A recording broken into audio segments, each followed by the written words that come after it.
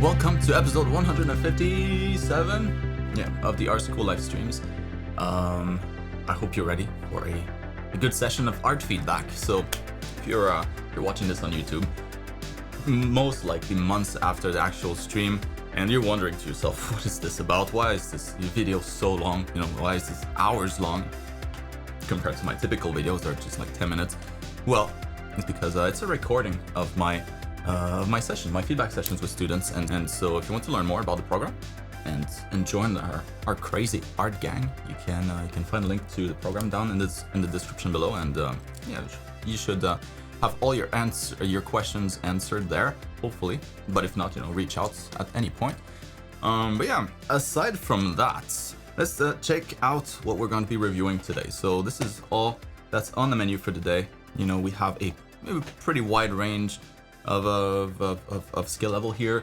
We have students that are just starting in the program, others that have been here for a long time, and so there are no requirements whatsoever to participate, to submit. I try to be pretty gentle. Usually, I know from experience that I didn't like to get feedback at the beginning when I started to work in the industry on that same topic. If you want the feedback to be like brutally honest, like no positivity, just the negatives, like cut down to the chase, that's good too. I can do that too, no problem. Just mention it. So for this week, I'd like your opinion on an earlier piece that I hope it's okay. Yep. So the work is one of my best, and I'd love to hear your vision on it. It features my first ever made original character. She's a water dragon. About the work, she was inspired from a gloomy moment, and I called it Create Your Happiness. I'd love to hear what you think of the details and the environment. And of course, anything else that you want to share feedback on. Million thanks. She's undergone many design changes since the first time I made her when I was about 10. Ooh, nice. So that is like legit original character. She is the original character, and she's still around. That's good. So as you can see, her design and my style have changed a bit since this drawing. One would hope so. Tasteful changes. Yes, that's much better. Yeah, nice anatomy, good proportions. Cool color, cool patterns, very aesthetic. I like it a lot. To be honest, like the majority of the feedback here will just have to do with composition. So like it's, I wouldn't say the most important, but maybe. Like when it comes to illustrations, right? Design work is something else entirely. Design is just focused on design. So like it's a design sheet, that's something else. But when it's an illustration, something meant to tell like a story, to convey emotions, the composition is really big component of it. It's I always kind of compare it to a book. It's like you're reading a book and there's no chapters, no paragraphs. It's just like one big block of text. It's a little harder to appreciate the content, even though the book might be amazing, might be fabulous, really well written. But if it's not broken down in a way that's easier to absorb it, easier to digest, it just it takes away a lot of it. And composition is that for art. So like there's a little bit of that in here. The main thing, we'll want to have the focal points. Usually, if we want to go at it in a pretty like by the book fashion, we'll have the focal point at the one of the intersection from the rule of thirds. So we just split everything here in thirds, and one of these intersection should have your focal point, should feature your focal point. So in this case, not bad.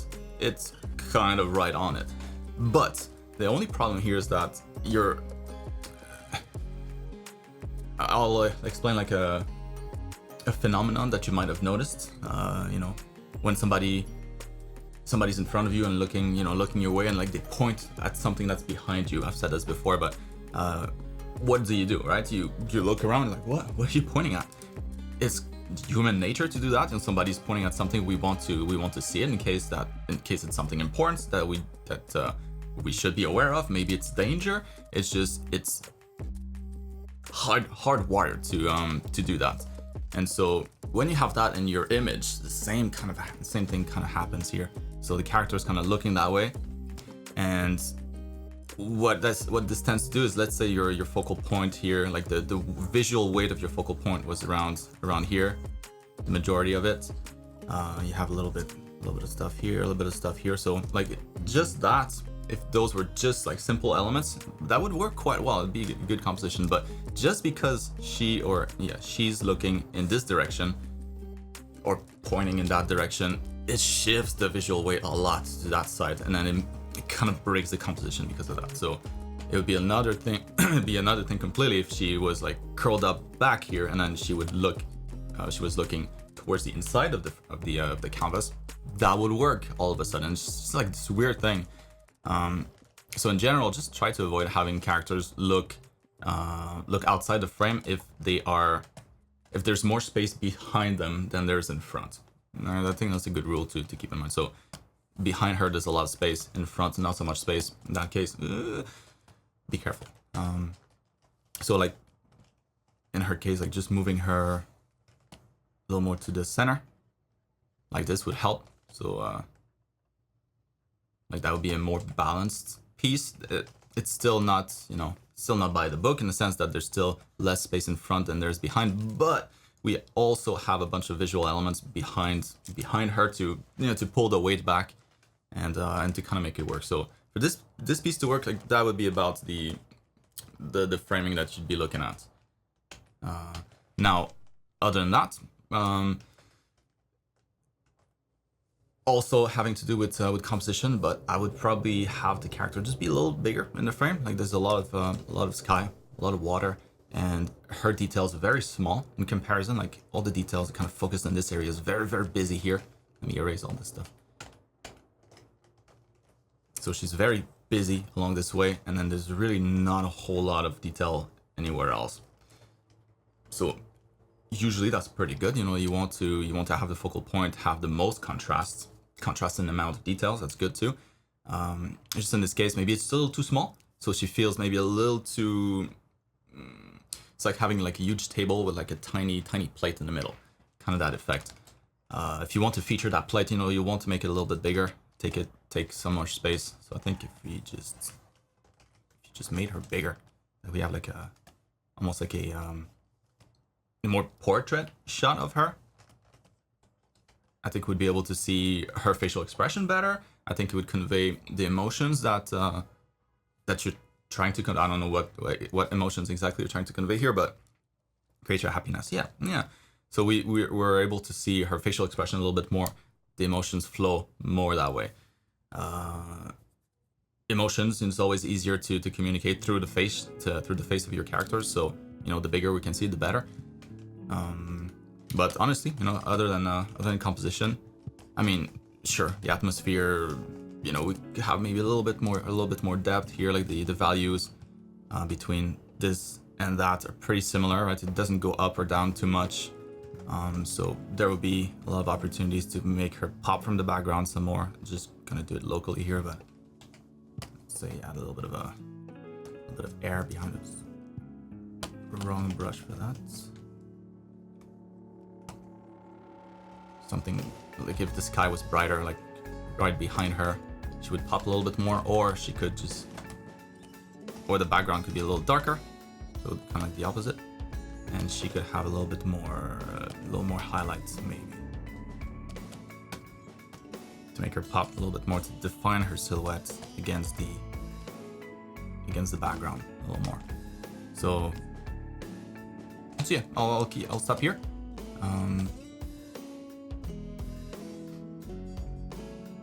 But overall, very nice piece. So I think like just changing a couple elements. I mean, sure, if you make her bigger, you're gonna lose the tail. You could have had a different angle, like a super crazy angle where she's like, like that, like coming towards us. Then you would have her full screen without having to crop anything out. A lot harder. Yeah, I hope that helps. Let's move on to the next one, Natalia.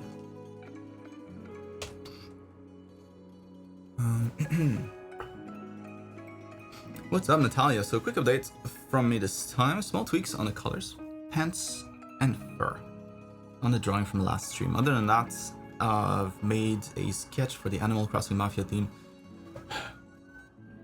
Stop interrupting with your damn sirens. I've made a sketch of the Animal Crossing Mafia themed fan project I'm participating in. I swear it's not for me. They're not coming from me. Right? Do you see any mistakes, improvements that I can do, especially anatomy and composition?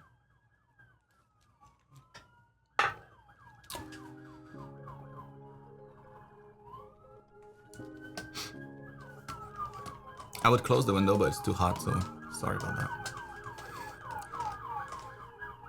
Are they like not moving? Just staying there, the same spot.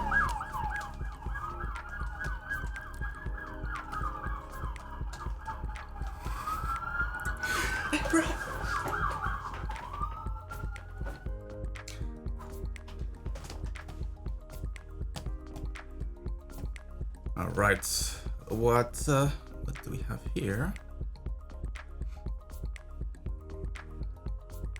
There's not a whole lot of change on these two. Some contrasts, yes. A little bit of a. Oh, that looks nice. Nice color. Much better than that. Like this didn't read as fur. Now that you mention it, I'm like, what are you talking about the fur? And oh, that was fur. Oh. So yeah, that definitely reads better this way.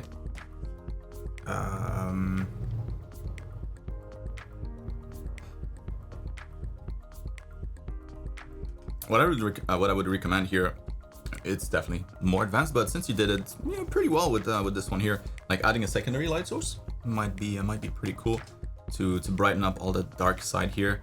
When stuff is a little dark, it tends to flatten things. It doesn't look as 3D just because we can't see the volume as well. So adding a little bit of I don't know, it could be like red light or blue. It doesn't really matter. Some bounce lights on like the other side here to light up like part of the torso maybe. Jesus, again? Come on, man. It's not even the 4th of July yet. People are already setting themselves on fire. And to add a little bit of shine to the hair back there. I mean, you can do a better job than this. All right, so that's ridiculous, man. What the hell's going on outside?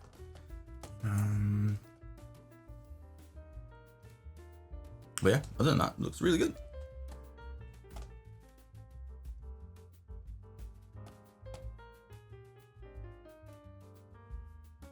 To make things brighter, to make things appear like they're shinier, it's always a little counterintuitive, but lowering the value of things can help with that, so that your highlights, in contrast, just are way brighter.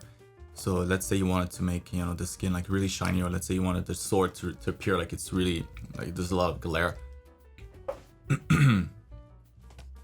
Lowering the color of the skin here, like overall, might help with that. Make the sword kind of stand out some more. And if you wanted to add like some glare here, might help make them appear a little brighter. Are they gone? I need to open this. I need to open this right away. It's way too hot. It's an oven in here.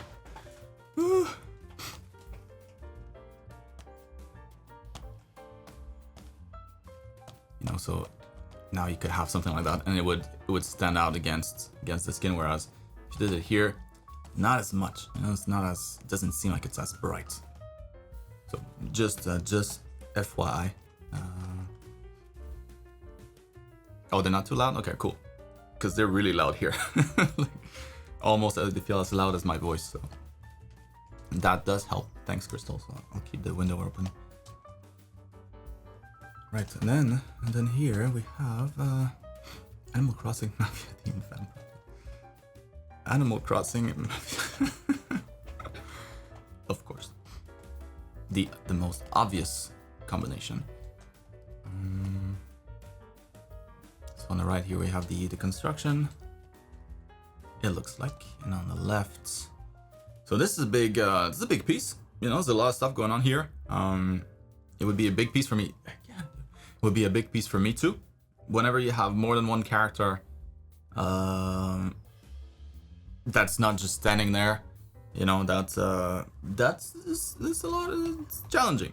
So if you ever get overwhelmed, you know, I'm not saying to stop at all, but if you ever feel overwhelmed by a piece like this, it's usually because they're back. Oh my god. It's usually because there's just too much. You know, it's just your brain's looking at this like, oh boy, that's a lot of work that I'll need to do to get this done. But I applaud you for using a reference here. Great stuff. So you have kind of like a clear direction of where to go, clear direction for the poses, for the perspective and all that stuff. So that should be a big help. So that's good. It's just that instead of rendering one character, now you're rendering 3 of them. So yeah, no, be ready to spend some time on here. But yeah, at this stage, you know, characters are well constructed, like this one here that's standing.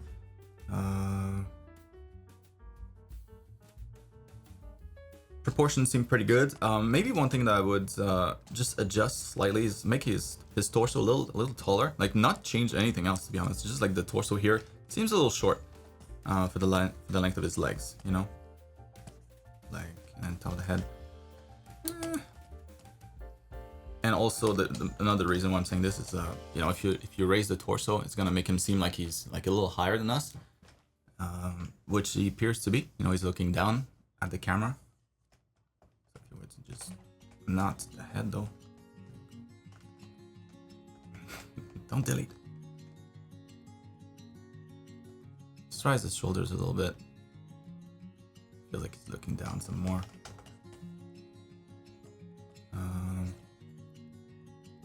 Yeah, and then composition-wise, I think that's going to be the only like main feedback so far. The characters feel a little too far apart from one another. Like, this is not the best photo, I would say. Like, it features the glass of wine for some reason, so it's like a weird focal point to have in a photo. You know, unless it's a photo that was done by an artist. Always be wary of using those as a guideline for your composition. You know, as for an illustration. They might have not thought about the composition in our piece as much. Maybe not. I don't know what this photo is for. I don't know what it's about. But it just looks a little weird that, you know, all these characters feel kind of equal, and the glasses in front kind of the leader, like, you obey me, fools. It's like the goons for the glass of wine. So one way to solve that would be just to have all the characters kind of just a little closer together, and have one become the leader instead of the glass of wine. So maybe, you know, maybe it's this girl here. She's just a little bigger, a little more to the center, and that would be a much better. It's not a big change, but that would be a much better composition already. Because now she occupies the most space. She's like right down the middle. She also, if you keep the red, you know, she'll be the one with the brightest color, the most vivid color. That would be better. So hold the house, Natalia. Moving on to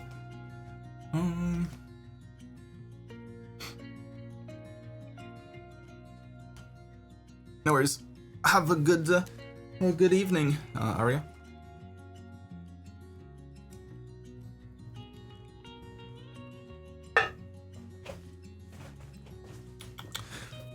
Delicious. All right, Preston. Ooh, we got something new here. So, what's up? So, my week has been great. Yeah, thanks. I finally feel like I'm on track again. It's good. This week, I worked on another character concept. This character is a gentleman thief that steals all kinds of magical tools. For example, his suitcase can fit literally anything in it.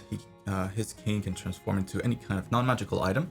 His mask disguises him into whatever people expect him to look like, and leaves no memory of his appearance. It's pretty cool. Cool concept. I actually did ample research and did iterations before I worked on the final this time around. I feel like my concept in general is stronger, but ironically, I'm not sure if my design is as strong as when I worked instinctually. My question for this week questions are anatomy, design, and rendering per usual. I didn't quite design the suitcase and cane yet, so ignore those. Alright. Welcome, Natalia.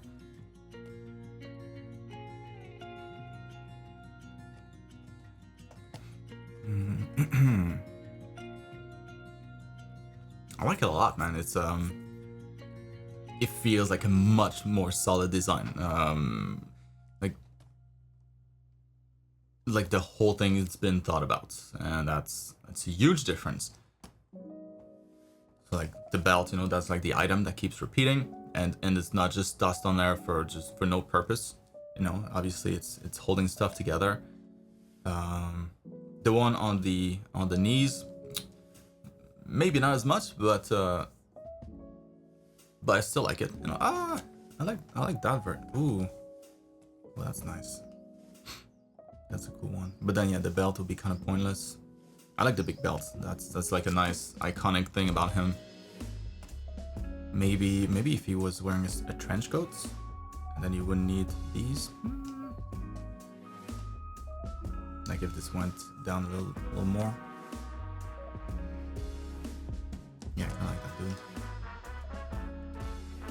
Yeah, I don't know. No, it doesn't really bother me that much. It's just like comfort wise. Why would he need that? Maybe if he was carrying something here, you know, like a knife. So it's like a strap for a knife. Holster, maybe. But yeah, I think in the design, that's the only thing that kind of sticks out as being like, why would that be there? Everything else looks really nice. Makes sense. It's well drawn, well designed. I love this dude's proportions too. Yeah, like I think if it were me, you know, I think I would just push those proportions even more, because I think you're onto something here. It looks really cool, like the hourglass proportions. So maybe like have that flare out some more, have his shoulders be a little wider. Maybe that goes slower. Anyways, I like this. I like this a lot. It's very cool.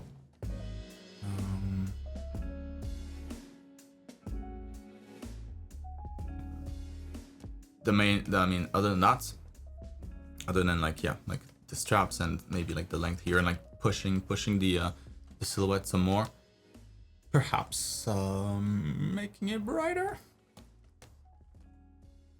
The pants read well, but that's about it. Like the pants and the head read pretty well, but everything else is really, really dark. So I would brighten that thing up a lot.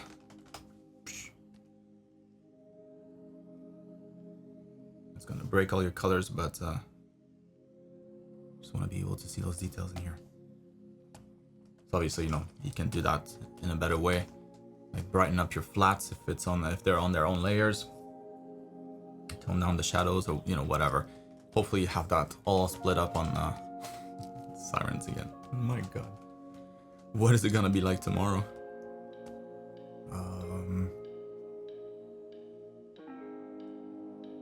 Yeah, and now we can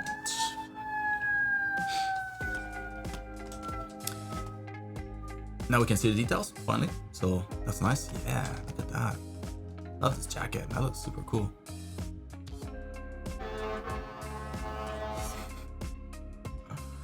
Unreal.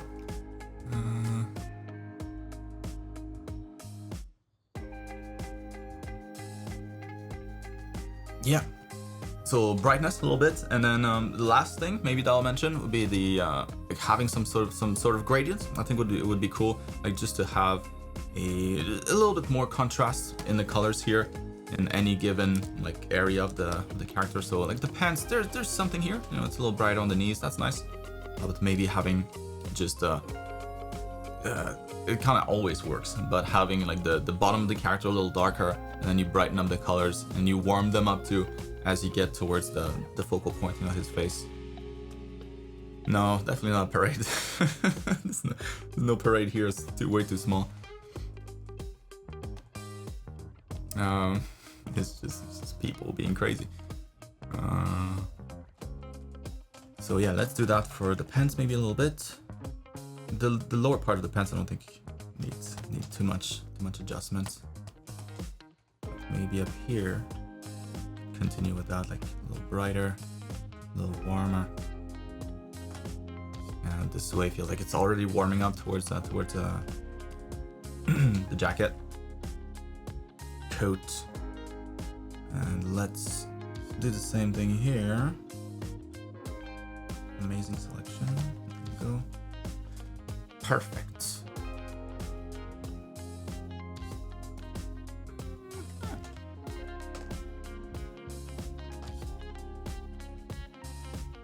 So up here, let's do maybe highlights. Same color, just brighten it up, and then maybe a little warmer. That's too saturated. Yeah, something like that. Yeah. Ooh.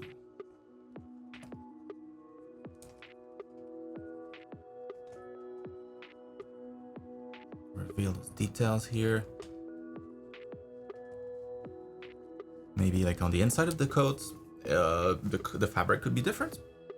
Maybe not. But you know, to make that here stand out some more, could be nice. I don't think it's needed, but just an idea. And yeah, so a little bit of that, you know, you're kind of leading the eyes towards the face. And since he's pretty long, I think that really helps in this case. You know, when characters are a little bit more round, like a little bit more like ball shaped, maybe not as necessary then. But when a character is really tall, like you really want to help guide the eyes towards the focal point. And using gradients like that, a very nice natural way to do that.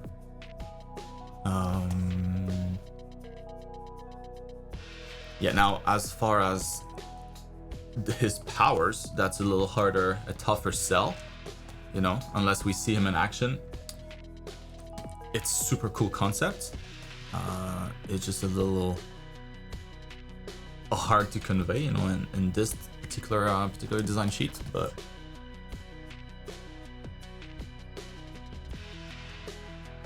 yeah, maybe you could have like him like normal with the face on, and then it changes, like I don't know, like maybe there's like some sort of animation, like the mask changes, like goes all over his face, like almost like the it's super old. I mean, I feel old saying that even, but like the Mask movie, like this mask that you put on and like you turn all green, and like the mask kind of just swallows your face,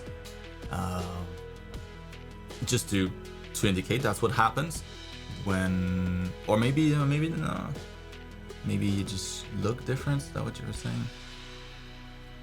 Yeah, I don't know. I would try to convey that better, because it is a cool concept. It's just right now it just looks more like he's about to go to like a mask, you know, like a costume, what's a masked ball how do you say that stupid word? You know where they dance, un bal masqué in French. I can't find the words in English, but yeah, it looks more like a prop. It's hard to say what it does by just looking at it this way. And same thing with his briefcase. Would be cool to have it open and then him like sticking into it like a huge item that clearly wouldn't fit, but we'd understand, and it's like, oh, okay, it's like one of those magical briefcases. Yeah, so stop here.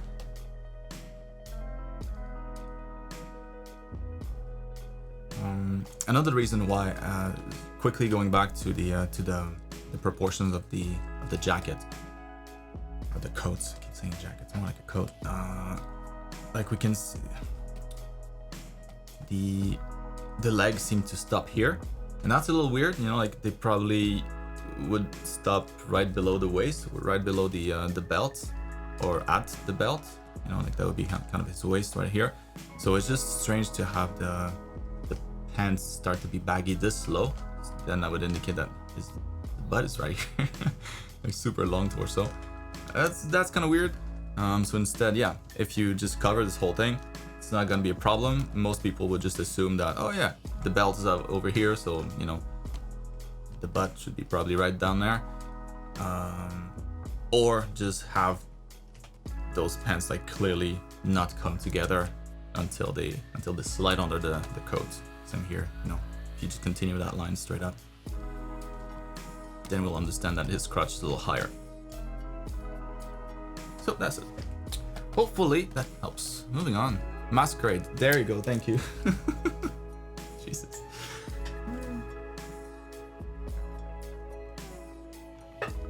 Masquerade. I still don't know how to say ball. Ball? Ball? Ball. Like a ball. Like a regular ball. I guess. Who knows? We'll never know.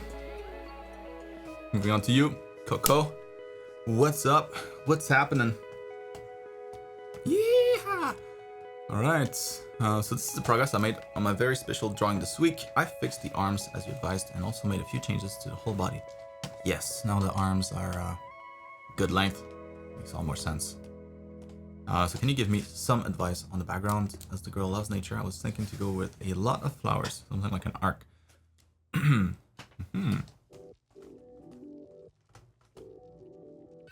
Yep. First, though, I'll say something about the kitty. Kitten here. Oops. Selection tool. There we go. So I would just try to reinforce kind of the main volume of the kitten, because right now it feels a little flat. That's the only reason I'm saying this. So, not the brush. Selection tool. There we go. So, you know, kind of the typical process would be to start with that and then add the details afterwards. That's usually better. But you know, like you go and make his head look like a ball first, and after that you slap on the fur, you know, and like you can break up the nice smooth kind of shading with some fur.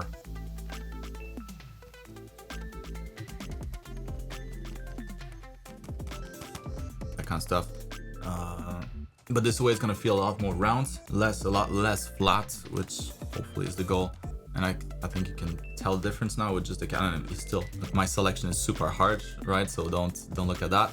But imagine it was like nice and fuzzy on the outside, a nice and fuzzy silhouette, and then doing the same thing with the body too. So I think that's gonna make him feel a lot more 3D, just like she is, because there was a disconnect between the two. Like, she's really well rendered, you know. She clearly did a really good job here with the reference that you used. She feels very 3D. The cat not so much. So just getting that little kitten up to the same, bringing him up to the same dimensions.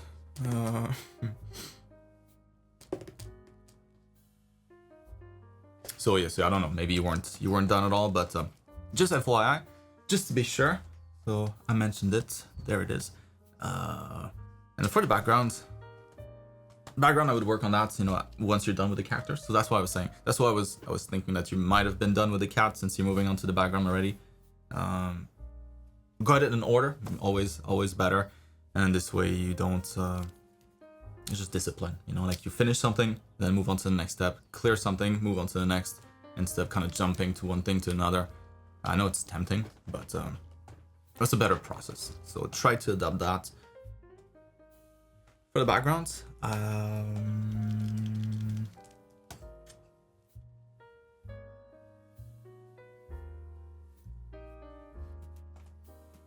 I would think of it first as like a time of the day, like what kind of mood do you want here? If it's like nice and happy, it could be like she's riding, I don't know, like the sunset behind her or something like that, or maybe it's like daytime, it's very sunny, or maybe it's like gloomy, probably not in this case, but like gloomy and raining, or maybe she's running in the snow, because that's going to influence a lot, obviously, of your decisions for the background. What you have right now, I think it's a little too busy. So usually you'll try to have your background be a little bit more subdued compared to the focal point, compared to the foreground. In this case, you know, like you have some details on the cat, you have some details on her, but not that much. You know, it's not super noisy in the textures. It is in the background. So maybe using like a simpler brush, something like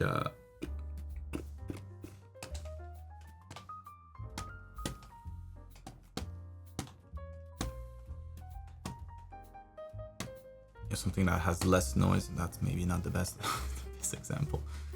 Oh no. Oh Jesus. What's happening?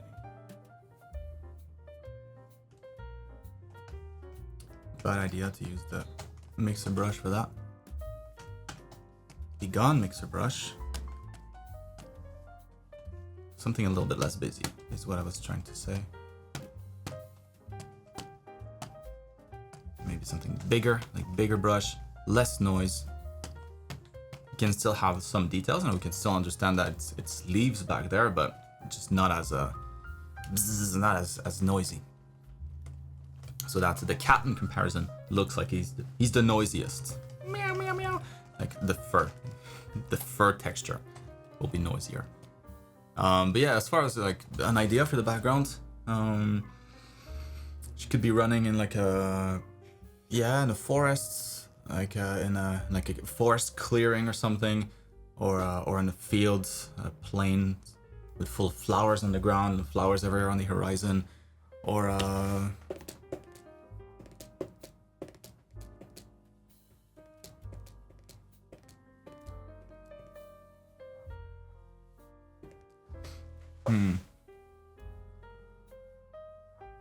one of the options to like a superhero background with lights behind her, so the focal be on her without distracting with a bunch of flowers.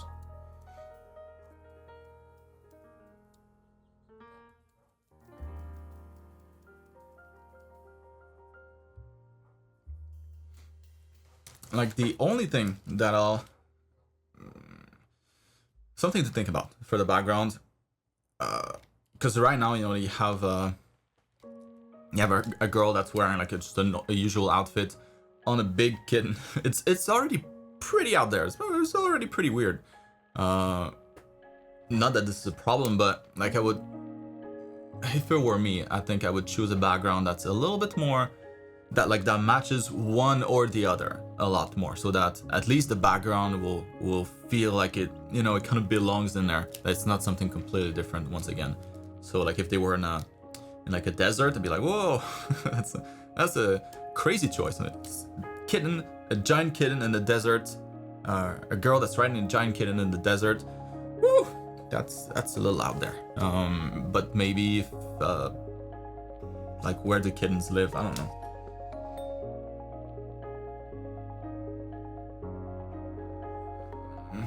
Yeah, like a field of grass with little flowers. That could work, you know. It's not too crazy, or something that matches her. So like if she were in the city, or like because she looks like a city girl in the way that she's dressed. So yeah, I don't know exactly, you know, that's you figure that one out, but try to have the background like match at least one of the two characters. The two will be kind of hard, but at least one of the two. Well, yeah, one of the two. So yeah, it could be like not necessarily a forest, because you don't really find kittens in forests, but yeah, maybe it's like a plain. You know, like they're just running in a plain. The house is like, you know, in a clearing somewhere, and then all around the house maybe like some trees and stuff. Maybe they're walking around the house, you know, and then they see like a little bit of the trees, the start of the forest back there, maybe like a few bushes. And like a little path. That would kind of make sense, right? Yeah, like try to integrate it that way a little more, and make sure that you don't add too much noise in the background. So keep it always less than the cat here. The cat should be the leader in terms of the amount of noise in its textures. Everything else behind him or her should have less. So if you do that, it should be pretty good. Moving on the house, go. Coming along nice. It's a big jump. That was last week, yeah. Yeah, very nice shading on her. Maybe just one last thing. Maybe in here, like in some of the folds, like it's always nice to have like the folds that are coming out be like a little bit more rounded, but those that are concave, giving those a harder edge always looks real nice. Because you can think of like, if we look at like a cross section of a fold, you know, let's say That's not a fold, that's a bunch of leaves. Like from this side, let's say they're all like laying flat on the table. You have a fold like this, and then maybe like another fold like this, and then, you know, whatever.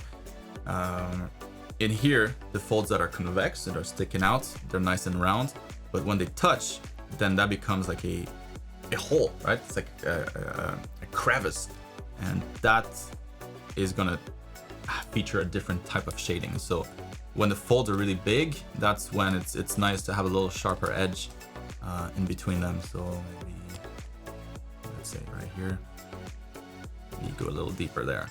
Maybe you go a little deeper there. Maybe you go a little deeper there. It just makes them feel a lot more real. Just a suggestion. There you go. Moving on for real now. What's up, Kel? So I have finished this drawing this week, and since I've been working with it for some time, I have lost my ability to identify possible problems that it might have. Do you have anything I still might have to fix? Do you see anything? I'm a bit concerned with the overall lights and also the base. Does it look good to you? What can be done to improve it? First glance, it looks really good. Yes. So take a look at that. Man, I'm radioactive right now. I think I need that light here.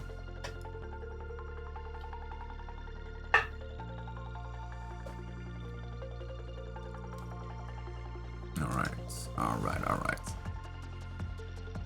That looks good. Hello.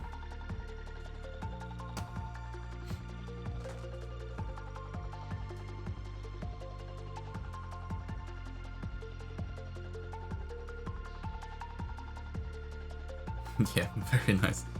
Look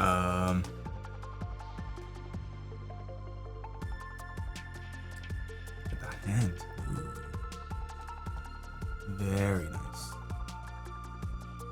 Maybe a little, I was gonna say a little sharp of a turn here. Like it, always, you know, when talking about characters, always look at the anatomy first. Maybe like I would round that out a little bit more, just because like I'm trying to do the same pose here, and no, that's not the right angle. Not even the right hand, is it? Whatever.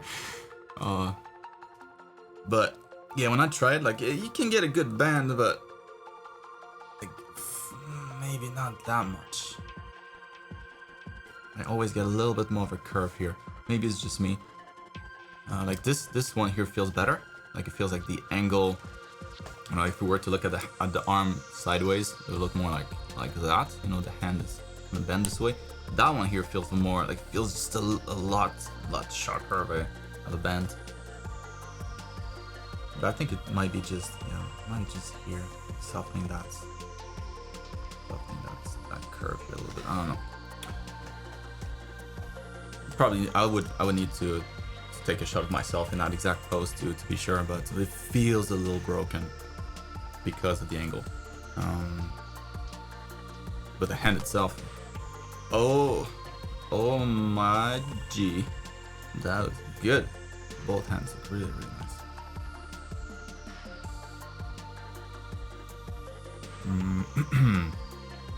Other than that, the only other part of the anatomy that I might point out to be like the distance between the shoulders and breasts, a little smaller on the right side.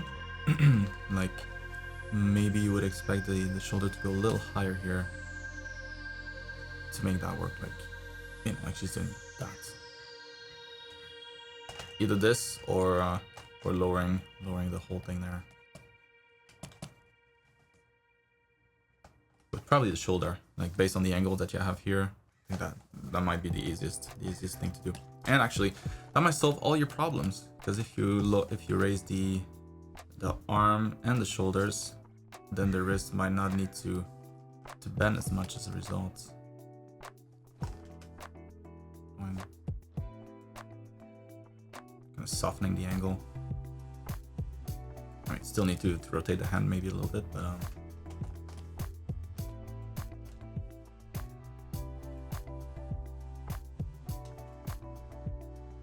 yeah, I mean, small stuff. Overall, this looks really, really nice. Beautiful shading. Love the colors that you chose. The base looks nice. Is there something going on with the perspective here on the guitar though? Not the guitar, excuse me, the bass. Maybe it's super subtle. Like the side here of the handle,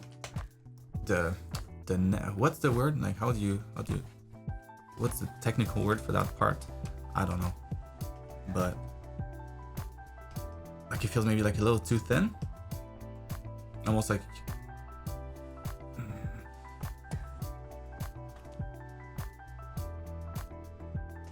yeah, like there's not enough thickness this way here. That's too much, obviously, but because I feel like what's contributing to the fact that the neck feels a little twisted this way compared to the bass itself is because of that. Like the perspective here just seems a little strange. It's almost like you have a box. Let me try to draw this to illustrate kind of what I mean. Let's say you have the guitar this way, the bass this way.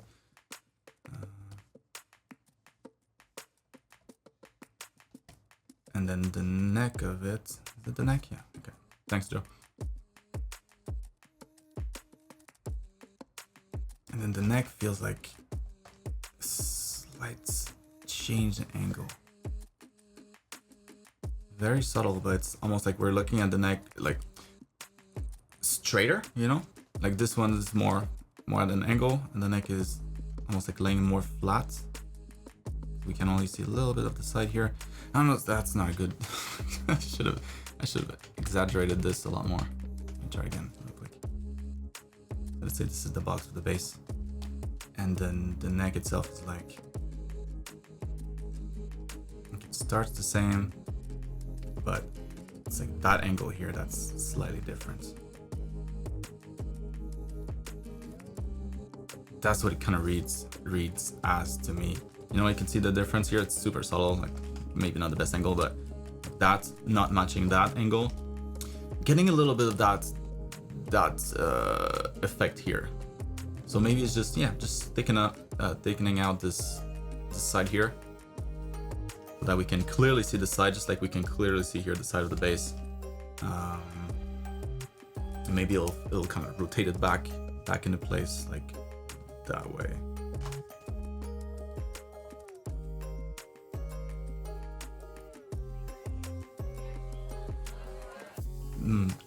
Super tiny. Maybe I'm the only one you know, getting hung up on that particular one. But yeah, it feels weird. It's like a super subtle thing. It feels like the neck is kind of twisted because of that. But anyways, you know, other than that, beautiful drawing, beautiful shading.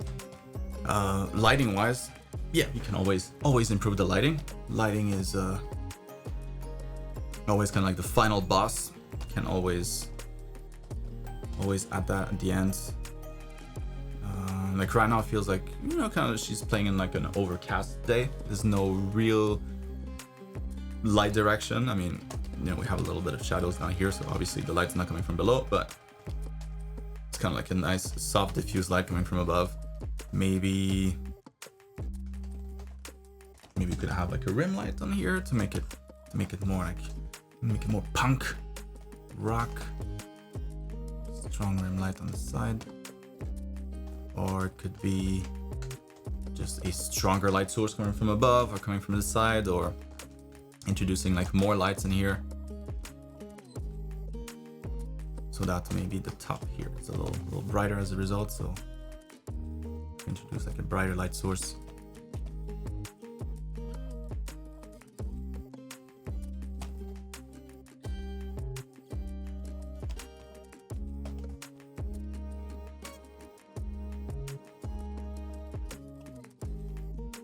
Doing that on like everything.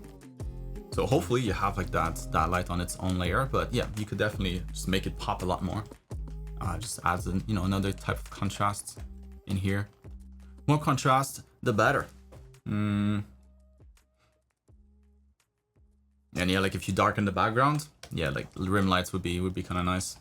So like a darker background, so that the rim lights even more visible.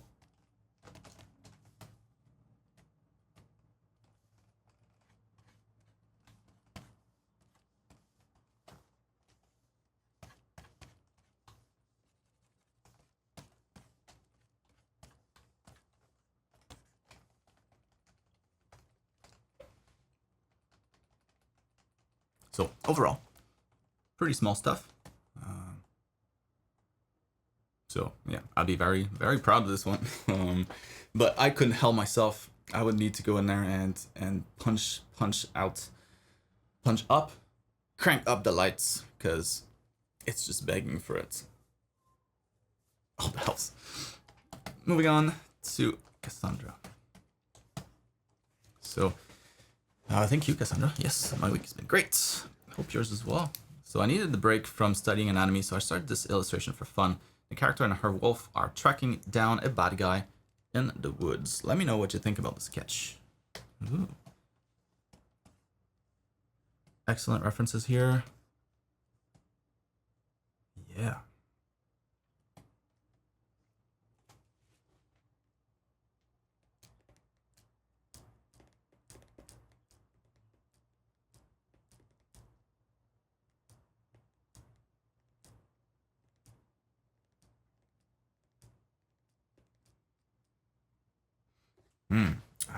Yeah, so I really like the composition here. It works really nice. If you didn't have like that footprint here, it wouldn't work nearly as well. But now like it's clear, you know, like she's pretty much at the intersection between 2/3 of the image. So good composition.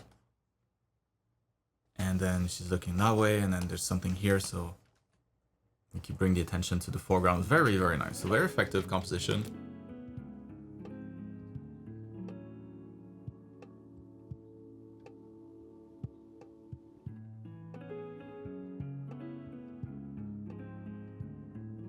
Yeah, to be honest, I'm not sure what you could change in here.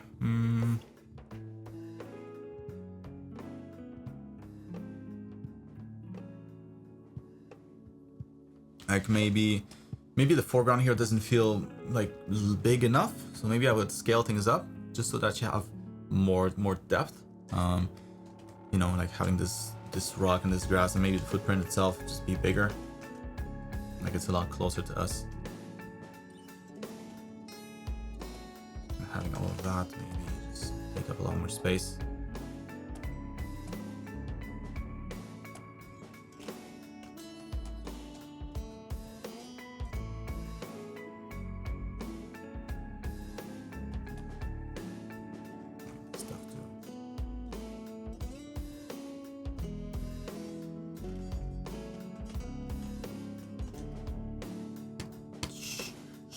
Go away.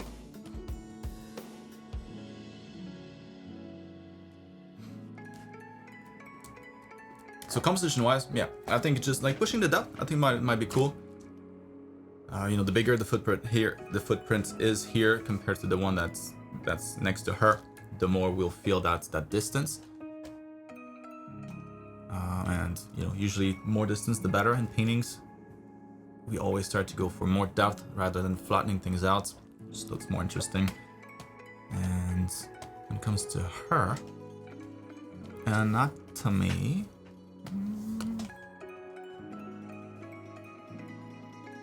wolf looks really good. Nothing to change with the wolf.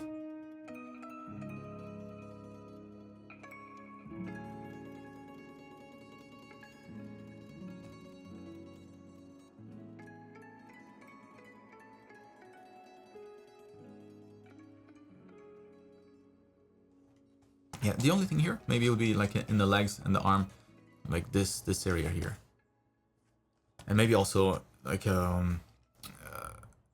just introducing a little bit more curves in the arm. like it's not a big difference, to be fair, between the reference and yours, but there is a little bit more of that like curve here, curve there, curve, like you get a little bit more of that like snaky feel to the arm, which does make it look a lot less stiff. So any curves here be like it goes in, this kind of goes out there, inside of the arm kind of sticks out again, and then back to the wrists. So maybe having the hands a little bit more to the side here to really push that. I mean, that's a little too much. It's just posing.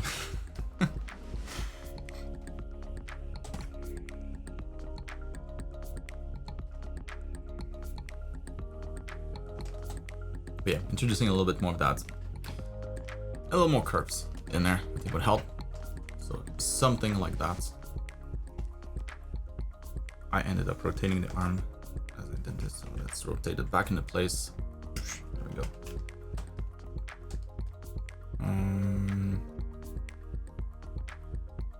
But like I was saying, this side here, I think it's just this this right leg that's not sticking out as much. Like here, you know, looking at the shoulder and looking at the side of the knee, it sticks out a little bit more, I feel like. And as a result, like that arm, there's more of an angle, like it's not straight down. Like this is what I would try to avoid, because it looks like just all the trees behind her. So it's like this weird, like she contributes to this weird pattern of the forest. So I would just like really try to make that arm go sideways like that as much as possible, so that it doesn't feel like it's like maybe like one tree here that continues into the arm and kind of contributes to that verticality. So anyways, so maybe this leg sticks out just a bit more, doesn't need to be much, and as a result the arm needs to reach a little further to the side here. And so instead of having kind of like the straight line there, you get kind of this side of diamond. More dynamic pose. And you'll avoid, yeah, contributing to some weird patterns. Another one I'd be careful about, this one too here, like the side of the tree kind of continuing into the hood silhouette. So, you know, you could just make the tree much thinner or make it much wider so that this doesn't happen. It's super wide there, no problem. That works. Another one that I would try to avoid, one other pattern that I'm noticing here is like the cape and like the leg of the wolf and the arm and the leg. Like you get a lot of these. Introduces a lot of motion in this area for no real reason, because they're pretty static. So if anything, there should be no motion at all.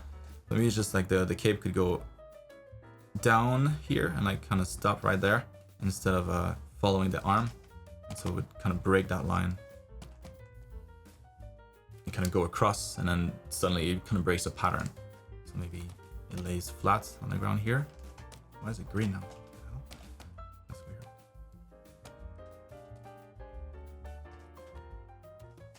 Yeah.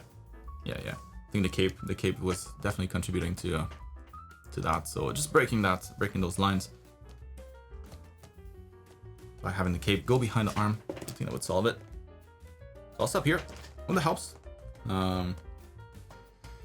Mostly nitpicking stuff, but the most important I think was the depth, pushing the depth, and making sure to avoid all these patterns here. You know, with the trees, with the arm, and so moving the arm, adjusting the cape, changing the size of the tree in the background.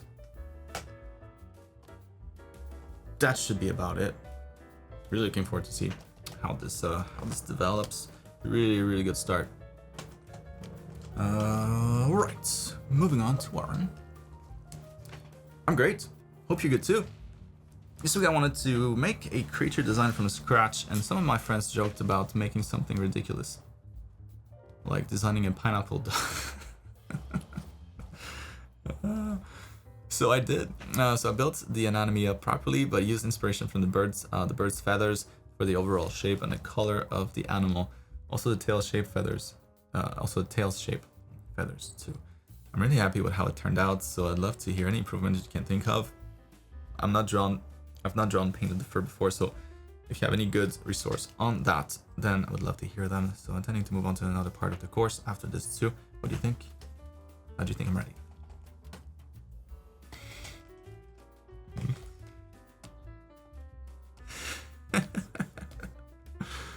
That actually works pretty good.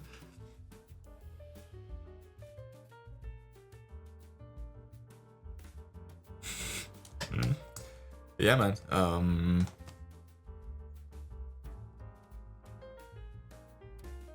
So yeah, just some feedback regarding like the position of the fur. So, you know, like dogs, you know, usually like fluffy dogs will have like a mane, kind of like a lion, right? They have a lot of the fur kind of accumulating here around the collar, around the base of the neck. And so maybe I would have a few more of that, like a few more of these I don't know what to call it, but a few more of these shapes here, but maybe like smaller to reinforce that. It's almost like a Hawaiian, you know, necklace, but using this pattern, and like smaller ones too, so that you have a variety in the size of the pattern too. Because right now it's pretty much the same all around. Like you have these that's slightly different. Some bigger ones for the tail, but if it started small, it's like small ones here, kind of layering layering them into like the bigger ones that make up the body. I think that'd be nice.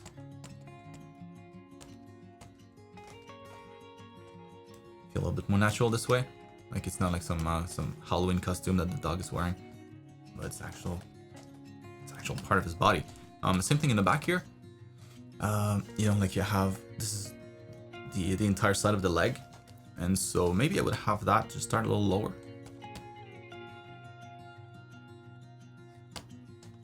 Yeah, so kind of the same idea, just having a little bit more, few more layers here before it transitions to the green stuff. Maybe having that go a little lower, just so that we can really feel that the thigh is there. That's where it attaches. And it's really on the limb itself that that the green fur starts to be visible. So like same thing here, like over the shoulder, you know, maybe having a little bit more of that yellow fur, and then having the green stuff start a little after that, almost like a shoulder pad with the green fur, with the yellow fur. So kind of blending the two a little bit better. And a nice way to blend things is that you just change the shape of one, change the scale. Get to introduce like a gradient in the details. And maybe like in the bottom here, you know, all of that stuff could be fur that's like hanging a little bit more, so it could be longer. Usually, you know, and I just look at my own dog. That's kind of the pattern. You have like short fur around the neck, around the face, like on the extremities, like on the arms, shorter usually, and then medium-sized fur on the back, on the side of the body, and then, you know, you have kind of like the longer fur hanging at the bottom, on the stomach and on the chest. So yeah, maybe introducing a little bit more of that.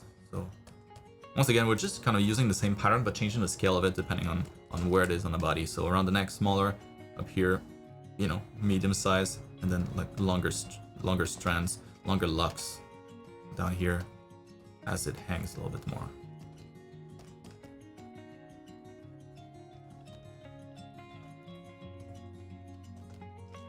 Sure, you can blend that in a little better than that. But that's kind of the idea.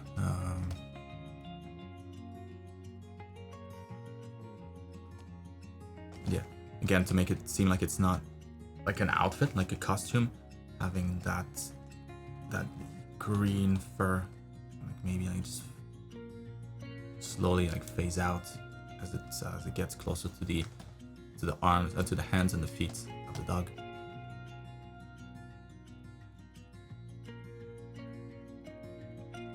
yeah, other than that, man, looks super cool. I would not have thought of doing that kind of hybrid, but it works. It works pretty well. Same thing with the green here, you know. Fur always blends nicely. It's never like clean cut. So like having just a little fuzziness around it, like having it bleed into the rest of the colors. Like maybe in the front of the head here. Kind of like fur, and then it switches to the other color for the face. Almost like his hair.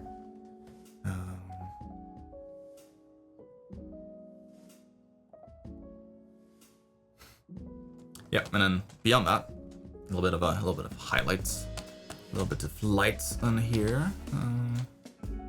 Could be quite sexy. Make it feel more round, more 3D, a little more shadow on, a little more lighting on the shoulders here, back, a little bit less bottom.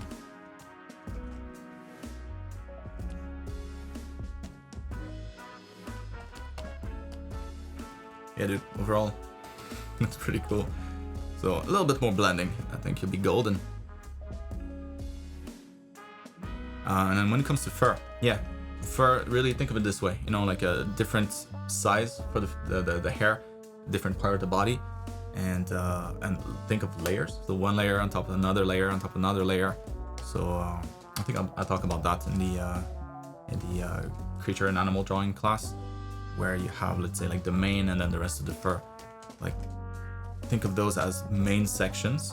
So you have like the main section there, and then maybe another section for the beard, another section for like the shoulders, maybe the top of the top of the back, and then you blend those two together. But essentially, like those here are gonna be pretty similar. So there's not gonna be too much detail up here. The detail really happens in the where they overlap.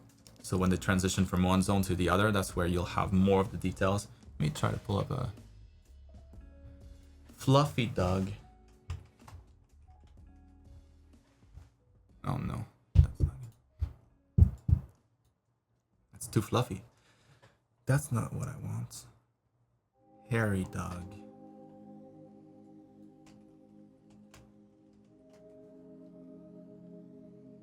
Can I get something that's just kind of normal looking?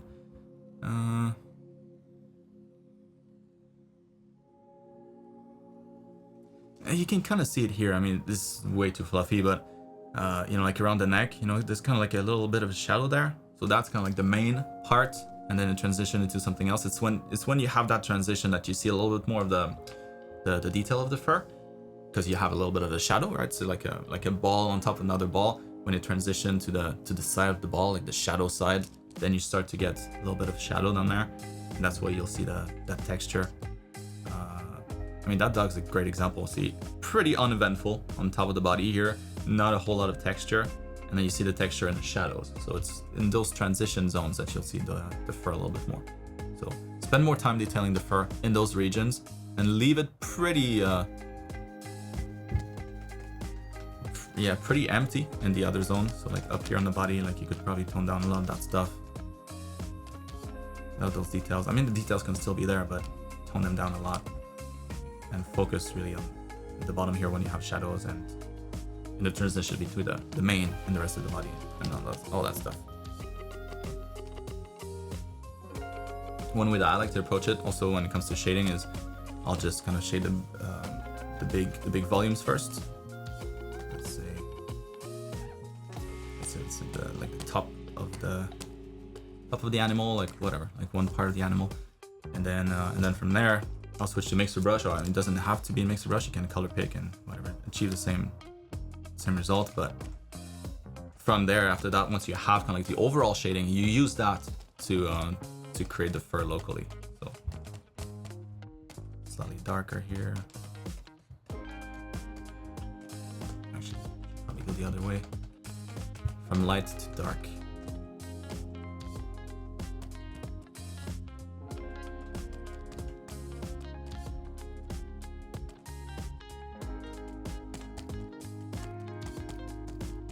Did I say from light to dark? I meant from dark to light. And yeah, so you know, you can kind of get some cool shading this way. And you're just using the local shading anyways, so it should work with the volume that's already there. What the hell's Warren? Really cool pineapple dog. Never thought I'd say this in my life.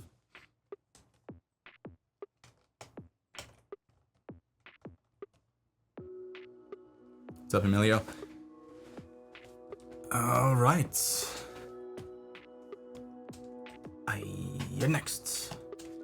I got a bit burnt out after the last piece due to all the cleaning up, and haven't been that productive lately. So I learned my lesson to clean a piece thoroughly in every stage. Fortunately, I had the 1K likes mark on the piece on the right, so it gave me exposure for commission. Oh hell yeah, bruh, my man. So the commission is the piece right below. What do you think? I took my time with it and cleaned up everything stage by stage, and it's not that tiring anymore. It shows, it's so clean.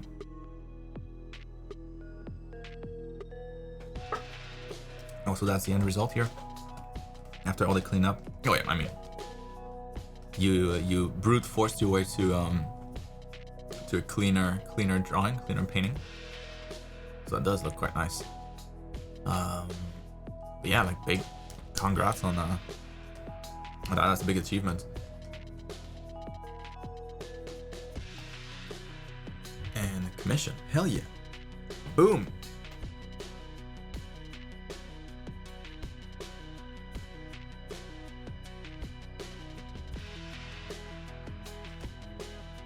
Honestly, I'm not gonna have a whole lot to say here. Maybe a little bit about the anatomy, a little bit about color values and saturation, but I love the face. The face looks great. The hair looks great. Did a really good job there. So anatomy wise,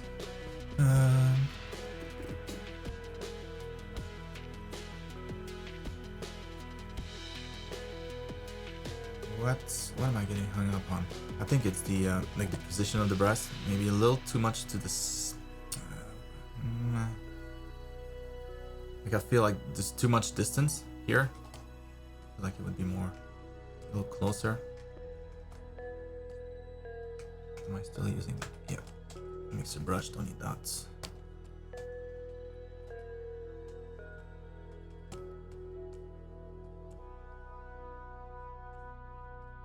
So like shifting them a little bit to the right, to her right, I think would help. I'm looking at the sternum here, going into the neck. Yeah, that would feel better. Anatomically speaking, not for her back. And then maybe the shadow too, like going from the shoulder into the chest. So like it wouldn't be like a straight line here. There would definitely be a little bit more of a transition. So either a transition here, going into the shoulder, or the shoulder itself kind of being slightly darker, and the side here of the breast being a little brighter. But this is not like a flat surface. This is definitely, you know, if you look at the body from the side view, for example, torso, breast, and then shoulder here. There's a change in plane here, and so the shading needs to change at this point right there. That's right about here. And the only other part when it comes to the anatomy, excuse me, that would be the legs here. The way that they overlap, maybe a little too much. Like it makes this one, the right left, her right one seem a little too narrow compared to the left one. So either I'm gonna curve out some more and like reduce that S slope there, maybe a little bit more, and have that one kind of stick out some more so it feels like it's as wide as the other one. Probably it's this curve here, like on the outside. Have that go into the glutes, like flow a little bit more naturally into the glutes. I think that would work better.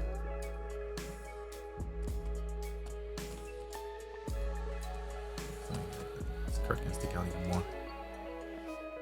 Yeah, something going on here with the hips. Like it feels like this leg here, the way that it connects to the rest of the body, like a little off where it would be a little off from its socket.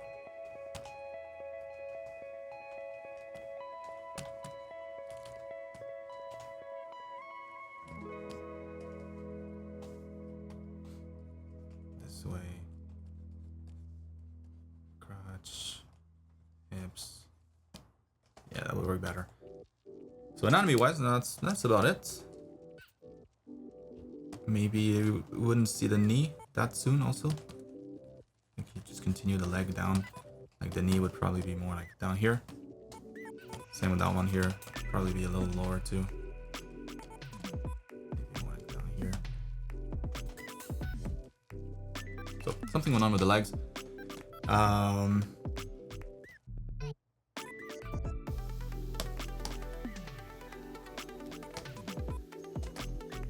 And then last thing, like I mentioned, color, saturation. Very saturated here. It's quite aggressive of a color. So, and it's like very dark, going from super dark saturated to bright saturated. Maybe having a little bit more of a bounce light in there, like with more desaturated colors in the shadows, would help kind of reduce the aggressiveness of the colors.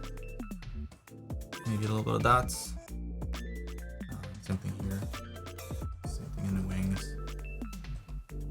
And then here you could have perhaps a little bit shift in color, so slightly brighter blue for the highlights. So if you have a change in your highlights, it looks a little bit brighter at the top, a little darker lower, closer to the camera. Get introducing gradients whenever you have a chance, always nice. Yeah, so I'll be expecting my 50% cut of the commission fee. Hope that helps. Moving on to Louisa. For this week, I don't have much to show. I tried drawing folds without references, trying to keep in mind the principles you mentioned in the class.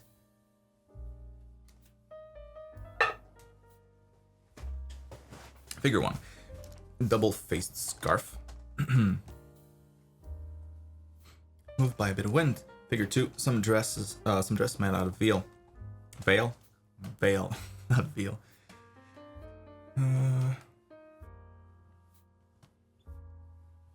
What do I think?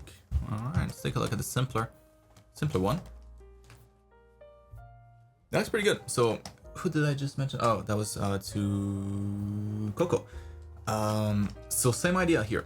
You know, when you have folds that are convex and then folds that are concave, but then when they touch, that intersection here, like that connection point, that becomes a really, really harsh break in the soft shading that you would normally have on top of the folds.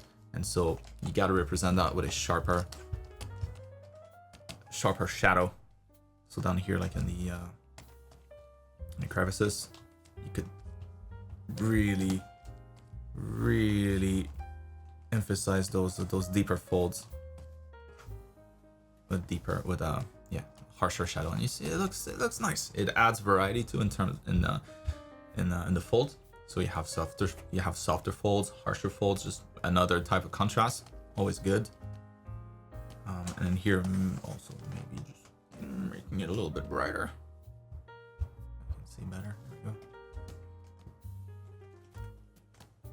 Yeah, these folds look great. You did really good here.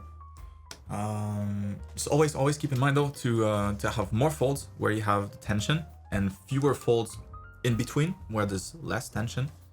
So here maybe you can have like some smaller folds where all the fabric is kind of bunched up, and then bigger kind of wider folds around the middle here, and not as many.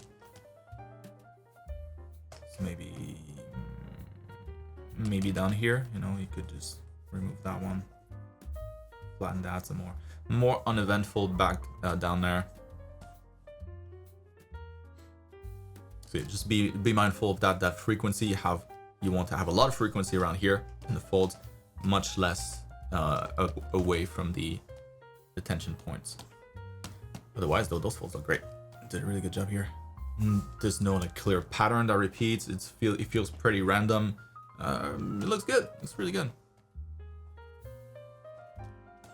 And here, a little bit more patterns, and so that's the main thing that we'll try to kind of get rid of. Like when you have folds here that are all kind of the same size, the same width, it doesn't tend to look as good. It's just like those patterns are very rare in nature, and so when you see them in something that should be chaotic, when you see patterns, it's like you walk in a forest and you see like 20 trees that are equally placed and with equal distance between them in like a straight line. You're like, what the hell happened here? That kind of stands out as being kind of weird and out of place. And it's the same thing with folds here. So try to introduce more variety in the size. I'll feel more natural, and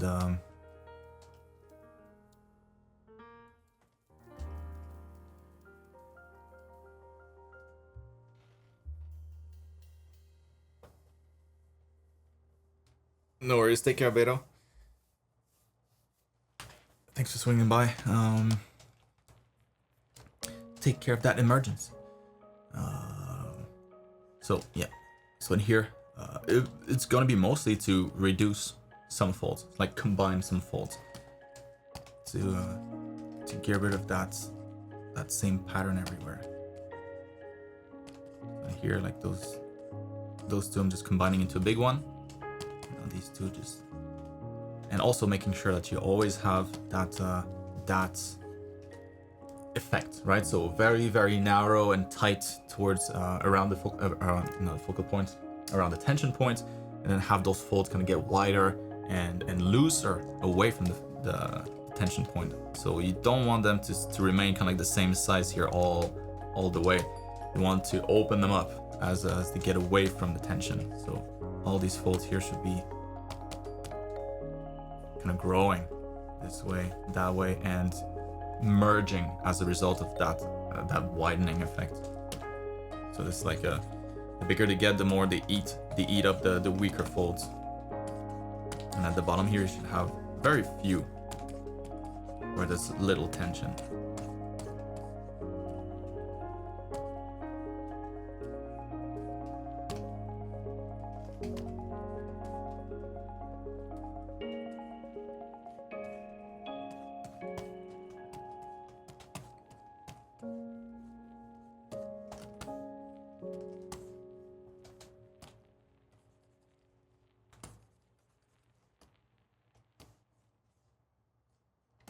Alright, so now we get a lot more of that same effect that we had here. So it's almost like just taking that, duplicating it, and using that for the cape. You know, it's the same effect. That's exactly what we want to have here.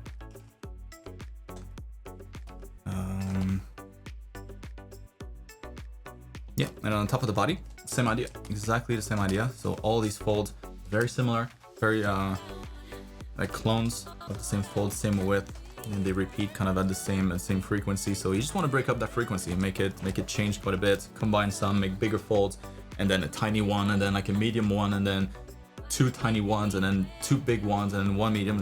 Just break it up so that there's no clear pattern. We can just simplify that one here. Maybe that one in the middle is tiny. And we get like no folds up here for a while. Because there is some tension here on top, right? Where the chest is pushing against the fabric. So you're not gonna get as many folds. Not gonna get as many folds here. It can be a little bit more uneventful. Maybe on top of the torso here, you don't have as much either. And you try to have them only in certain areas to again reinforce that pattern, or reinforce that lack of pattern. They bunch up in certain places and not in others. Here, put super tight right here, and then nothing, and then tight again, and then nothing. So it's really the frequency that's gonna make the whole difference. You know, because obviously you have like a nice flow, a nice shape overall to your fold. It feels like it's floating in the wind. It's just, it really is that frequency that was messing things up. So that helps with that. Very nice on those, especially the dark blue one. And Varia. I've been trying to practice more heads, and following the anatomy class 1, here are some of the results. Do you have any critiques on the general proportions? Also, do you have any tips for curing same face syndrome, because I feel like I am suffering from it? Funny, because that's that's something I like leave you something I leave you Jesus. I said I had a little bit of a cold. My voice is giving up right now. Something that Livio and Hannah were trying to get, so that, you know, to making sure that their character kind of looks the same from one page to the other, and you kind of have the opposite issue here. Yeah, like a big part of that will be to do a lot of studies from different faces, but like extreme faces. There's one book that I highly recommend if you can get your hands on it. Hold on, let me try to get.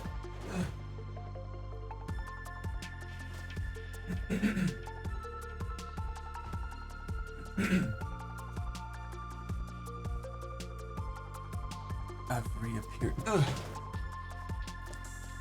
That one. It's inverted, but it says least wanted. So it's like this big book of I think it's from like New York mugshots from like the 50s or something like that. And so you have like these really, yeah, exactly, 1950s. So you have like these really interesting characters, all of them with very distinct, very bold features, like really crazy proportions. Oh, you can't see too much here, but it's like I look at this stuff all the time for ideas. Like some people have like really round fat faces, like a mob boss, you know. Other ones will be like the lackeys that are just super skinny, super bony, with like a really long face with like really strong cheekbones. Others have like super strong feet. I don't know. It's just full of that, and they have like the front and the side, so you can really get a good glimpse at what they look like, and they're all like really interesting characters. This is actually like, this book is what the team that did the Dishonored games, they used that as a reference for almost all their characters, I think, just because they're so awesome.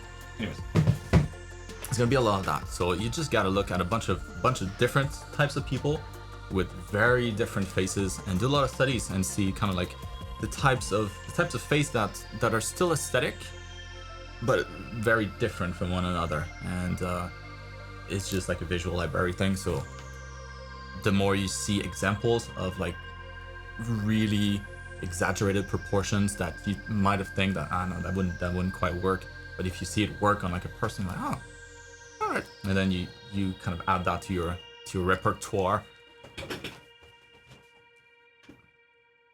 And then when you work on your own, then you'll be able to like recall those and be like, oh yeah, so for characters, it still look interesting when you have like a big jaw, and then maybe like a bigger mouth to go along with that, and then smaller eyes, and then, you know, when you adjust the face a certain way, it still kind of works. So it's just more studies, but it's a good place to be in. So because these faces look great. They look really good. So now it's just a matter of getting a little bit more variety, changing maybe like the style of the eyes, looking at different cultures, you know, different races. There's all sorts of features in the world, and they can really change the face. So like you know, like an Asian face versus a white face, versus a black face. There's so many differences in the structure of the bone and how that affects the different features. very interesting, and you can merge those two, and like you get some really cool mixes. One thing that we did, for example, when I was working at Blizzard around the early days of Overwatch, trying to introduce, like, we didn't want to introduce races. In the end, like, they did, but we didn't want to have races per se. It was more meant to be as like you were supposed to be able to customize your characters, to change like choose essentially what you looked like. Too bad they dropped that, but so we looked at a lot of different races. So like a typical Indian face, for example, or typical, you know, like black face, typical Eastern European face, whatever it was, and like we really studied those features. We sculpted a bunch of different faces from these different regions, to really practice, you know, understanding the differences between them, and then what works, what doesn't work. So when we swap them, let's say we put the nose of like that person into that person, oh, that looks kind of weird, and finding like kind of like the sweet spot for that.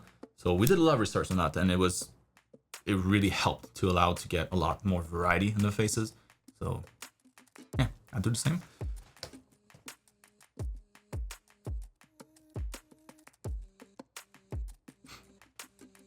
So if you're taking general proportions,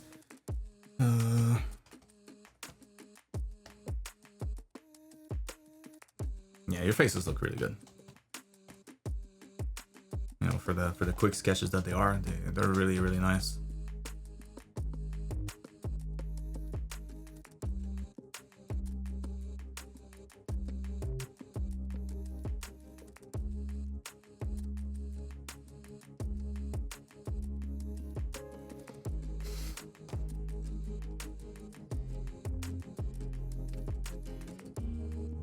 And to be fair, like some of these are pretty different. You know, like she doesn't look like that dude at all.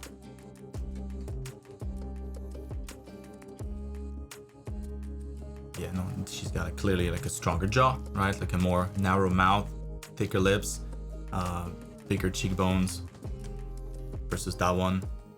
Not quite the same, like a wider mouth, smaller chin. You know, those two, they look quite different. Sure, like this one's slightly looking down, so maybe her chin would be slightly bigger if she were looking straight up, but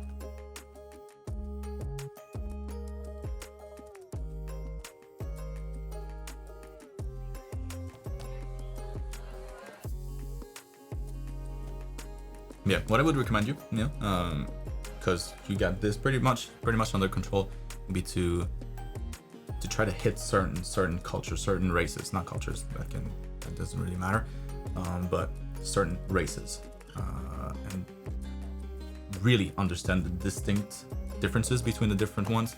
Stomach making some noise. I think that'd be very, very educative, and will give you a much bigger, a much broader kind of library to pick and choose from.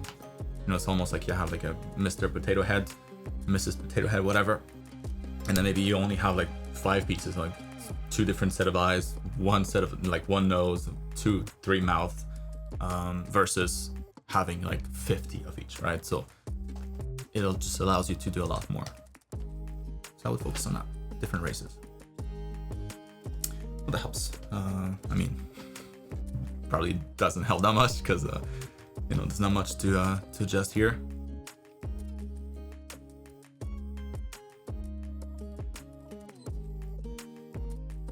Haircuts too, I would change. I would vary the haircuts. Try to, because that definitely changes the face a lot. Not, it doesn't change the face, but it changes the overall like appearance of a person.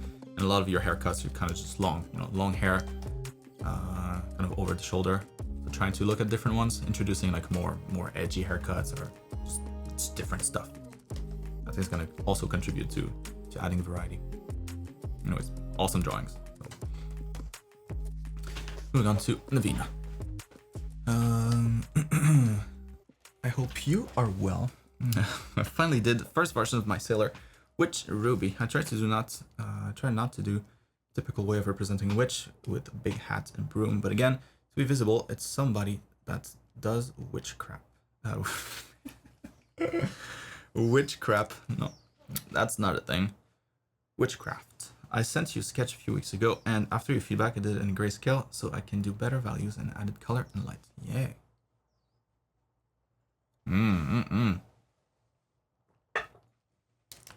Oh yes. Look at this. Nice shading on here.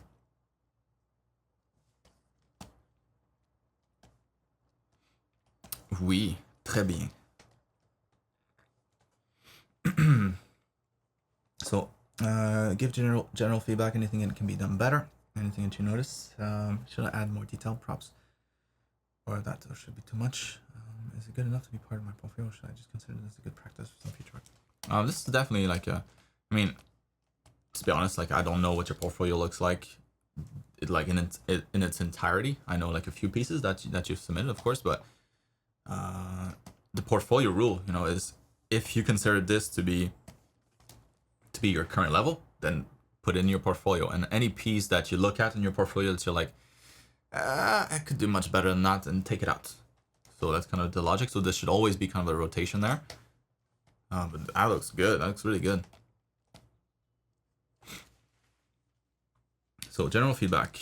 I mean, she looks a lot more like a magic user. So yeah, not necessarily a witch, but she looks kind of like a like shaman, voodoo, and then the navy outfit.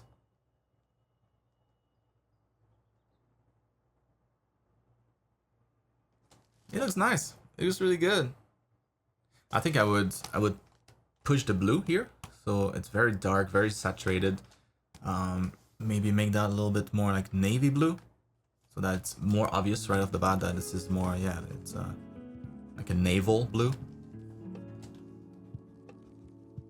And also like the hair here, like this piece of the hair kind of got lost in the blue, so having a lighter color would help distinguish that some more. Same thing here, a little bit more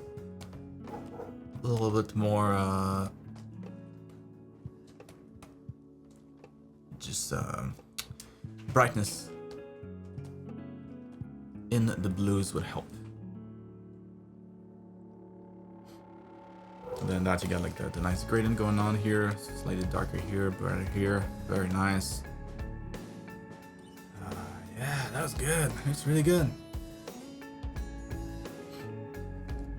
Maybe the skin color feels a little flat, so could go maybe darker here. Kind of the opposite of what I just mentioned for the fabric, but going slightly darker for like the side of the face here, or the neck back there. But shadow, and maybe a little bit brighter. Because if her outfit is white under the light, you know, even if it's a white fabric, it really needs to be sunny outside for it to look white to us. Otherwise, it'll look more like that color. And so that's, you know, just looking at my looking at my skin right now. Like for my shirt to be this white, you know, my skin needs to be radioactive. So you kind of like the same idea here. So if something is bright, this bright, then you can bet that the rest would need to follow as well. Even if I had a tan like right now, this would still look completely white. So brightening up some of these highlights. If you have them on a separate layer, that'd be great, because that's much easier. Yeah, just a little bit more brightness in the skin. Either that or kind of darken overall the white fabric. And you could definitely go a little darker here in the folds.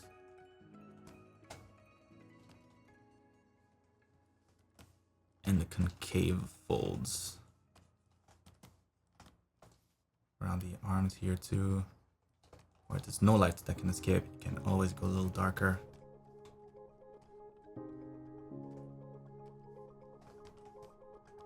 It just makes it feel more 3D. But yeah, overall, very, very nice. I love the design here a lot. Like for the magic, maybe Actually, for just for the background, for presentation's sake, like this is maybe not optimal. So in the back, always cool to have a little bit more brightness to kind of frame the character better. So I could just use the same color and brighten up the color. You know, like already she pops a lot more. And then for the magic here, kind of doing the same thing, a little bit of overlay, something that glows more, looks less opaque.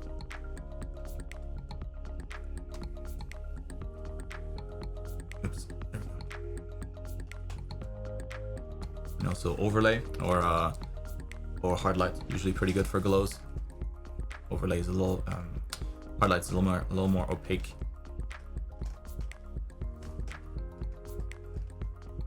Stop it.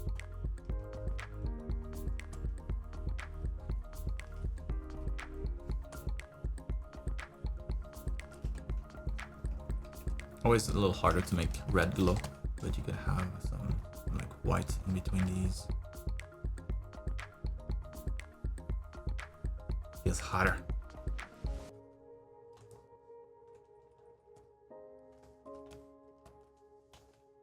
To crank up the magic elements.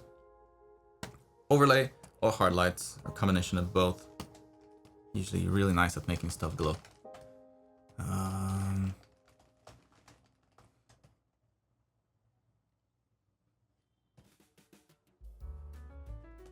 Yeah, I don't think you need more details in here. Maybe just a little bit extra brightness on some of these, because you know, this tends to look more like just a brown mass. We can't really see the details. So if you had a little bit more brightness in here to really help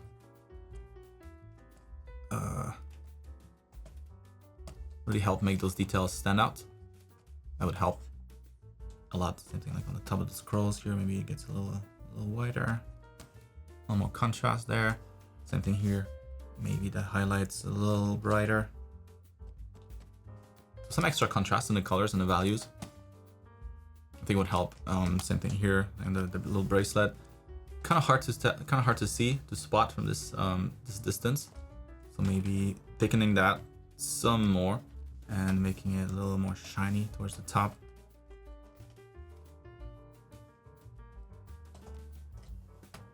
And then some shadows, just so that those details just pop, don't get lost. Yeah, it's a great piece. I think it's definitely portfolio worthy if you just like the background and really make her pop. Very, very good, Navina. I'll be quite proud of this one. Moving on to Tomas, and after that we'll take a short break. So this week I worked on the 4-point perspective figure assignment, so let me know if something is off. Besides that, I tried to bring back more older practices to my daily routine. Jester drawing, head construction, basic shapes, and perspective. Approved. Also, I didn't say what my goals were. Yes. For now, drawing is a serious hobby for me. I want to be decent in all the basic things. Until I started this program, I didn't draw at all, not even in high school, so my skills are very lacking on all fronts. Really? Alright, well it's good for you, because this is a really clean drawing. That's not typical of somebody that just started. So yeah, impressive control, very good dexterity, and like nice confident lines. Yeah, I wouldn't have guessed that at all. If I were to guess, I would have probably said that you've been drawing for a couple of years, just never seriously, but like a number of years at least to develop that kind of dexterity. In any case, so what captures me the most is character concept art and illustration. So I will aim for getting good at the first one, and maybe much later when I'm better, try to do illustrations. Yeah, that's actually exactly what I did. I started with art being more of a hobby. You know, I wasn't planning to have a career in art. I thought all artists were losers, and they were all poor, and I didn't want to be poor. So I I kind of just pursued it as a hobby as I was studying science at the same time. So it just kind of led to a life of art. But I did exactly the same in the sense that I started with just drawing mostly characters, and then when that was a little bit more under control, I started to add like just backdrops of my characters, like something simple. You know, at the beginning it's just like a little bit of maybe like a hint of a forest or like some rocks behind, or just something super basic. And then over time, you know, I kind of got a little more comfortable, started to add a little bit more. Which I can show you like the earlier stuff. Give you an idea of what I'm talking about here. Let's load up DeviantArt. Oh boy.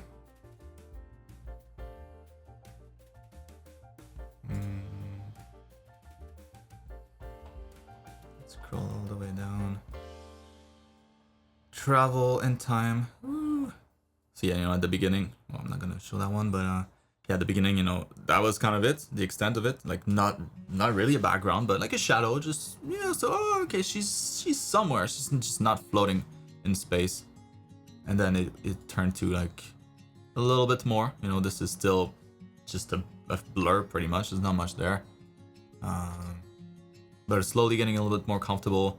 You know, this is another example, really nothing in the background, but there is a background now, it's just not a character floating in the void. And over time got more comfortable. Now it's like a boat, and a little bit later start to have something that's a little bit more concrete. All right, this is a wall, and then you have clouds in the back, some mountains. All right, it's starting to look more like an actual environment. Here's more like forests, and then trying out some rocks, you know, like trying out different things, and eventually it just turned into like complete environments, you know, like that kind of stuff. But yeah, started that way, works out pretty good. And you keep focusing on what you love to draw, and slowly but surely you venture into the art world and try out new things.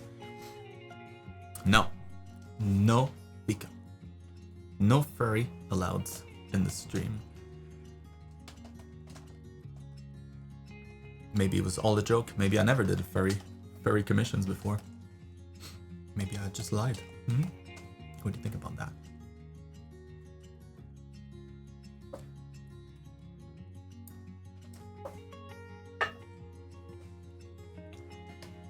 Anyways, right on. So characters first. So yes, character anatomy gonna be the biggest one, obviously. You know, if you're working on characters, you want to make sure that your characters look good, because that's the feature of the piece. And so working on using a lot of references, you know, always working off of references. At the beginning, I would do a lot of studies, and then turn those studies into actual paintings. So just, you know, add a little bit more to the study to make it like a cool painting. And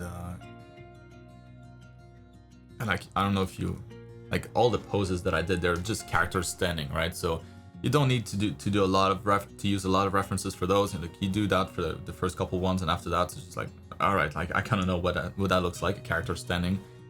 And then you can explore like different poses maybe, but yeah, start simple, you know, and slowly kind of increase difficulty. Obviously, I don't think I need to mention that. No, because for sure I'll forget about it. I'll miss that one, and then everybody's gonna know on YouTube, and I can't let that happen. I'll lose all credibility.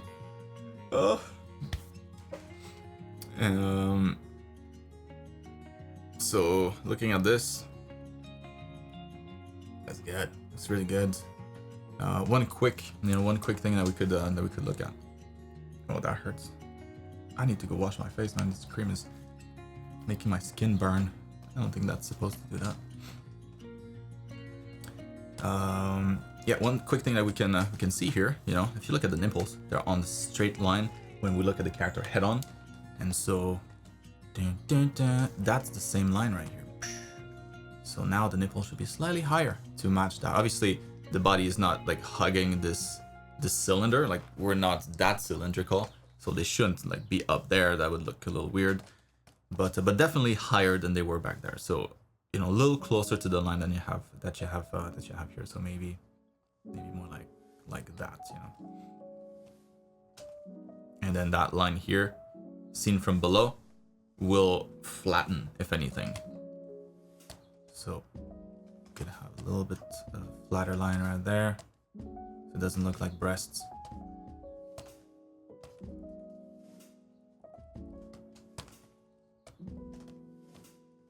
And now it feels a little bit more like we're looking at this dude from a lower point of view.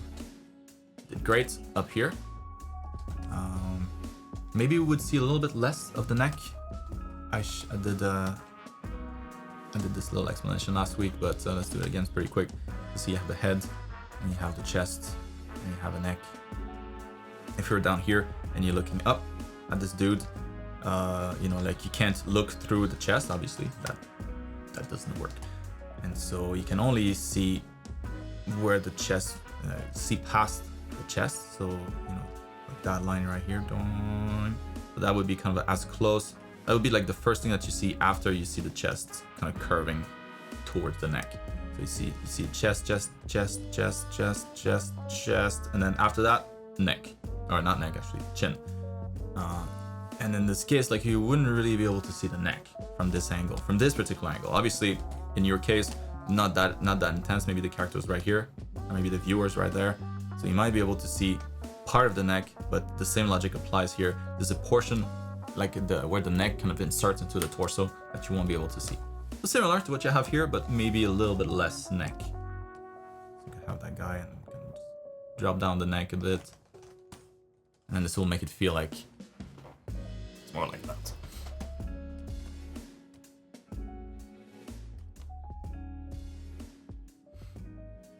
And for his feet, it's exactly the same as if you were to draw your own feet, looking down if you're standing up, you know?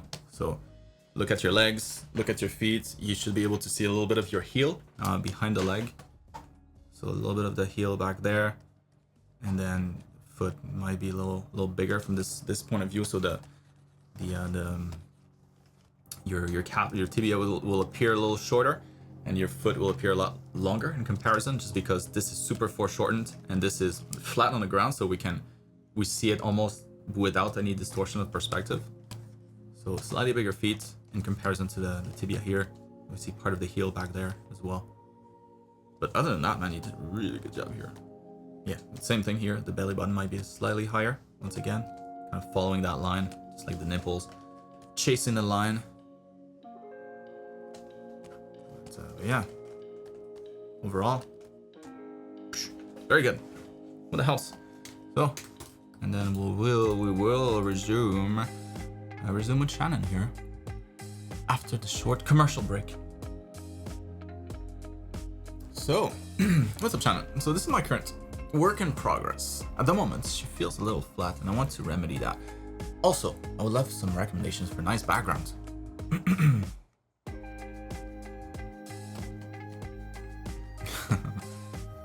Hell yeah, Dennis. I've been doing non-stop for like since March of last year, so far so good.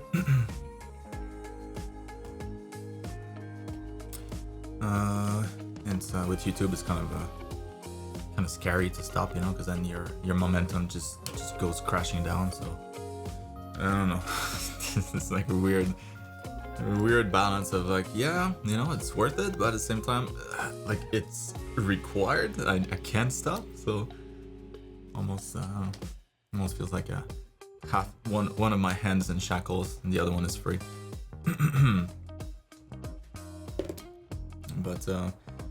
But whatever. What you gotta do for money. So this is my so no, I read that already. All right, so this is it. Ooh, that's cool. That's a cool character. All right, so a little study of this here. What is that? Love the character design in here, and the background is so cute too.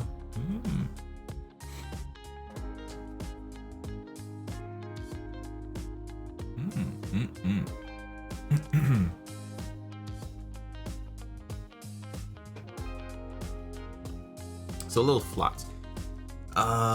Yeah, so in here, you know, they have a little bit more shading. I think that's obvious, but you also have shading. So I think the main difference between the two is that like there's shadows here, like or let's say they, whoever that artist did that. Hat atelier. Let me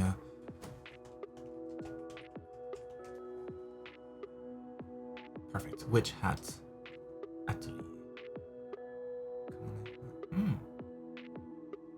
I'll take that out. It's really like, I really love the art style, like the fabric and like the shading style. It's really aesthetic.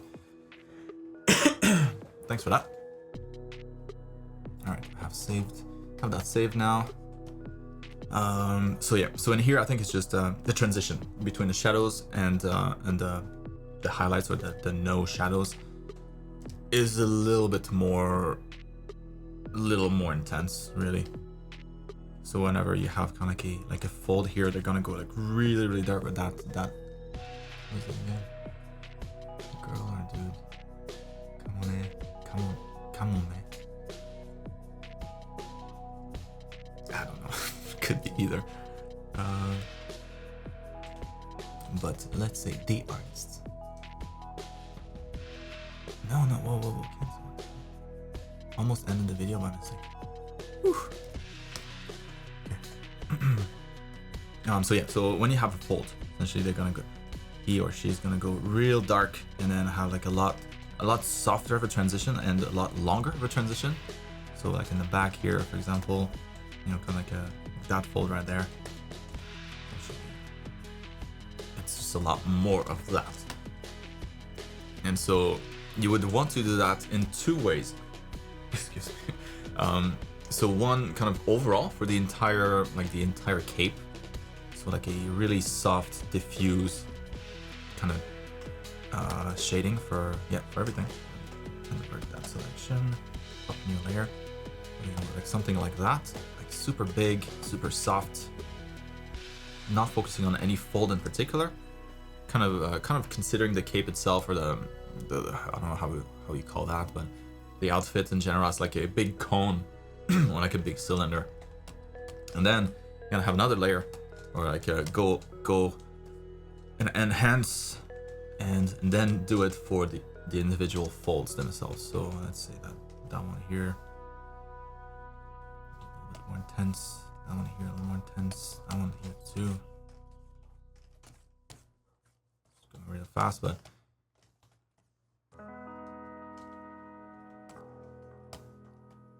and yeah, so of course, like the style of your fold and like how you drew the folds will impact the end result quite a bit.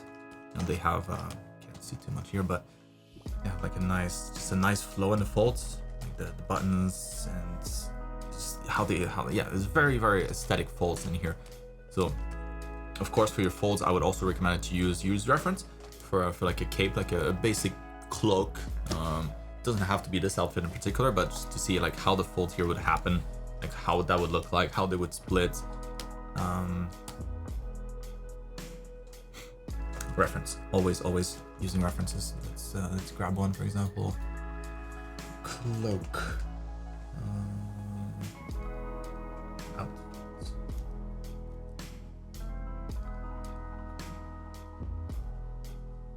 Okay. Something that's not too dark, maybe.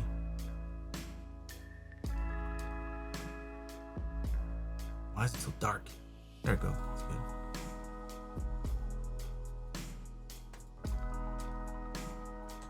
That's a great example, actually. So yeah, so you can kind of see here the pattern. So there's maybe a little bit more frequency up here around the shoulder, and then you have like these nice folds that kind of flare out.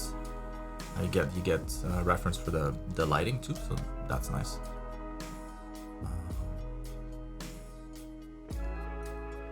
Yeah, like that would be actually a good one to use, or something similar.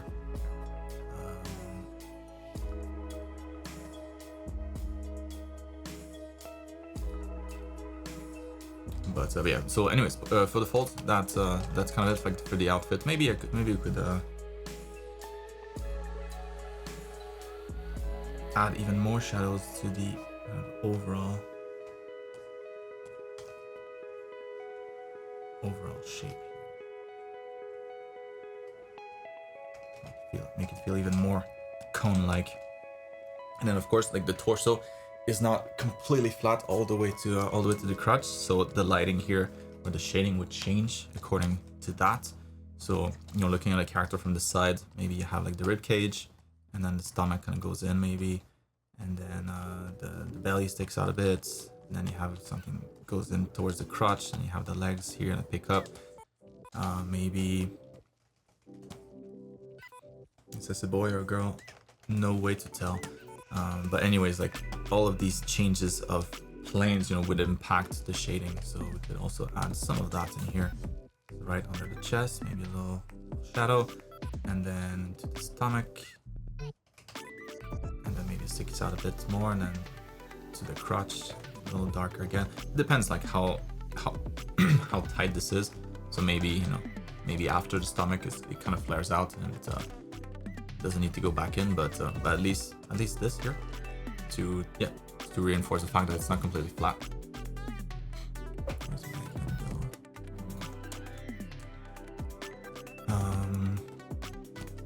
Yeah, same idea with the legs here. So it turns it, I mean, your shading is good. It's just a little too tight, right? So you just take what you got already. We'll do it for one leg. Just add more of it.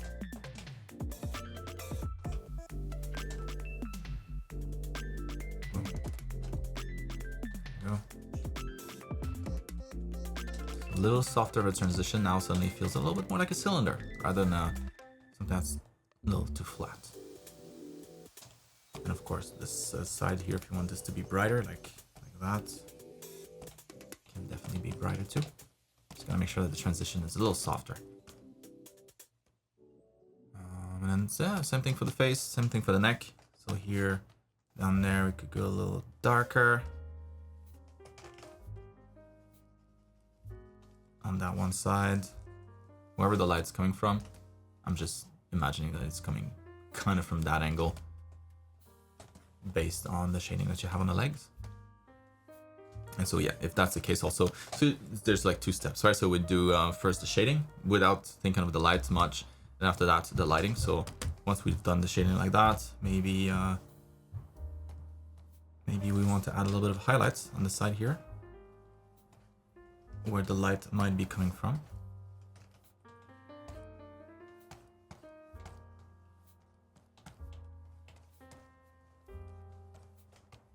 And that makes it a little more 3D already. Same thing with the leg, something with the face, something with the hat here. So shading plus lighting. It's pretty advanced, of course. So just the shading at first, you know, if the lighting part's a little out there, would already do pretty good. Because yeah, in here there's no clear. I mean, there is, you know, they indicate the light direction a little bit through the shading only. But it's no clear highlight per se. It's just the shading kind of drives it all. But yeah, just really making it, thinking of it as like a big shape first, like a big simple shape first. Like, what does this shape look like? Either like a ball or a big cylinder, or like a cone, shaded like a basic cone first, and then you go in and then shade the individual details. And then yeah, for the background, yeah, I don't know if you want to do something similar to this, but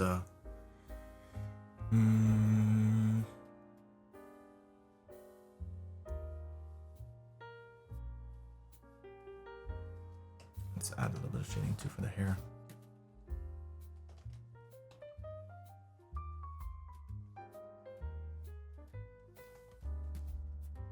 Shading the hair like a ball, right? So the top of the ball here, imagining that we have something like this. So down here, it's gonna be slightly darker, and at the top it will be a little lighter.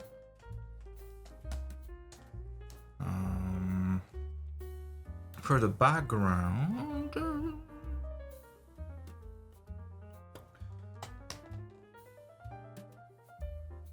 it could be something super simple, kind of what I used to do. So maybe just like a basic sky first. Oops.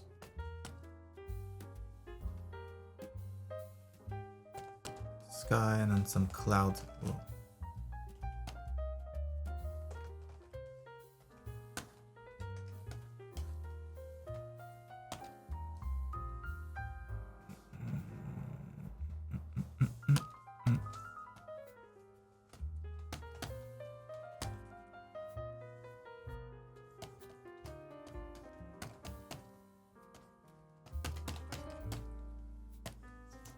some mountains.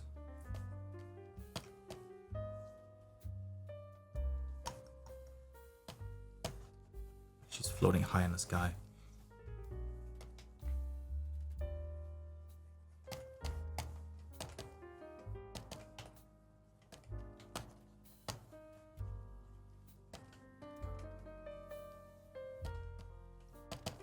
And then, or maybe the horizon is a little higher, and you can see more of the ground, more of the grass.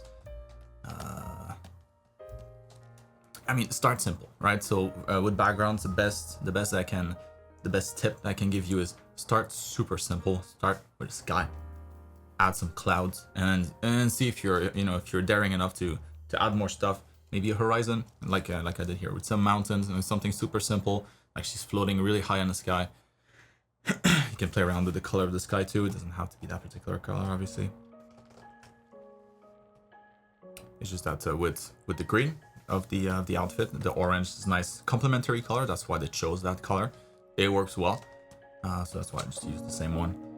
But and then after that you can start to think of, so essentially think of it as like a background, and then if you feel up to it, add maybe like a middle ground, and then maybe a foreground. So like adding more stuff that's a little bit more like less abstract, like these abstract mountains in the background, something maybe like in the foreground here where you're gonna have, like that would be the middle ground, right? Where they have the buildings, and then in the foreground there's the character, but maybe she's standing on the ground, and then in the foreground here,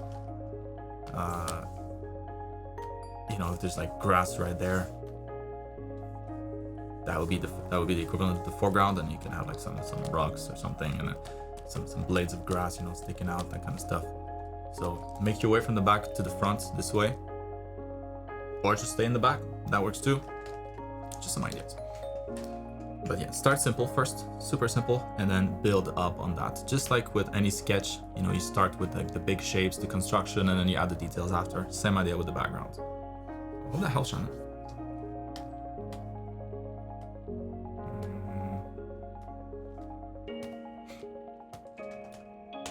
Save that. All right, who we got here?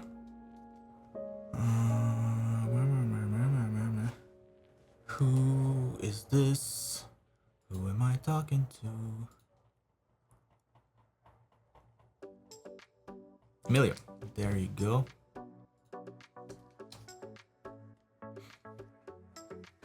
So hope all is well and you had a good week. Yes, sir. Hope you too. I'm having a hard time with the gold accessories on this piece. They look very cheap. I'm not sure if it's contrast and harder lights that they are lacking or what. Any input is appreciated. Also, the artwork below is the general inspiration I was using for the level of finish that I was hoping to get to. Obviously, it's still high level to achieve, but I leave it there anyways. If you notice, like, if there's anything in particular that I could do to get closer to that. Take care. All right, bruh.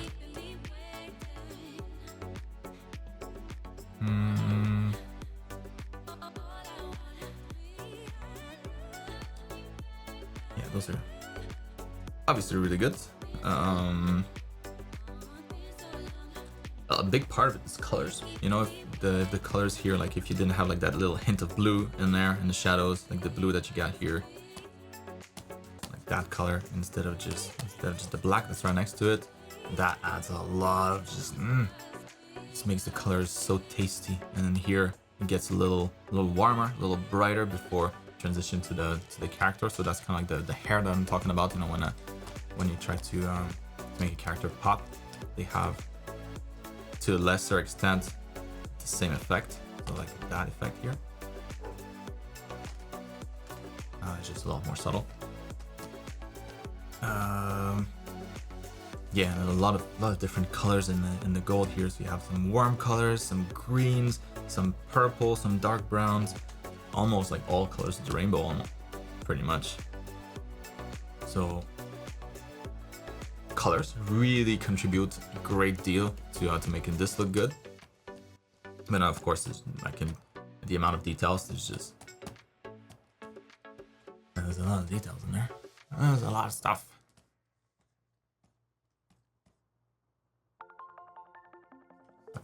A lot of contrast, just even on the teeth themselves, the individual tooth. super bright and super dark on the side. A little contrast in cool colors versus warm colors, right? Cooler color here, warmer on the side when it's a little dirtier. So there's I mean, the artist has just complementary colors all over the place in here. So that's a big part. Colors play a huge part here. The amount of details, of course.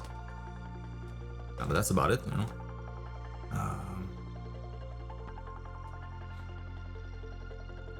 So in your case, something that you don't do as well here is making the silhouette pop. And here there's no doubt where the silhouette is. It's a little fuzzier here, but I think it's by design. It's kind of like this smoky environment almost. And still the figure kind of is lit up from the front, and we can see what really matters even from a distance. It's very clear this is the focal point. This dude not the same effect, but instead you have like a darker silhouette against a brighter background, so the silhouette still pops. Same thing here, it's a little wider. Back there, I would probably say like, you could probably add some, like push the contrast there a bit.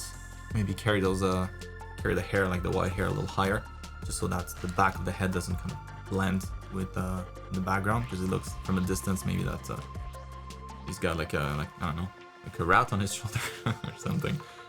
So here the value is a little too close for comfort, but you know, most people probably won't look at that. They'll look at the complementary colors here between the yellow and the purple. So yeah, so in your case, we're losing the silhouette here. So that's number one. I would definitely, you know, you have some light there. Just crank that light up. Make the silhouette pop. You can use the same color, just a little brighter variant, so that you don't lose your silhouette in the background.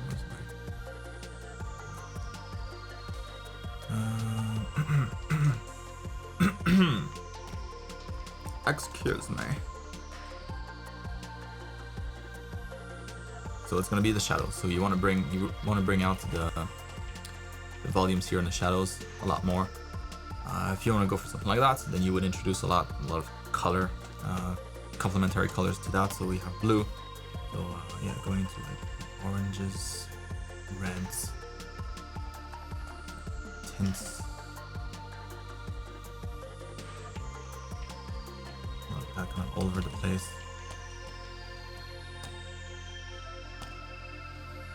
Just to add that free richness to those colors.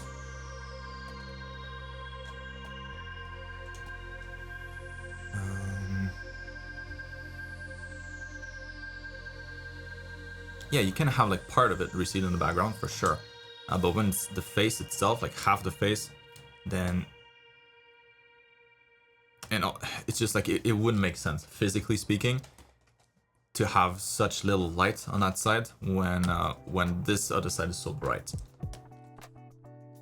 So here, you know, like this, there's only one light source in here really for this one. So why would the neck be visible at all? Like, you know, using that theory, there's only one light source. The bottom of the neck should be completely black, but it isn't, because the light just bounces around a lot. So light rays goes down here, bounces off the side, like that part of the body, and then back onto the underside of his chin. Same thing here, like the light here, it's just bounce light. And so just like in the back here, like on the side of the head, on the side of the jaw, there's really no light source, you know, lighting that up directly. It's just bounce light. So if you have this bright of a bright side, then the shadow side will also get a lot of that bounce light. So like the light bouncing down here on his chest and then back onto the underside of his chin, that would contribute to making that part brighter. So you could light that up here, underside of his nose, top of the eyebrows, part of the neck, because the neck is really close to all of that, and so it, like, the light tends to creep into the other side. Sure, on the edges you can start to phase that out and introduce a little bit of smoke, but still, like in the majority of this area, it would be much lighter.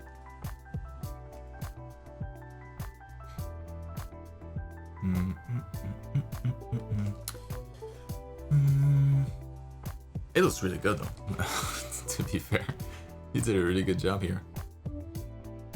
The anatomy is nice. Maybe like the head seems a little long. If you crop some of that, let's try that. Because if not, it tends to make his face feel a little too small, maybe compared to the size of his head. I don't know exactly how much we should be able to. Yeah, like for the size of his skull, yeah, maybe something like that.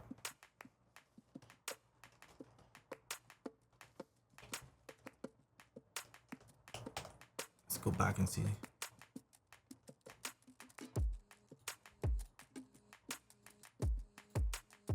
Should use a different layer for that.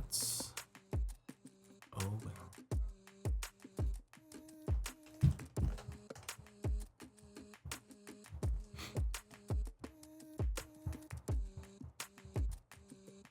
Yeah, the slightly smaller skull I think works better, anatomically speaking. So yeah, just more bounce light in general. Think of complementary colors anywhere you paint, anywhere you have colors. So here in the skin, you have like that nice purple. Complementary color of that would be anything kind of around the yellow. So you could have like yellow, more yellowish highlights maybe to help introduce some richness in the colors, some extra richness like in here. Maybe the highlight itself is more yellow. Maybe the folds here look a little bit more yellow, you know, so complementary colors, always thinking of that. As a whole, of course, but also locally. Whenever you paint like small details, you can have the two complementary colors just complement each other, even in the smallest details. And then for the golds,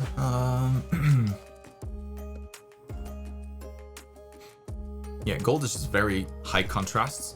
You're gonna have also a little bit of reflection, even if the gold is kind of dirty. So you know, when you look at like the brown here down there, like it's kind of like reddish. That's because the red armor is right next to it, so it's casting a little bit of that. It's reflecting a little bit of that red. Always looks nice, you know. This guy's all purple, so you probably get a little bit of that purple too.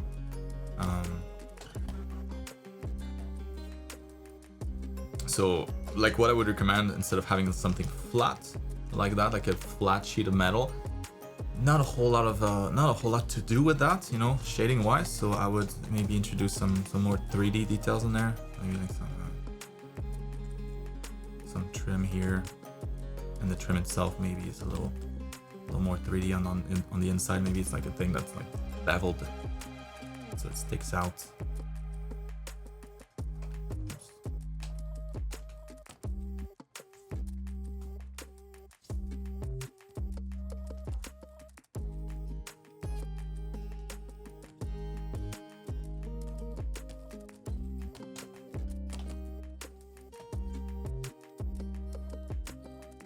Very dark in the shadows, gold, super high contrast.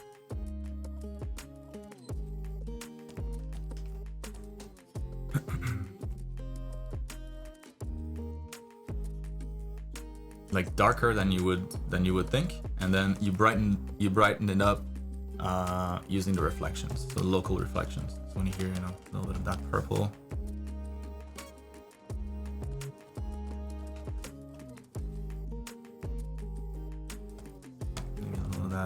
White in there, chain, some purple up here maybe.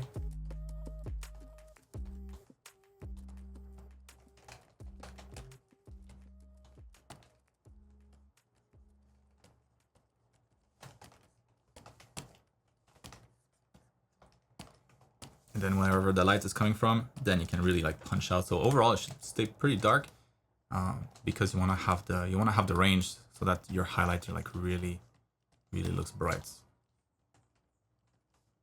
Now there's like a little corner, hits of light. And then for the cherry on top, hard lights, a little bit of glare.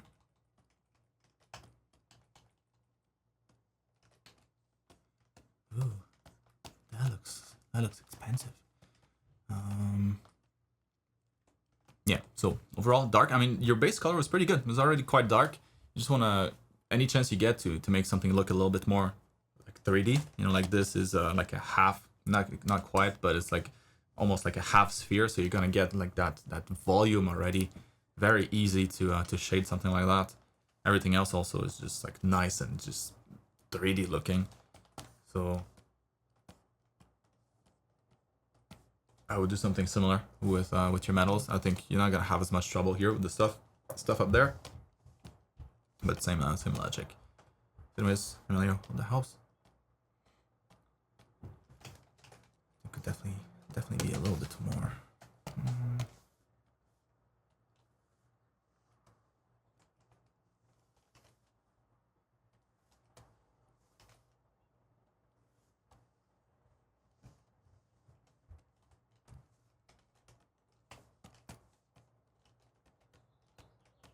More bounce lights. Definitely. Well, that helps. Moving on to Alonso. Almost didn't get yours, Alonso, because it was posted as like a comment on somebody else's comment. So I had like I opened it up by completely randomly. I'm like, oh, there's another submission in here. So just be careful next time in case I miss it.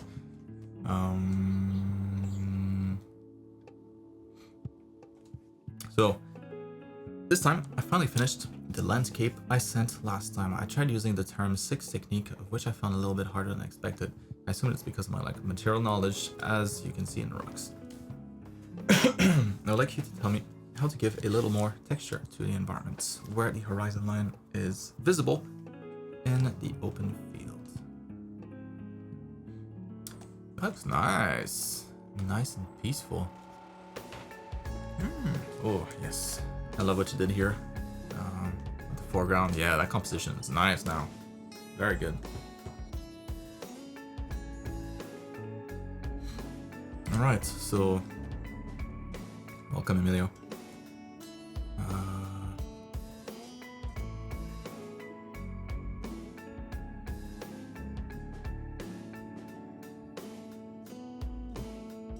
Well, if anything, like in the back here, I mean, you could, at the horizon, you can always have like mountains. Oops.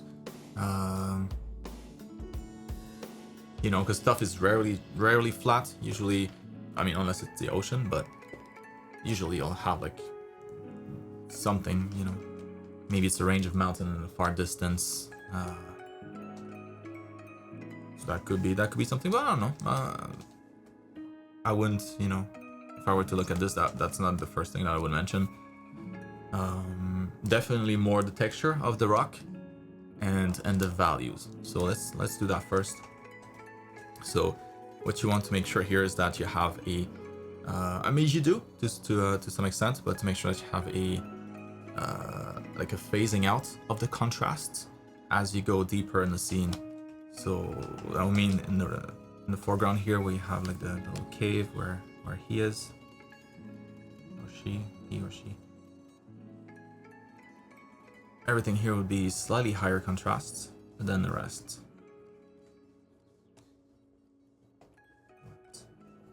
What kind of sorcery is this?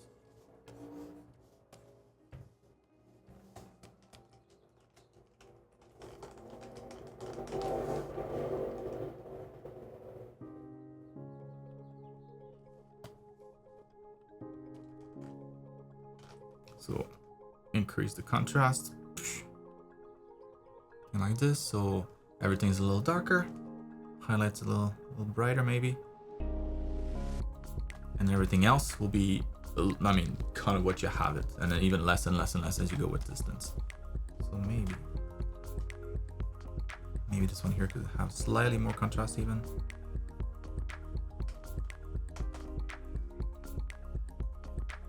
Because it is a lot closer than the rest of the environment.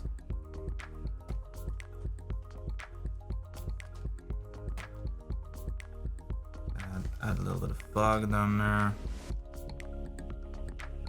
Make it feel like it's farther away. Then yeah, here in the foreground, maybe more highlights if it's nice and sunny outside. Some of these rocks might be able to catch the light in like just the right angle to make them appear really bright. the side of the hill or the side of the cliff there.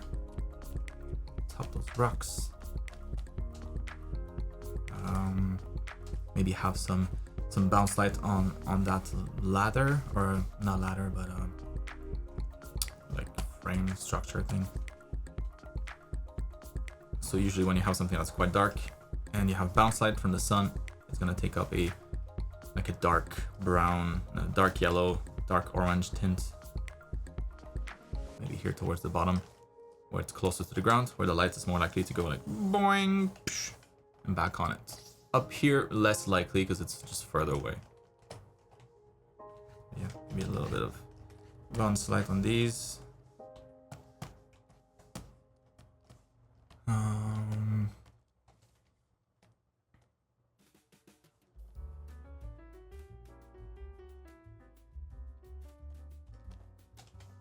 The water should be reflecting pretty much the same color as the sky, so you could go slightly brighter here.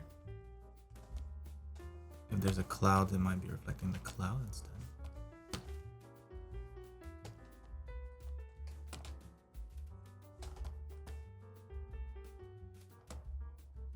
But I mean, it's really a nice piece, man. Like a lot of it, yeah. Most of it is just contrast. So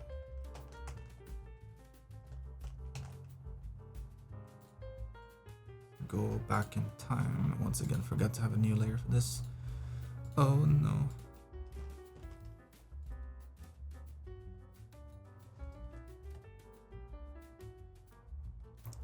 When you add contrast this way in a foreground, it makes the foreground appear closer to us, and then in contrast everything else feels farther away.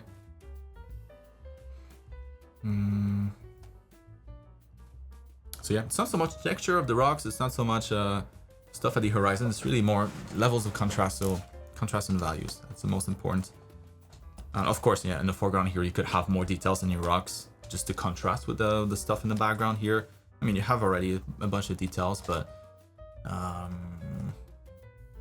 be honest, like looking at reference should be the go-to here. So cave floor, ground, cave ground. What do we have here?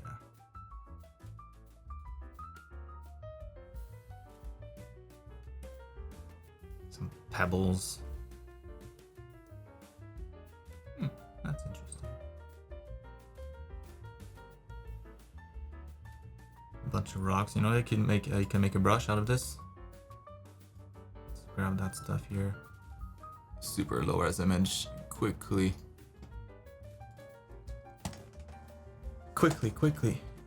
Come on, Photoshop. You can do it. Quickly make a brush out of it.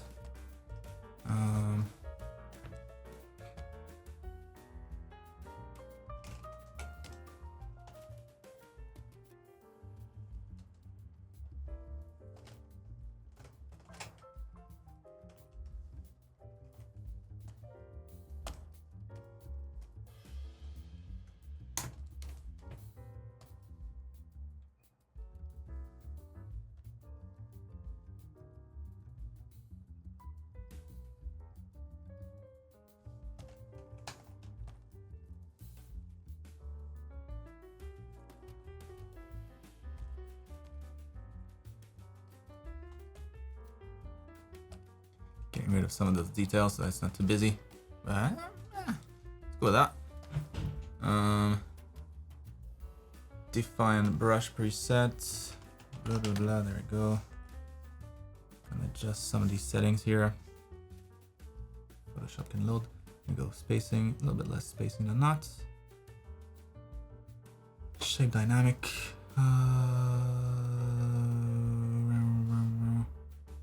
Angle and tilt. Yeah, sounds good. Minimum diameter, not too small. Flip Y so that goes this way, and maybe some can't do color dynamics. Why? Why is that? Oh, because it's an eraser. Oh. Alright, where is it? Let's do that again. Go, minimum diameter, size jitter a little bit, angle jitter, and tilt. Okay, and then color dynamics, a little bit of variety here. That should be good. Save that. New brush preset. Blah, blah, blah, blah. There we go. Let's test this out now.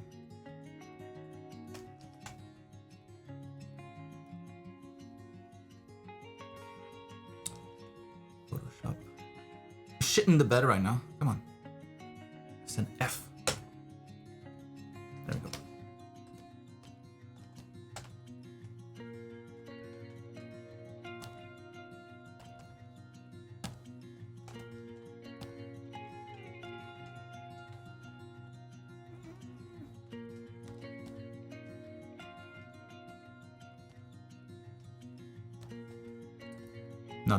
Not the best brush, but you know, I kind of quickly can get some cool texture in here. And obviously that was just kind of like the first pass.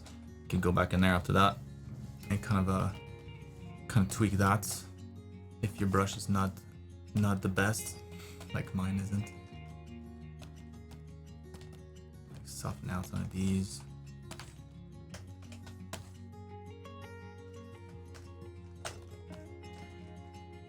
And you can get some cool texture this way. So you can probably come up with a much better brush than this. But yeah, having a little bit of texture in the foreground thing would be kind of cool. So like I would create maybe like a few brushes, like 2 or 3, based on photo references of like caves, like rock textures, something to add to the side here. Just like I did to the ground, maybe one that would work better for the side. I don't know that this is gonna work. Certainly not with that color. Looks more like a tree. Tree bark. But maybe a little more texture noise in the foreground. Once again, to make it pure, like it's closer to us, we can see more of the details because it's up close, and less of those details in the foreground. And then in the background to make it maybe more exciting. Have like some big mountains.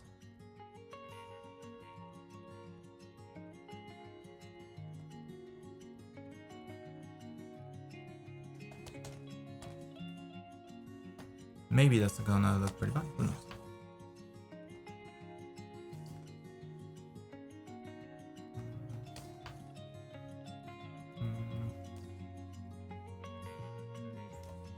Like he's looking at something at least.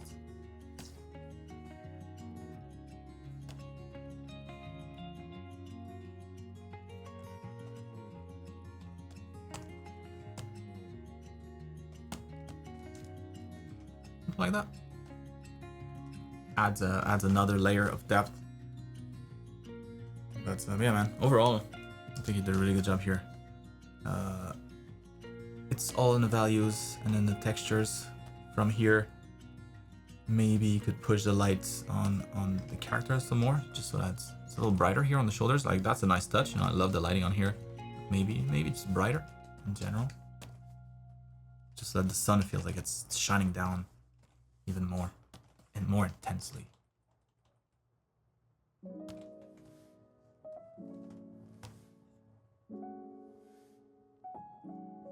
Last thing, these big structures here, like having more of that cone shading around. I'm taking a long time on this feedback here, but like maybe having a little bit more of that cylindrical shading on it to make them feel like they're more 3D. Just a couple things.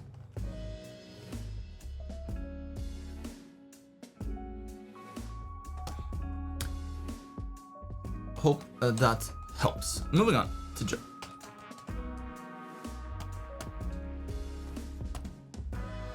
Okay, so I'm working on this mech design, and I was wondering if you noticed any issues with it so far.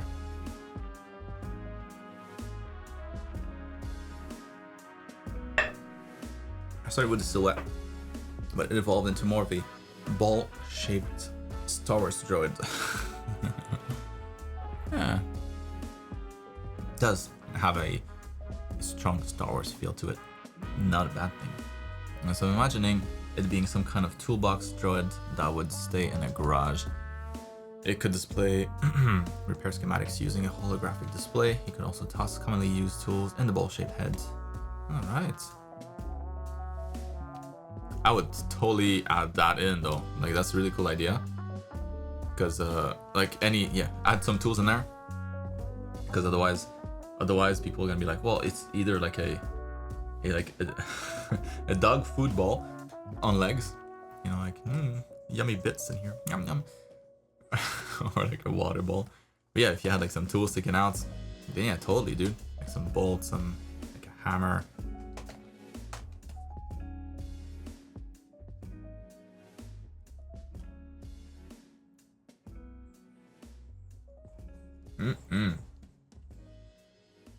Looks really good so far.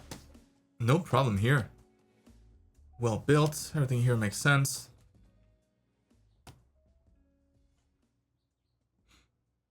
Yep, the joints on here seem like those would work quite well.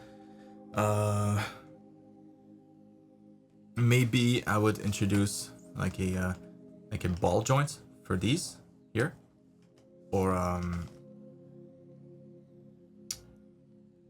yeah, a ball joint here, because you need to be able to put like 1 foot forward and have kind of like the pelvis shift. Otherwise you can't rotate, you know, you can't just walk in a straight line. Probably not the most useful droids.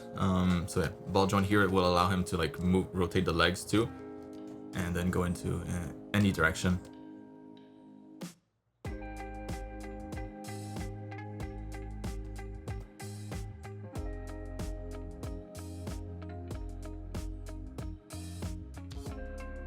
Other than that, I really like the shapes here. It looks super cool. I mean, this could be either like a really small mech, small robot, or it could be like a pretty big one. You know, like let's say you have somebody has this doll next to it. That could totally work as well. So either way.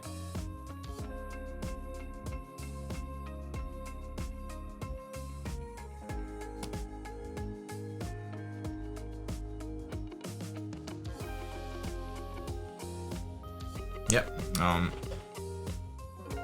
I don't know that I have much else to say about that one. So far, the process is great. Start with 3D. Now you have your nice, clean sketch. Add details on. You even have like like overall guidelines for the shading here already.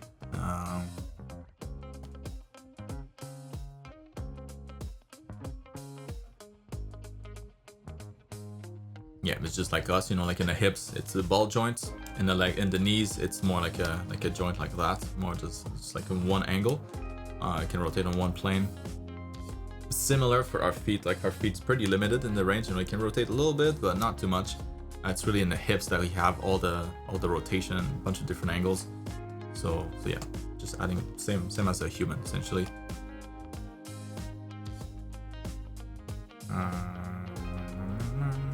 But other than that, you'd be able to move, no problem here.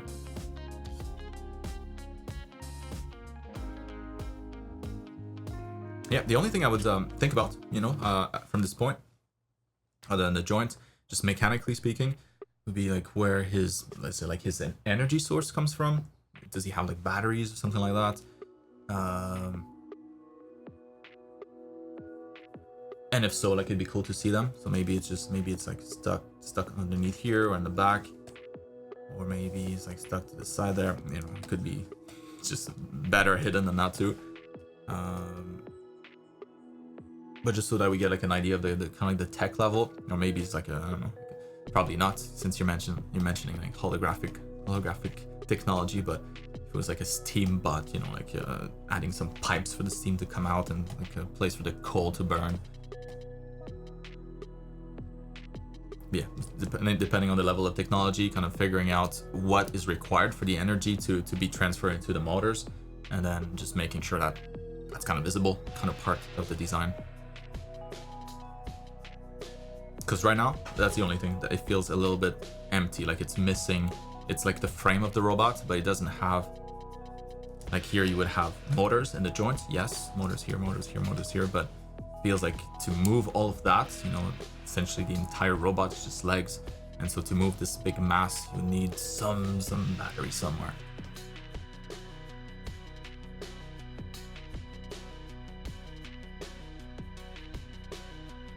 Yeah, man, super cool so far.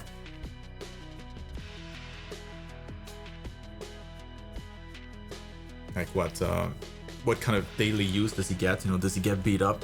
Has he been patched up? Like how what's his life status? Is he brand new? Is he like a baby robot, or has he been around for a while and he's all beat up and like patched up with like some different metal plates slapped onto him? Also, like think about the like certain access points. You know, let's say you need to be repaired. Where does the battery go? Is that, you know, is that like a plate that needs to be visible here with like some bolt that you can unscrew and kind of just open up the panel to see on the inside? Thinking of all those things, I think it just adds a lot to a mech. It makes it feel more real. But yeah, man, so far so good. It's really cool. Very nice shapes. A strong hook in just the shapes themselves. It's like an unusual. It's simple, but it's really interesting with design. So, very nice.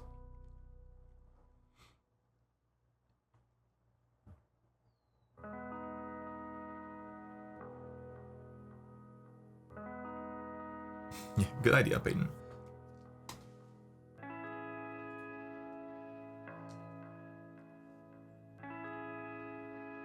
Yeah, it could be also like think of it as maybe he's like carrying like a little not a backpack, but like think of it like a mule, you know, like they carry a lot of stuff on their back.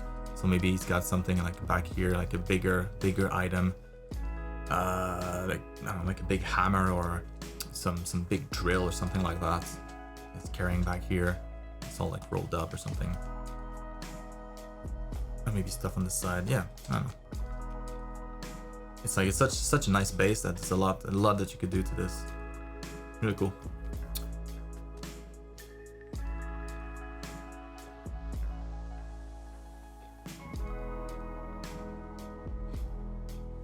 I mean, for mechs, yeah, you can think of the function, but sometimes the function just makes the mech look a little more boring. So you cannot, I mean, think of like Gundams, you know, like big robots with legs and arms, completely unnecessary. That would definitely not be the best war machine. But it looks awesome, so you know that I wouldn't change that. It's really cool with the legs, especially if it's meant to be like in a garage where it doesn't need to walk on like, you know, difficult terrain or like big rocky grounds. If it's just like a garage floor, his legs perfect. I mean, kind of like look at R2D2, you know, stupid robot, like tiny wheels. It's not mobile at all, but that's not the function. It's supposed to be in a garage and then be plopped on a jet fighter. So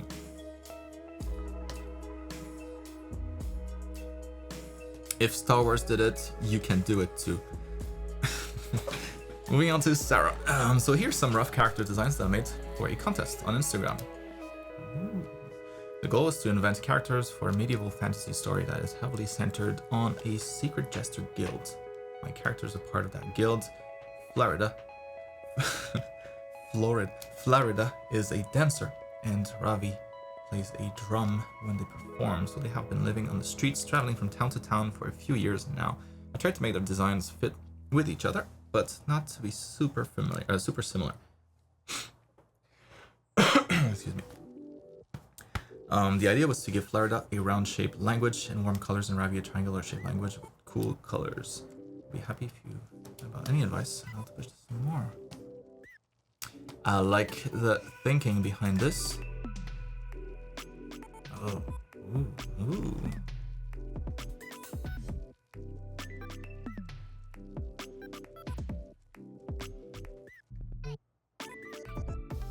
That's cool. That's very cool.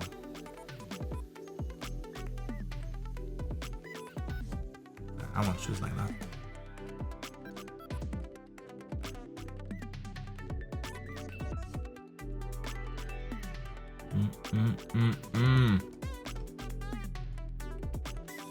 So far, these are awesome.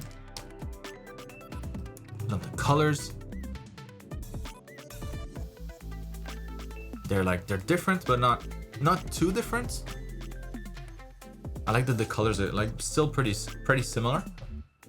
Sure, different and like different warmth, but still not too far apart.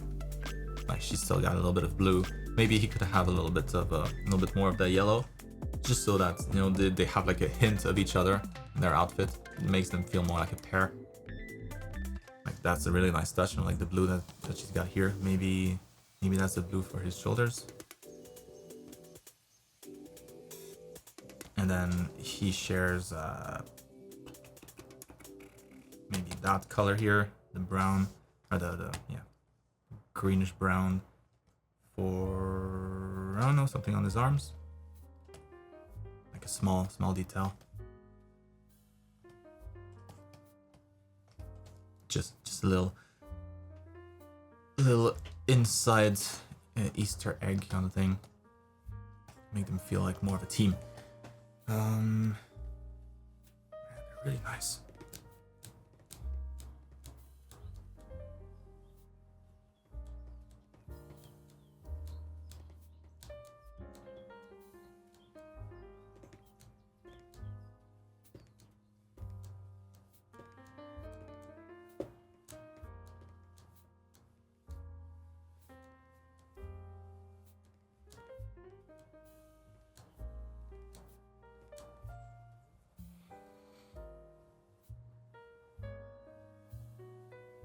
Yeah, so far, I really don't have much more to say.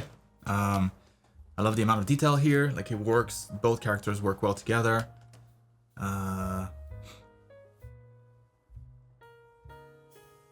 Like the shape language, maybe you could push it a little more, but by maybe like reinforcing these here, making those maybe like bigger so that they're more obvious, more bold.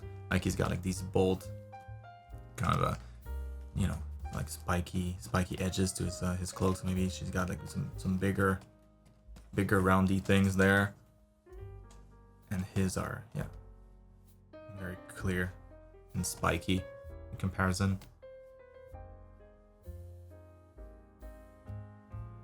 So like any chance you get to reinforce that, because the circle, like we see a lot of these, it looks more like dots, like more like texture. Whoa, happening to my face. I'm blending in the background. Ugh.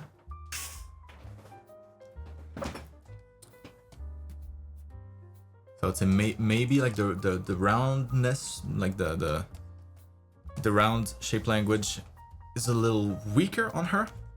But is that a flower? Oh, that's a good touch. Yeah, if you had like a round flower here, super nice actually. That helps to reinforce again, like the round is another round element. I think that'll be enough then. He's got the spiky hood. Could have another triangle in there. Why not?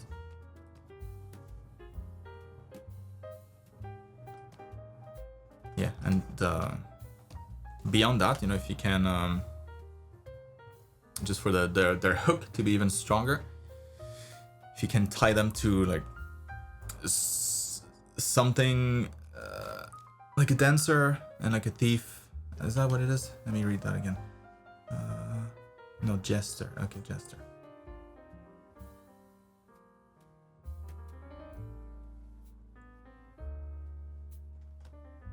Maybe introducing like an animal element a little bit more, or a animal's good. I mean, that's exactly what they did here, right? So inspired by like a crow, kind of just dark and moody. That's the face of the person. The hair kind of matches the color of the crow. And here too, bird inspired, tiny legs, like a bird person. not saying that you should make a bird person, obviously, but adding some elements from taken like inspired by nature always just helps sell the character even more. Like a duo of animal inspired dancers.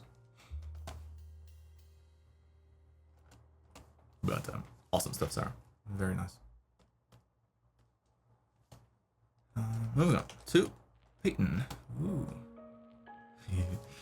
So I have this month. I have this month a comparison of what normally I did a year ago and what I do now. I also have two of the 4 concept sheets that I made for Prospects 100th Youth Designer Competition. I'll have to look that one up. So I don't need any critique on the comparison pics, but I really need critique on the turtles. I get 7k for, ooh, that's nice. And it's partnered with Nickelodeon. I still have the 2 other turtles to do, but this is all I have for you right now. Alright.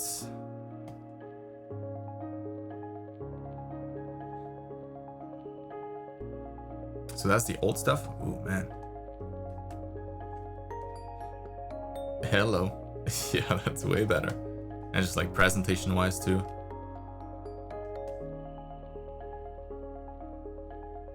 Yeah, dude, good stuff.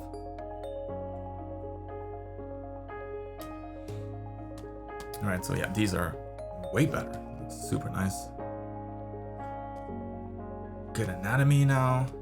Everything makes sense. Cool proportions.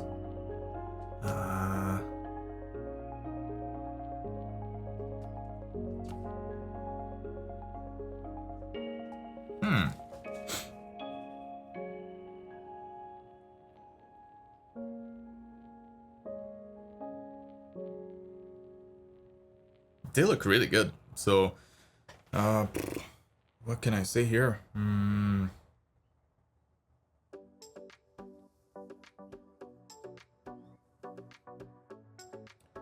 Maybe the only thing that maybe is not as clear is like how this works, how the purple sleeves. I mean, I love the splash of purple there. That looks super nice. Same thing with him. Like that feels more like an undershirt, something like that. Yeah, I think it's just like a functionality thing. I think is a little lacking for these. Like overall, nice. Like it looks very, very cool. And now it's just like when you zoom in and when you start to look at this stuff, you're like, okay, how can we make this work a little better? So let's say those are sleeves. Maybe it's something that he wears like on top, you know, maybe it's like an upper arm shirt only. So just like sleeves, and then maybe like it attaches here somehow and in the front. Maybe that looks a little feminine. Maybe that can be done in a cool masculine way. Maybe it's more like armor.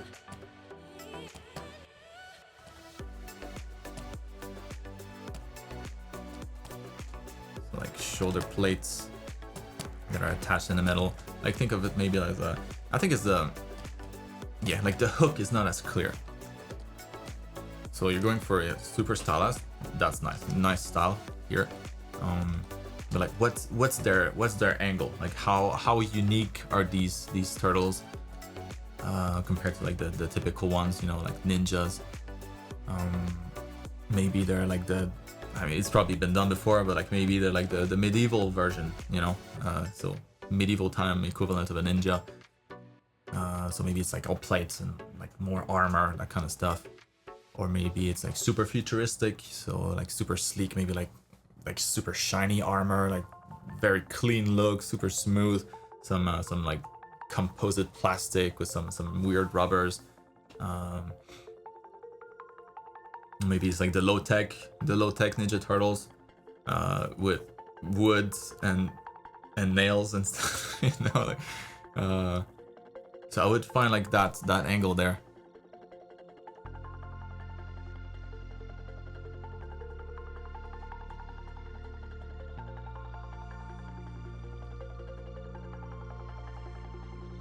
yeah, if that's the case, you know, if those are supposed to be like made out of wires and like, you know, like fabric kind of just all meshed together, then you would probably need to have like just the cables be super obvious, like badly wrapped and then like kind of just sticking out here.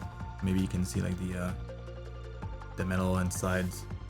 Maybe one is like a red cable, the other one is a black one. So that's very obvious that that's what it is. But still, how they put this on, like you always have to imagine how the hell did they get dressed, and if in your head it looks ridiculous, and then probably the function of it could be better. So like the way that they put this on, and then why would they put this on? It's just like a sleeve, right? For fashion, yeah, but you know, as a warrior, do you really care about that? So if it's more like armor, if it's functional stuff that actually protects them, then yeah, there's a reason to put it on. So that's more like what I mean. Or it could be like it could be like a mix of the two. Could be some could be like a plate on here and then attached to like a piece of fabric so that it actually sticks to the arm. So maybe that's like a slightly different color. Maybe that's, and you can see how the shoulder is also attached with some cables here. Maybe it's wrapped on top of it even. But yeah, maybe up here it's an actual plate, so you know that would make a little more sense why he would wear so much. It's to protect himself. And still look aesthetic.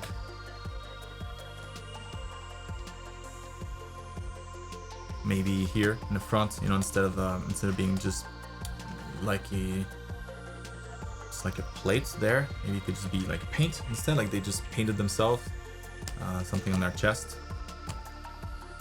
Look maybe more tribal, more natural. Like again, just function, more functional.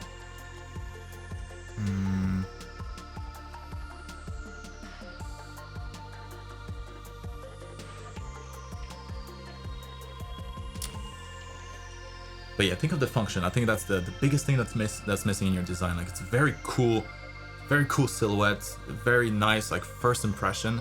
It's just like in those contests, man, it's always like that. It's like they think how they're probably fishing for ideas for their own design. So you know, give them something that they're like, oh, that's a cool idea, dude. I never thought of that. Then you probably have more chances. So if there's like a cool angle that they could use in their show, like think of it this way. Think of it as you're part of their team.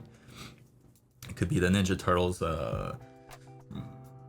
like a cyberpunk Ninja Turtles. So they have like all like cybernetics parts and like parts androids and stuff like that. That could be one thing. That could be like the medieval Ninja Turtles. I'm sure it's been done before. So or it could be the ghetto street boys, you know, ghetto tech street boys from the like a super futuristic city, but they're kind of poor, and they kind of just make up, you know, their armor out of scraps that they found in the streets. But it has a function, you know. They're not collecting scraps just to look cool. They're actually like, oh no, that's gonna help me in battle, and I won't get hurt as much this way. And then where there's no armor, maybe they have like some cuts. Maybe they've been through battles and they got hurt. And so just giving more context for the armor, for their outfits. I think that's gonna be the kind of like the missing piece here. My God, dude, I'm here to. That's a good jump. Dope. That helps. Good luck with that. Really looking forward to see what you come up with. Moving on to who is this?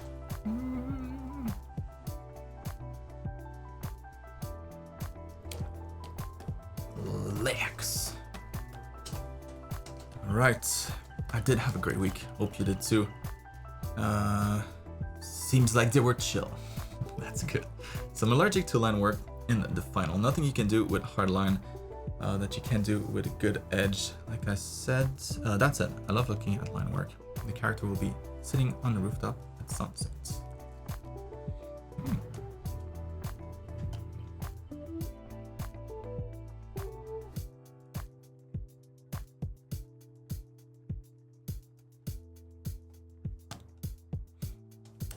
first, design lesson 101.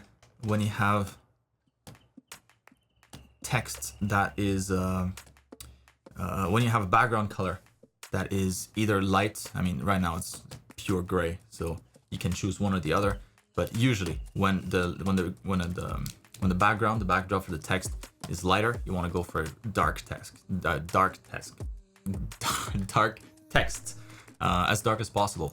And when you have, it's more like you have to be as obvious as possible when you're close to the center here. So if it's slightly brighter, you want to go really dark for your text. So like black would be best, because then you get a good amount of contrast. If your backdrop is really bright, you know, like something like that, then you can go a little bit lighter, but still darker text in contrast. So you always go like the other way around with the text. It helps visibility, and just, it's like an aesthetic that applies to art in general. So that's why I always point it out when I see text like this.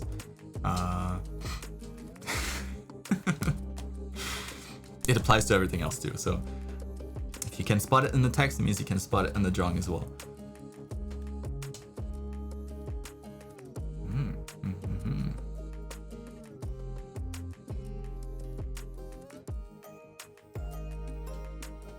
So no problem to be allergic to lines in the final. That's certainly my case. I am not a fan of, I mean, that's not true. You know, there can be some beautiful drawings done in that style, but it's not my preference, so totally understand.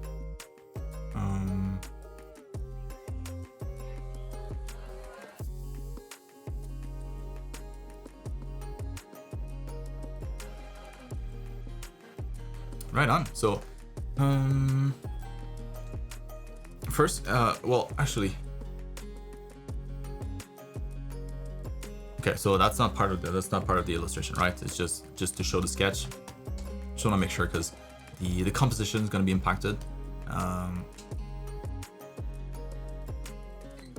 Okay, cool. Okay, so it's more of a style experiment.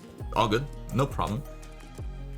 Good to know. So first, I'll just mention the composition. Kind of what I said at the beginning of the stream.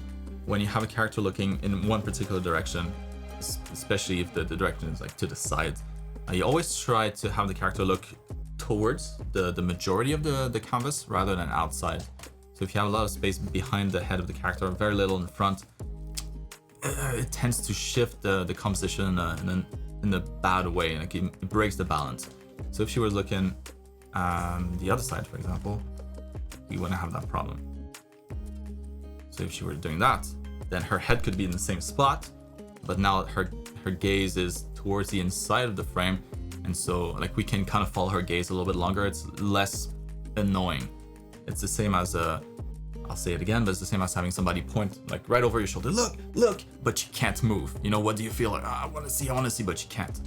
It's kind of the same effect. So in this case, you could just shift all of that way. There's more space in front, you know.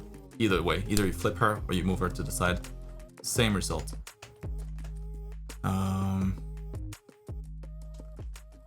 Okay, so yeah, so that makes that even more important of a tweak then, because otherwise, you know, you're not gonna have anything there unless you're planning to add like more characters, but probably not, based on what you said. So make sure that the balance is good first for an illustration. So like if the real image was where her sketch is right now, it'd be good. So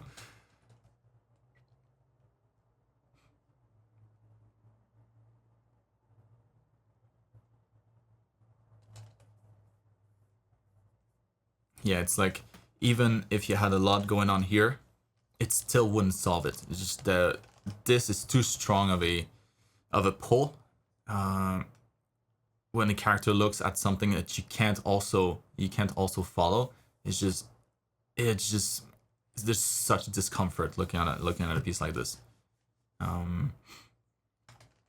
So I'd always avoid that. It's the same as it's very similar to having like a character holding a sword and the sword lands like right there, like on the edge of the canvas, or like having a character where the feet land right on the edge of the canvas. Just why, you know, like, dude, that's such a weird coincidence. it just attracts so much attention because of that. I know, don't worry. Well, thanks for that, but yeah, I can imagine without. Yeah, so have her look the other way around, or push her to the right a little bit. That's gonna be number one. Other than that, her anatomy, because it's a character illustration after all. Anatomy is gonna be pretty important here.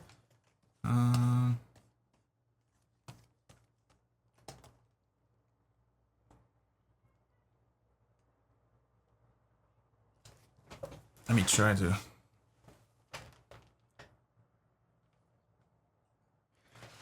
All right, so I'm gonna look ridiculous for a second.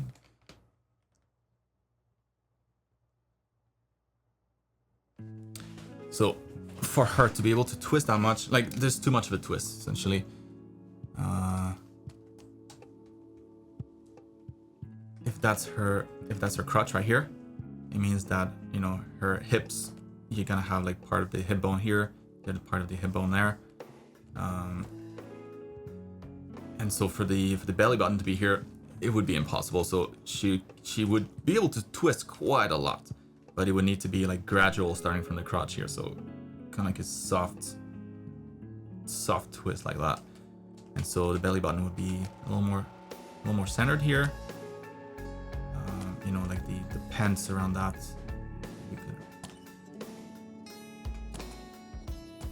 Because essentially it's like two parts of the body, like, and then you have to make the connection in between. So this part is facing us pretty much, like her hips are coming straight at us for the most part, to make that twist possible at least.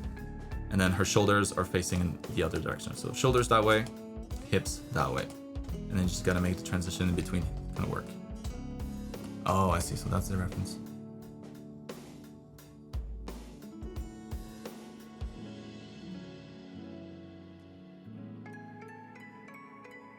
Yeah, but that would work better too. But right now, like your shoulders are aligned that way, and so she's really facing forward. In the reference, her shoulders are like this. Her left shoulder is way further back. So the torso is not nearly as twisted, and that's why it works better with the hips. So you wouldn't have much to do with the hips here, much to change. The biggest change is going to be in the shoulders, because for her to have her left shoulder, laying on the ledge thing, like she would need to break a couple vertebrae to be able to achieve that. So like that shoulder here will need to be back there.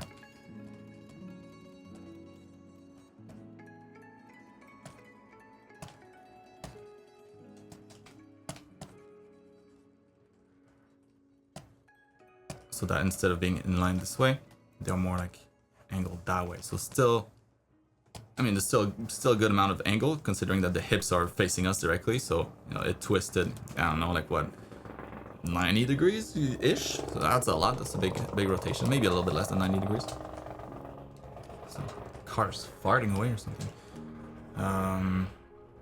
But yeah, that shoulder here, like you would to make that curve possible here, where you have the crotch going into the sternum and then into the middle of the neck. Shoulder there. The other shoulder would have to be a little more further back. And then you would have your rib cage in here. And then everything, like that arm could totally work. It's just that this one here, yeah, you would need to have just the elbow kind of hanging, and then the forearm would be the thing that touches the wall. All right, so not the elbow, because that would have to, you would have to dislocate the shoulder to have that be possible. If that makes any sense. So by just pushing the shoulder back though, like it almost solves all the issues. I mean, you still need to just kind of like the waist here, so that the pants don't go too high that way. It's more like we're looking at the waist as if it was a cylinder like that, right? So center of it, hips, and then the legs kind of attach and kind of sit on there.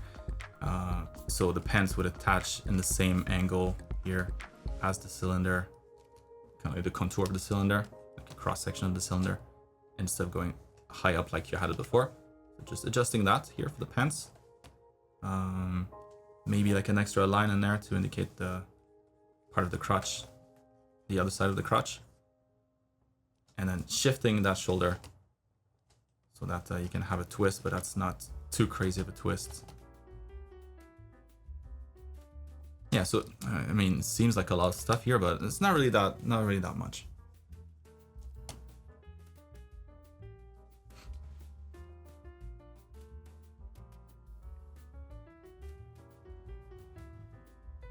So yeah, the elbow here is kind of hanging in the, I mean, like the reference, right? The reference, she's only resting the like that part of the arm on the chair. The elbow is kind of hanging, so doing the same thing here. So that shoulder, arranging the hips here just a little bit, like just tightening up around the pants and the crotch. And yeah, so that arm here would be a little hard. Maybe her right arm could be holding the head. There's no way that the left one could, but yeah, the right one might be able to. So if you have this one hanging on the ledge this way, that one would definitely have the length to hold the head. So just changing the hand, just changing. It's a big change, but yeah, let's clean this up real quick. So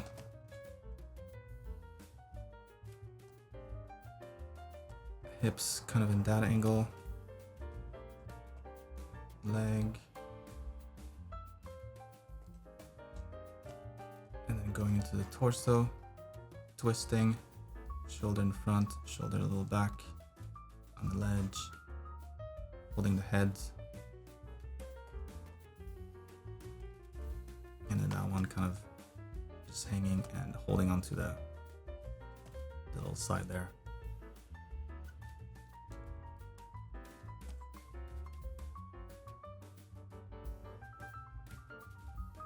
The ear, that one here. So for sure, I mean, for sure we wouldn't see the other side, but that one there, yeah, because it would like if she didn't have hair, it would be probably somewhere around here.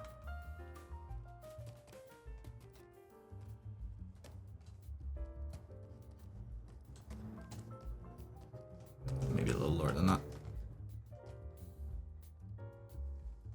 Like that would be the position of her ear if she didn't have hair. So I mean, you could have the hair kind of go over it partially or completely, but yeah, you completely would need to be like that, you know. So you might be able to see like the base of it.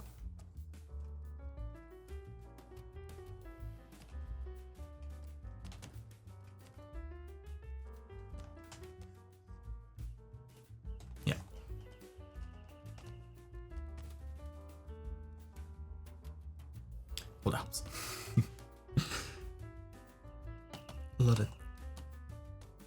There's a lot of twisting action in here. All right, moving on to Santiago. So I'm back with last week's illustration, polished up everything, and I think I consider it finished. Although general feedback and nitpicking is always appreciated. Also included a couple of extra studies I did on the side, focusing on general anatomy and arm anatomy specifically.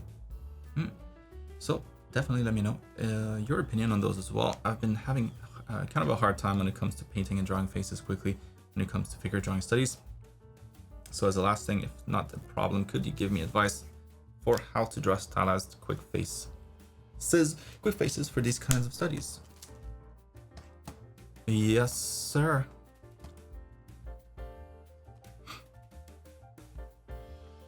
Like, you mean like this? That doesn't seem like a quick study, but...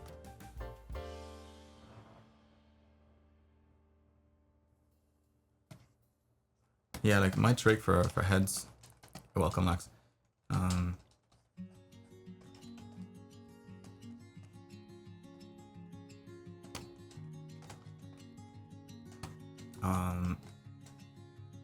It's just going like this. Start this way, like 2 chevrons, and then the nose. You imagine where the center is, center of the face, symmetry line, and then depending on which angle the head is. So if the head is facing us straight ahead, the nose will be just like a circle on the line itself. But if not, if it's facing to the side, then it'll be just a little off to the side, and then straight line for the mouth.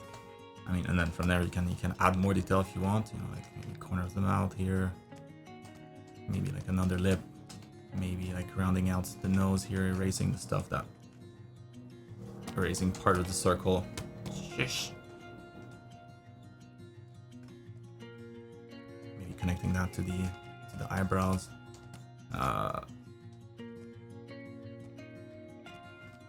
But usually, you know, for like a quick face, those are kind of like the essentials.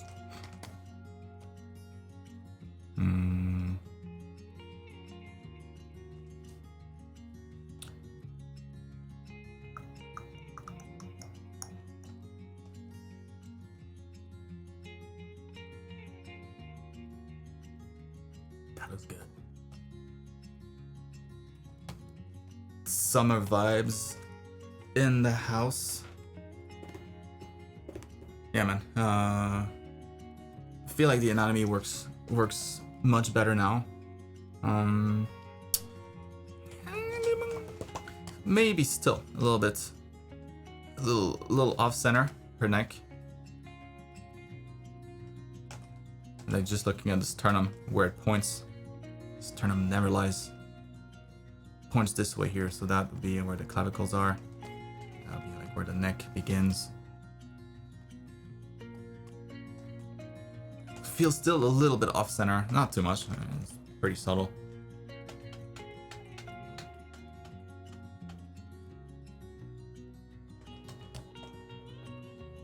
But right now, like if you were to imagine like the spine here in the back of the skull going out, like the rib cage is so off center from the rib cage that that's the problem here. So just shifting the neck and the head towards her right shoulder should solve that. And then you could also then adjust kind of like the bump here with that shoulder. So that's not so far out. It's a little bit, just a little bit more of that same correction that you did since last week. More of it, even more. Yeah, man, that was good.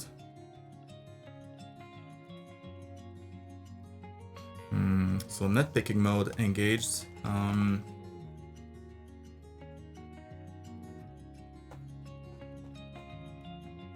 When you're so close here and there's not too much disturbance in the water, like you'll be able to see the legs. It's just gonna be like a different color, so more like a yellow. But you should be able to see the leg in the water.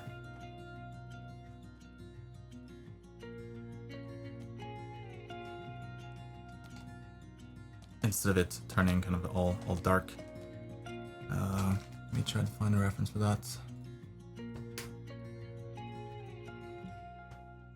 Person standing in pool.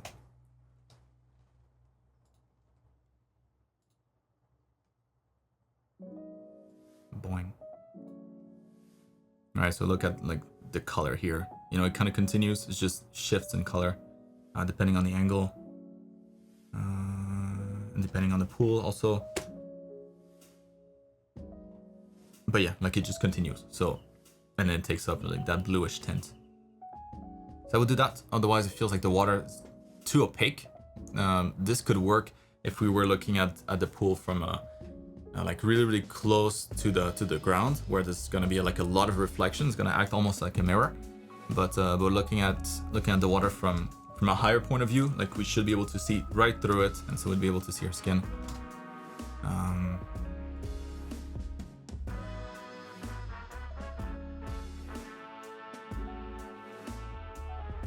There's one thing that really bugs me, but like the fact that the head kind of just lines up perfectly with that side of the wall. Why, bro? Why you do that? Easy fix, you know, just make the wall slightly higher, or just much lower, so that the head sticks out and doesn't doesn't compete, you know, doesn't kind of just happens to align perfectly with the edge of the wall. It's one of those tangents that we try to avoid like the plague.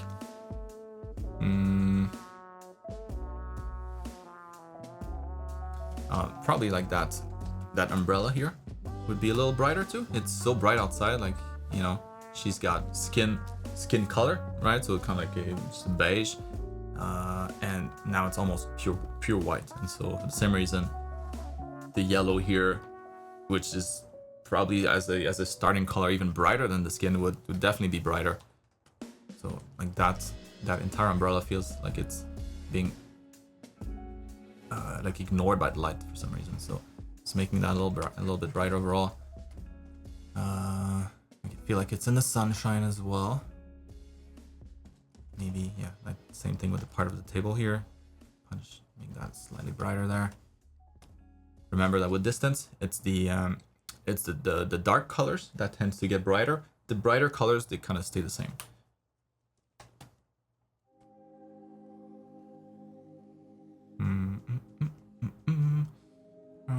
And maybe the clouds, like the fact that they're all horizontal, like stringy clouds in the same direction as the little wall there around the pool. Like I would make it maybe more like cumulonimbus, like big and fluffy, so that they don't compete, they don't create kind of like this weird movement there. Yeah, attracts a little bit of attention for no reason. So something more fluffy, and then there wouldn't be any problem. And then last nitpick, but the waves in the water, like have those get smaller with distance, because back there, like those seems like to be pretty big waves for part of the pool that's all in the distance. So similar as this. I can find a good example.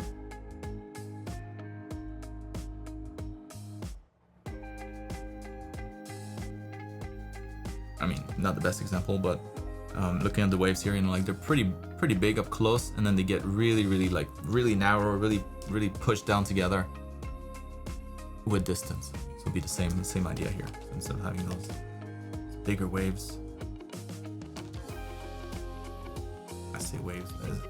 Can it really be called a wave if it's this small? Is there a word for like a small wave? Something that's not really a wave, more like a disturbance in the water. Ripples. There we go. Have those closer and closer. Just like everything going towards the horizon, it gets smaller, more pushed together. Same idea with the water ripples. So yeah, I'll stop there. Nitpicking over. Really cool though.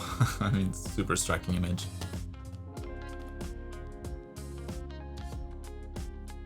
You know what? Last thing, like maybe.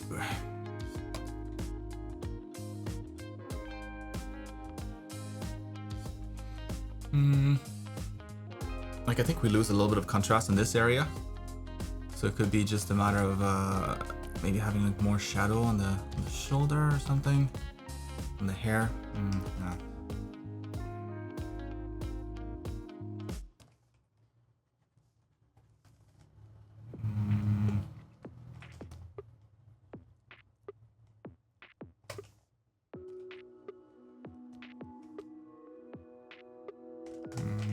Or maybe it's just the blue here. It's so damn bright, so saturated. Yeah, maybe if the blue was not as saturated, like she wouldn't have to compete for attention as much.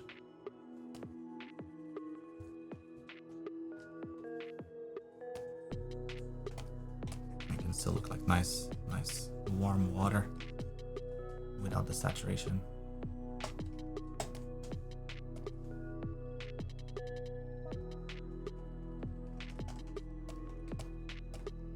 And then you bring back the saturation on her skin instead.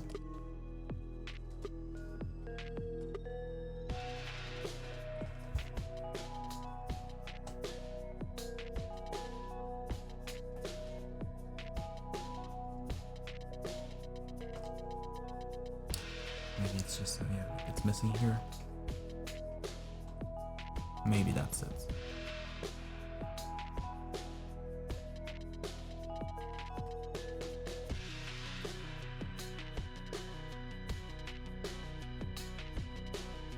Yeah, like this area though. Maybe it's like the hair backdrop of the hair is a little darker, then the shoulder's gonna pop. Yeah, maybe that's it. Yeah, that could be it. Yeah, just needs a little more contrast in this area. Tone down the blue. The blue is really aggressive. And remember, like with distance, the closer to the horizon the water is, the more reflective its qualities. And so back there, you know, it could start to reflect maybe a little bit more of the sky, and so the saturation would kind of drop as a result of that. It's a cloudy sky. Anyways, that's it. Awesome stuff otherwise, dude.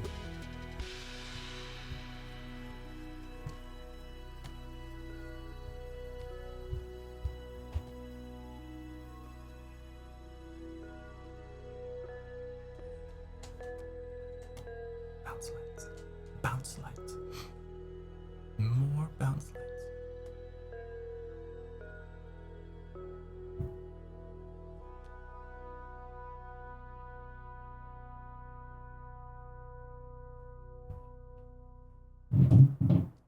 These studies look good.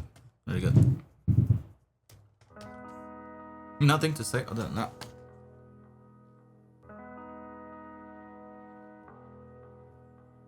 What the hell, dude? Moving on to Olivia. And then we'll take another break. Actually, maybe do another 2, because yeah, we're not quite 2 hours in. So let's do Olivia and the next one. So something a bit different this week. I'm trying to be closer and sketchier and develop a cyberpunkish scene inspired by the wonderfully atmospheric cyberpunkish style of the references shown in the top left. Oh, that's sick. What is this? That means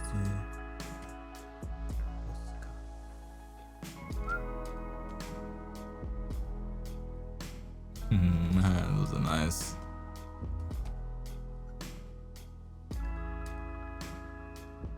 Very nice. All right. Good references.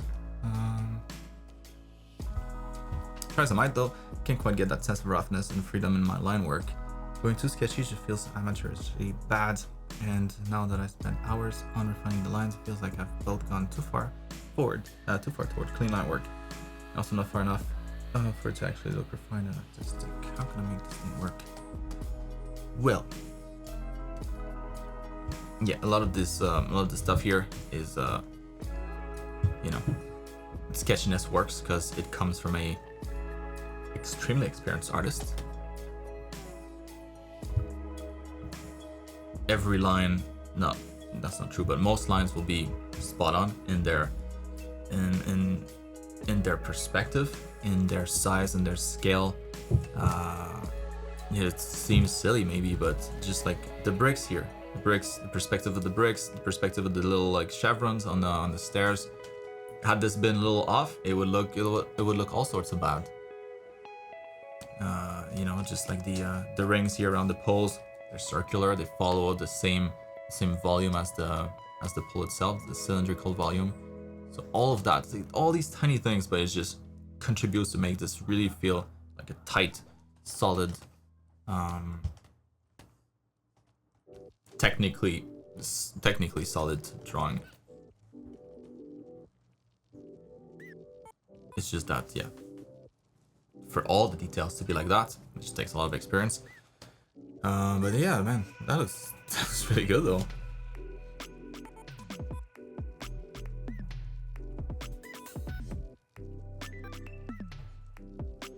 It's tricky, you know, because this is a style that relies on a ton of technical skill. So it's like a style that's hard to copy unless you're as experienced. I would have a hard time to copy that. Just like I don't do this kind of line, like this kind of super detailed line work enough. This kind of like, you know, environment scenes, that kind of stuff. It's not really my thing. yeah, like this seems a little daunting for me too.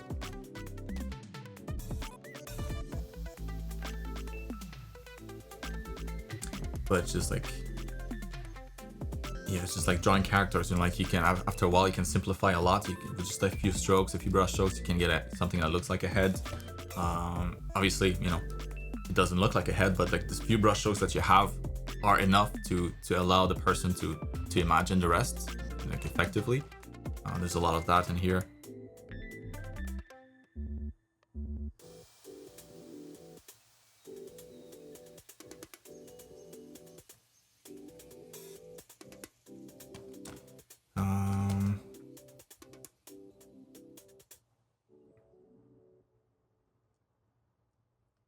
But the perspective here works really well.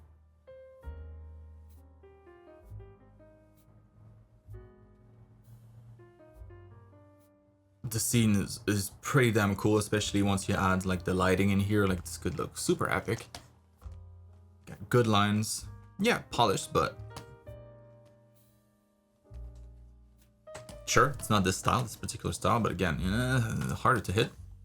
Very distinctive style.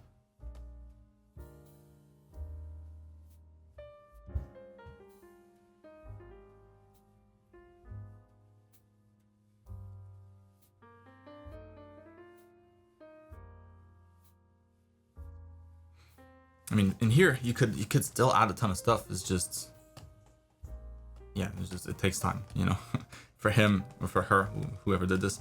So it's very easy, you know, to draw all these little things in perspective and make them work within the perspective of the scene without having to calculate everything. Like all of this is done, you know, just freehand. Nothing is calculated here. Reminds me a lot of like one of the artists that we had on the team at Blizzard. He used to do a lot of stuff like environment work that's super detailed like that, but in perspective and 3-point perspective, and everything works, and he just, you know, freehands it. No lines, nothing, no perspective lines.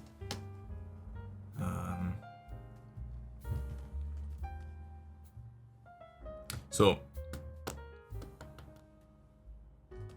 I'm not gonna have a whole lot to say here. I'll say maybe there's like a little bit of a like an empty space here that feels uncomfortable.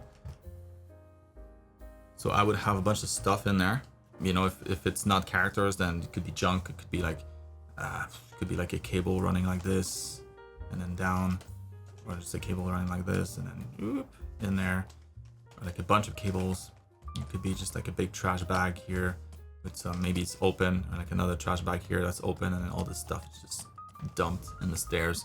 Just something to fill up this area, because otherwise you just have this pattern, this strong like patterns created by the stairs, and it kind of feels weird. It's like a weird area, but that's it, you know. Other than that, maybe making the bicycle a little bigger too, so that an adult could ride it. And for this guy to ride it, would probably need to be big like that.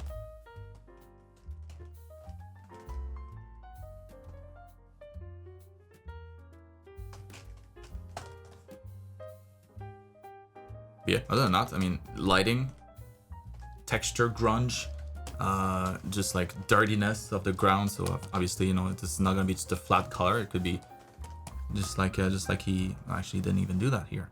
This color is pretty flat, but yeah, you could have like some stains or some liquids on the ground, like some chewing gum or some dirtiness in the street to add a lot of texture.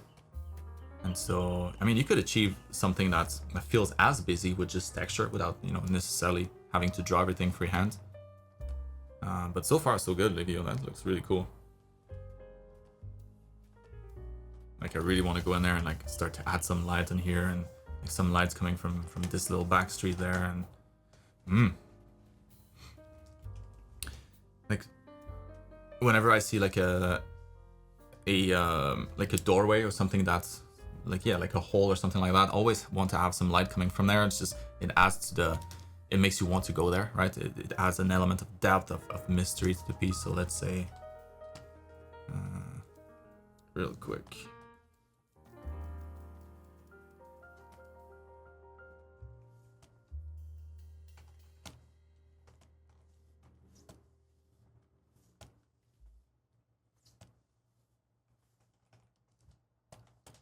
So down here, obviously, you probably want to have some street lights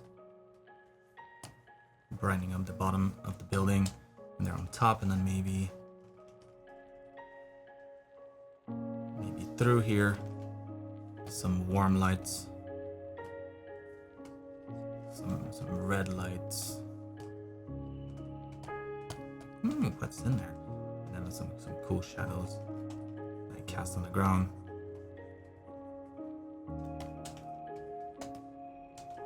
And then maybe some complementary light to that, coming like from behind her. Maybe some lamp posts up there or something. And then back here, more of that blue city light.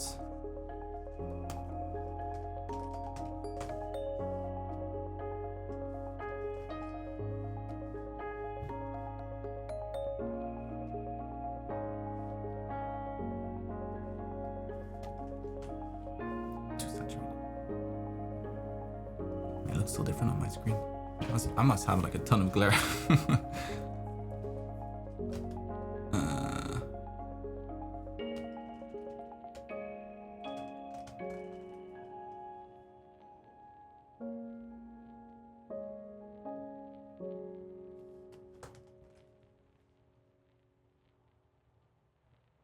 Just starting, but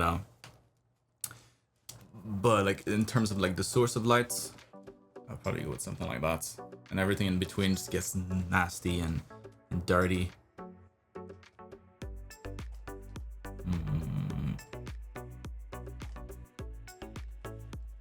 Yes, that's a little too purple though, but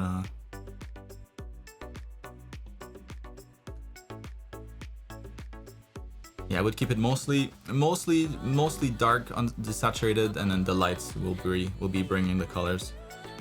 So maybe not like a dark purple as a base. Anyways, well, that helps. Moving on to Luke here.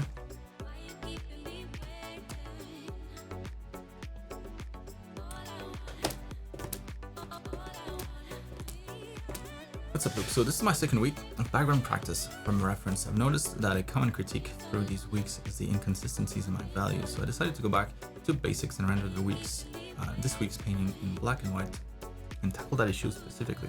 Yes, that's the point of having all those different steps. You're welcome, Livia. But you get better, isolate your issues, your problem, the steps that's causing the most issues, and then really just get it solved, and then after that, everything else will be able to shine just as much as it already did. Like everything else will be able to shine as a result of that tiny tweak. Because yeah, you know, after the grayscale, like everything just builds up on top of that. So if there's like a problem at the start, then it kind of compounds over time. That looks good, dude. Damn. That was really good. So the difficulty I ran into was the amount of detail in the reference. Couldn't figure out an effective way to render the sand without going into painstaking detail for every little dune.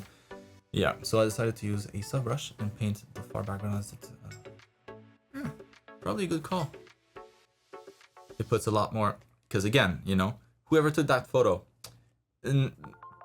maybe, but probably not a professional artist. It's just, you know, some Instagram photo, I don't know, maybe not Instagram, but you know, it doesn't look like there was a ton of thought behind the composition, behind the colors, behind the lighting, unless they brought their own setting, you know, for different lights and like some bounce lights and all that stuff. Like when you see a professional photo shoot on the beach, you know, they have a lot of stuff, because natural light, there's just a limit to what you can get with that. So yeah, and here, if this was a painting, I'd be like, bruh, way too busy in the back. That doesn't work. Too much detail, like too noisy back there. So great call on your part here to blur that out, because she's the one that's important here. It's not the background. So it's our technique to render these details in a different and time-efficient way. You'll have to.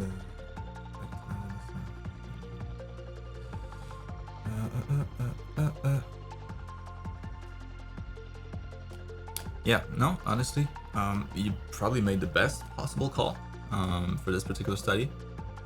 I mean, you could have maybe a little bit, you know, you could have a few details, like maybe up to here, like up to the middle ground, maybe. But anything beyond that, I think it's a nice call to have her in focus and have the background not in focus. Always depends of how you want to treat this, but if it's a portrait shot, portraits usually are taken up close, right? So the focus will be on the person and the background will be out of focus. It's pretty typical.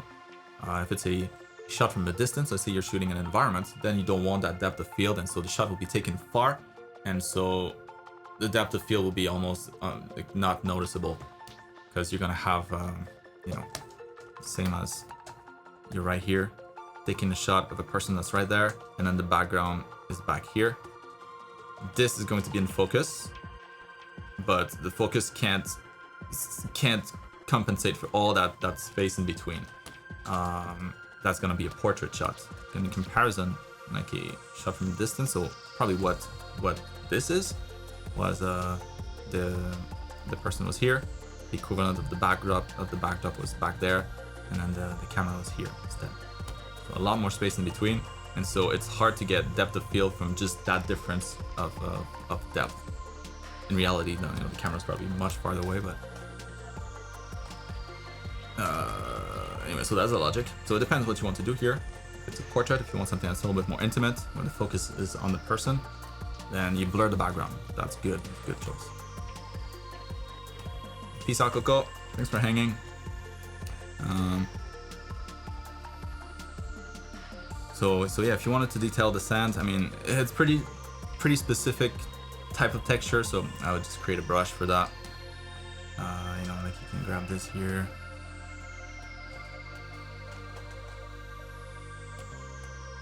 Adjust it a little bit. Get rid of the saturation. Tweak the contrast. And then create like a brush out of that. And then you could stamp that a couple times back there.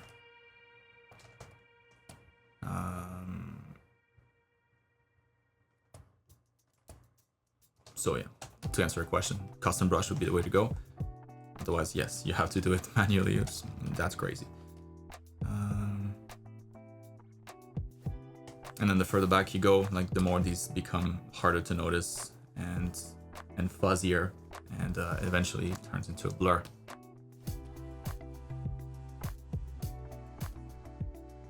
Because that's basically what this is here. So in the back, you know, if this was all kind of just a flat color, nobody would be able to notice.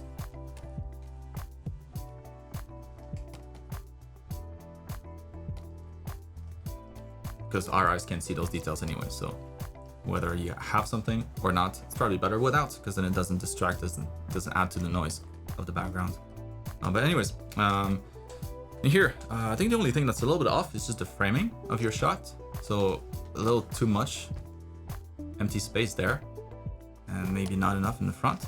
So if she were just kind of like that instead, that'd be much better. But again, think about you know, having a little bit more space in front of her than you have behind. It's a weird shot in that sense, yeah, especially if the back here is blurry. Because in her case, like, she's pretty much centered, centered in the picture. So you'd probably want to do something similar, where she's in the middle, and I crop out her feet or something. Or just make the leg shorter so that it fits in the frame as well. There you go, boom. Problem solved.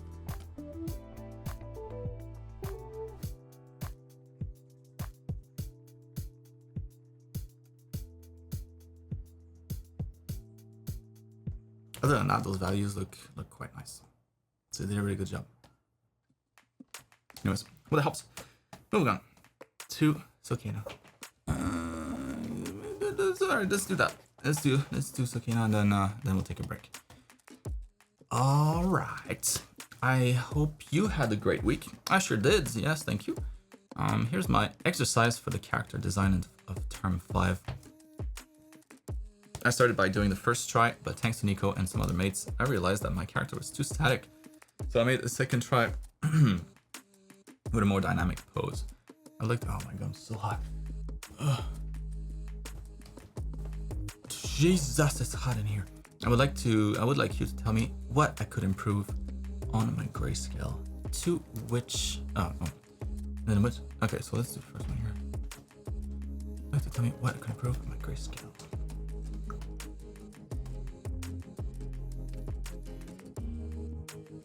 That's good. That's really good.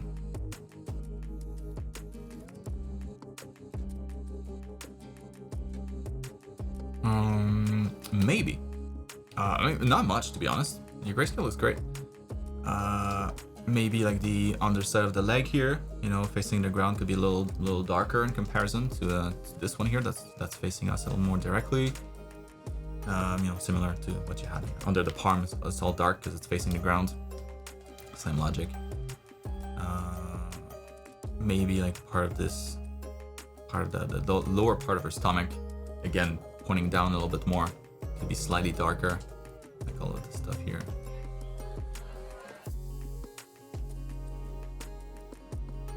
You just want to avoid having like the torso just be like one simple cylinder, because it's not like that, like I showed earlier. Chest, ribs, and then abs, and then stomach sticking out, and then crotch, belly button somewhere here, nipple somewhere there, and then the leg is gonna start there, crotch right here. So you want to just make sure that you have shading for all of that stuff. So maybe a little bit of shading right under her ribs here, maybe a little bit more under the breasts. But other than that, this looks great. This looks really good. Maybe another thing that could help would be to treat like all of these petal looking things as just like different sections of a bigger dress structure. So treating it as almost as if it's not split out in a bunch of petals. Treating the shading, I mean. So because right now it's a little bit random, you know what's going on here. Like they all seem to be facing up because they're all getting the same amount of light, but maybe some petals are facing down, you know, just like the knee here. So some petals might not have as much light in reality. So, you know, if you were to draw this as like a big cape here, something like that, and on the inside of that,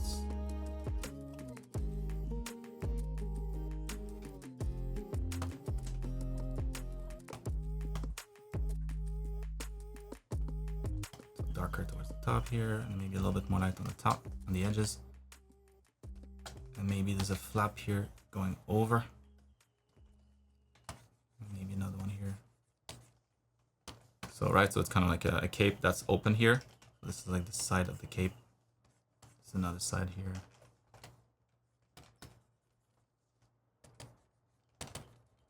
But everything else, that's kind of like the inside of the cape. So almost like using that as a base for your shading. So then you can take some pieces out to recreate those petals.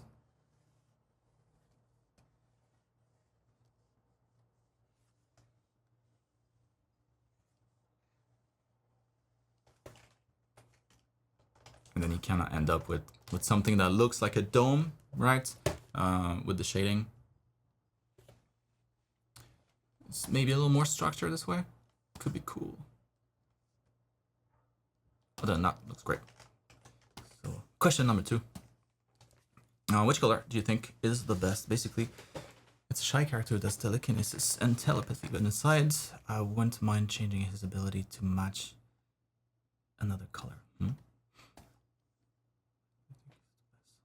Shy character. Okay. Right on. Okay, so color is the most important. Personality can be flexible. Gotcha.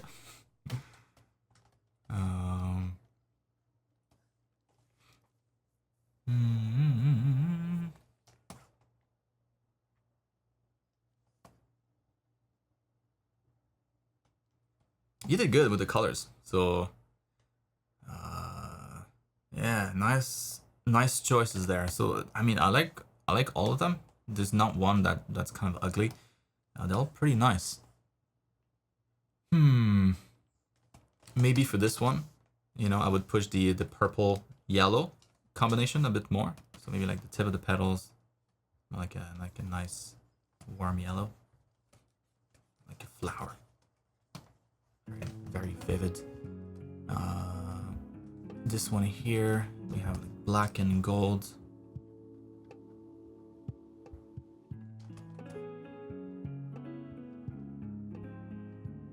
Maybe I like the red here. Oh, you're tempting me. Oh, I'm gonna do it. Red petals maybe, or maybe it's like red on the inside and then black on the outside. Ooh, that could be cool.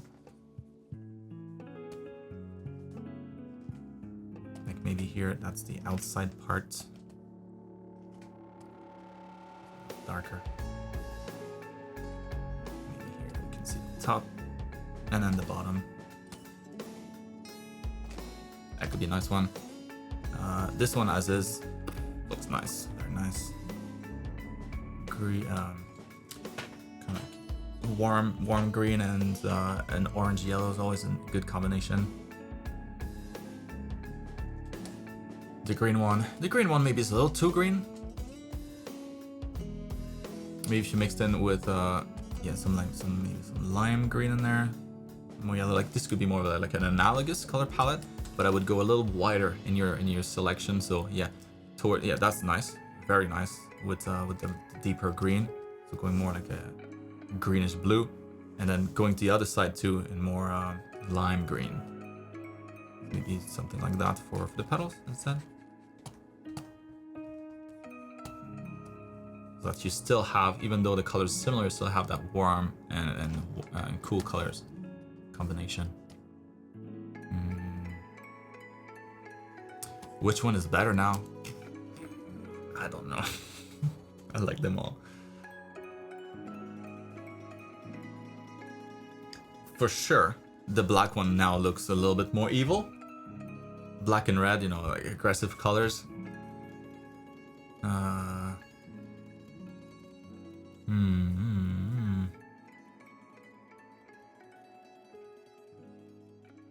So for that one, yeah, you probably have to change the story a little bit, but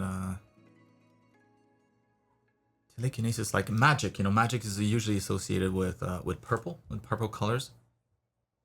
So that's a good one. I think if you push the yellow a little bit more, yeah, that'd be a nice one.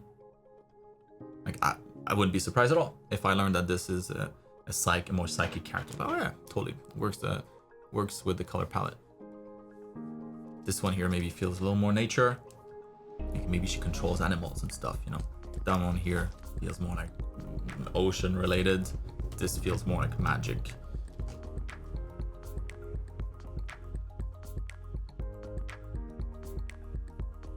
Up to you. I don't know. You bamboozled me, they're all nice. What could I do to have better rendering? When I got to the last version, didn't know how to improve it, what to do to improve it.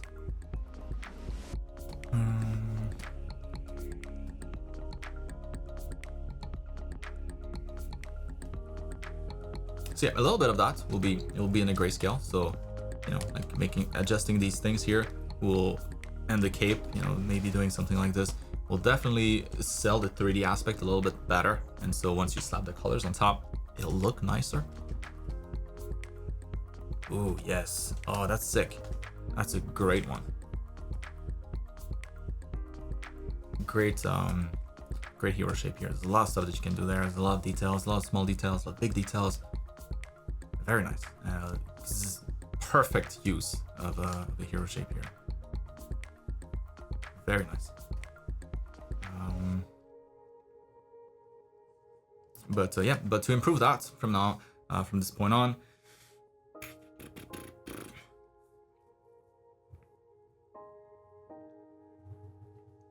colors can always be better. Like the skin, for example, you could go maybe a little bit more saturated. And in your shadows, you could go a little bit more.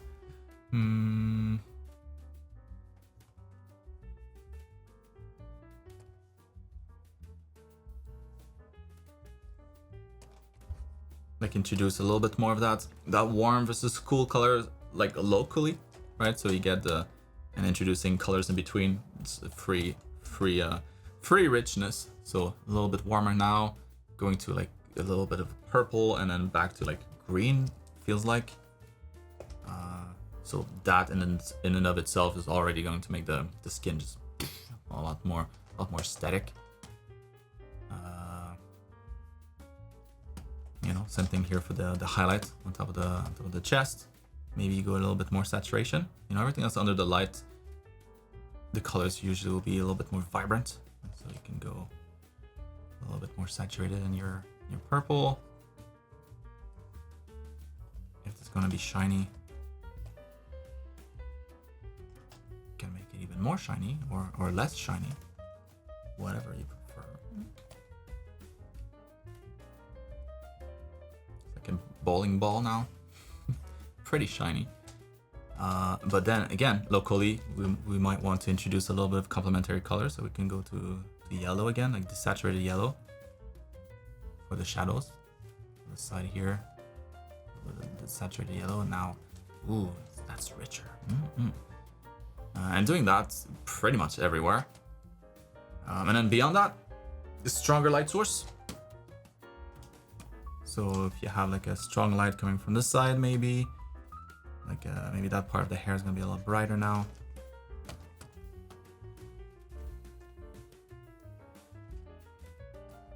Maybe that part of the face, part of the chest, part of the shoulder, the leg.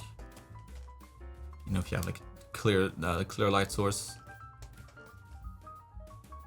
or maybe the background is darker, and like this is actually glowing. Could be cool too. Like the dress is glowing in the dark. But honestly, it's gonna be colors, so subtleties in the colors, adjusting, like pushing the grayscale a little bit more, and yeah, just a little bit more saturation in your highlights. But it's really good. It looks really, really good. Hope that helps. So we're gonna take a short break, and like 10 minutes, and be right back, and then we'll wrap this up. We have what, 10 to go. We'll be back in a few minutes. BRB.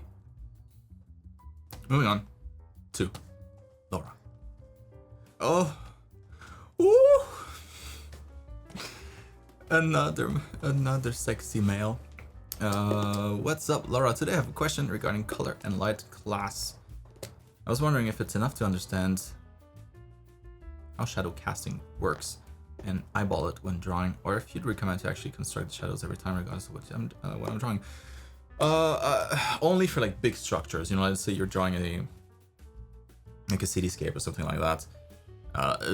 The shadow in that case is gonna have much more of an impact, and so I would definitely construct it until you're able to draw something that's, even without constructing it, looks kind of good, because nobody's gonna go and measure your shadows, be like, nah, the angle here is a little off, and it's a lot more likely that people will do that with your anatomy. They'll be like, nah, that muscle's not right, and because it's easier to look up.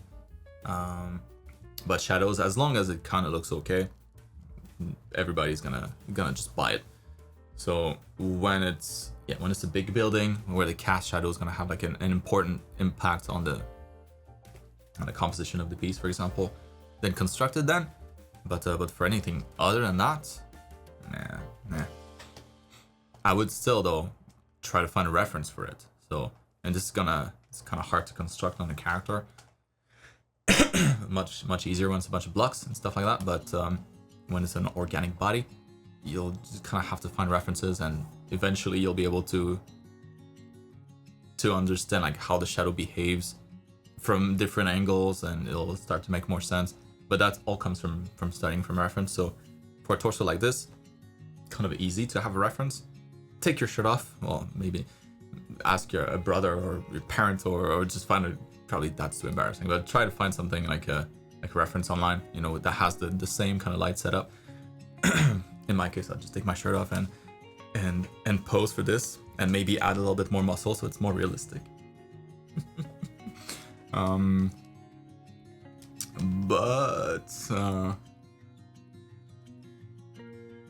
Yeah, just reference. Or just use the what's it called again? I always forget the damn name.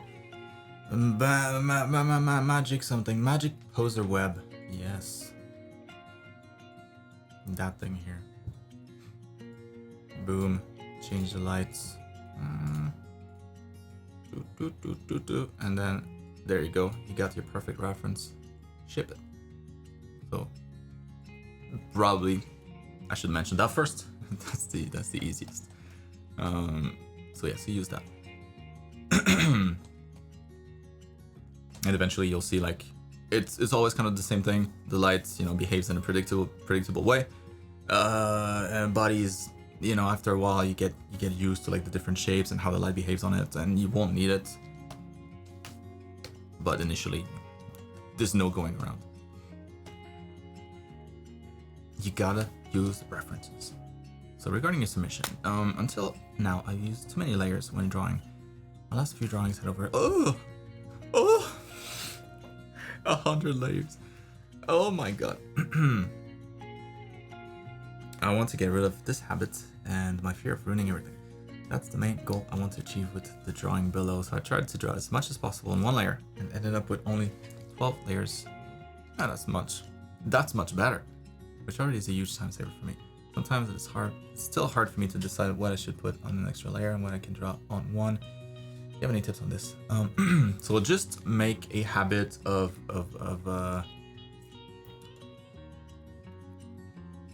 like you can look back to the past, but only to a certain point, like only like 10 minutes or something, or 20 minutes max.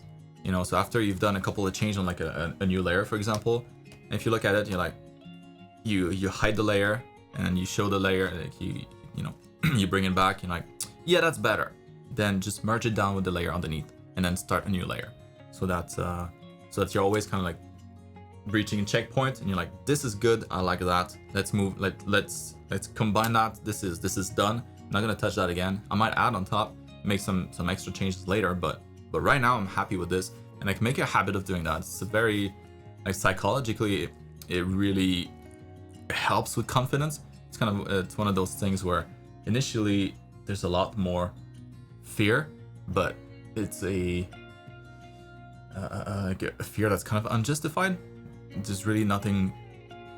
The fear is that you're gonna have to redo stuff. Maybe if later down the line you change your mind, but what tends to happen when you do that, like when you commit to changes and when you combine stuff down, like every once in a while, you end up not looking back. You keep going forward and forward and forward, and then you're done with the painting. You're like, oh, that was a lot faster, and like just the self-doubt and oh no, maybe I'll try that. Maybe that's gonna be better. Oh, maybe that's gonna be better. Like that just takes a lot of time, wastes a lot of time, and often results in having ungodly amounts of layers. So just like for the shading, for example, I would keep one layer for the shading, maybe a second one, but the second one should be temporary. So you work, when you start, you work on your shading layer. Once you get to a good point, you're like, that's pretty good. But maybe I want to try something. Maybe if you're not sure about something, all right, I'm going to try something else, and you can pop a new layer, work on that. If it turns out to be better, or maybe partially better, then you erase the stuff you don't like. You keep the stuff you like, combine it down to the main one, and if you want to make further changes, pop a new one, and then keep doing that process. And it forces you to keep moving forward, boom, boom, boom, boom, boom. And there's a lot less like looking back. Maybe I'll. That just takes a ton of extra time for no reason, and usually doesn't make much of a difference. Anyways, it doesn't make things better. It just makes things different, which there's no point in that. You should only commit to a change if it makes something better.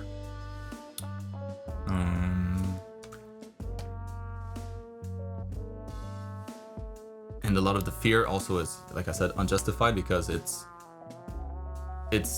unlikely often that you'll go back to like the 90th layer, the really, really old layer, and tweak something on that one. Like usually they just get forgotten.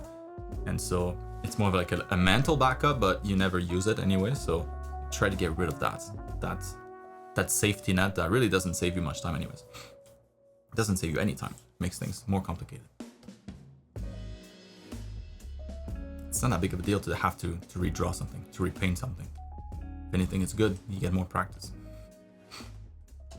For the longest time, I was working on a single layer, the background layer.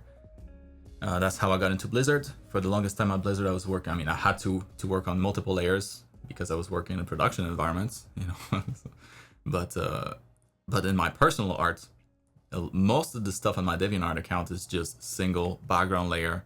If I screw something up, all right, I messed it up. You know, sometimes you can go back in the history and like go back in time, but other times it's just like, there's no way to get back to what I had before. I'm just gonna repaint it, paint it better this time. So.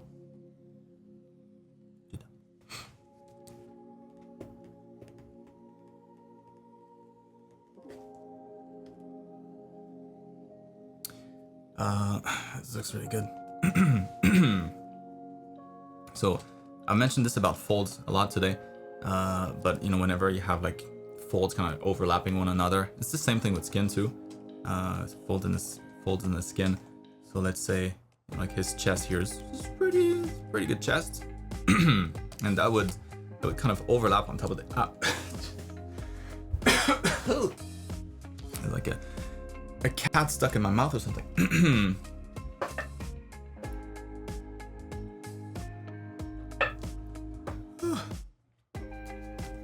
So, the same principle that the top, the concave part will be pretty nice and smooth, but when the two meet, like a butt.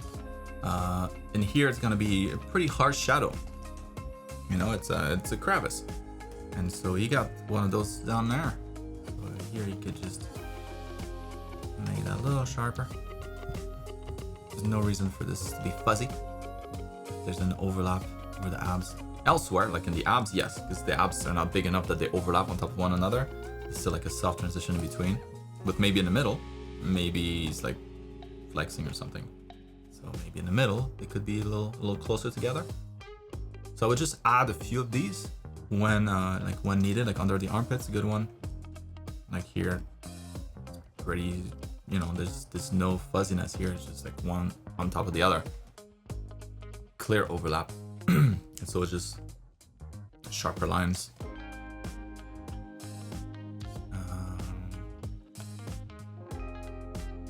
Same as the mouth, you know, like the mouth is sharp line because it's a cavity. It's the same thing.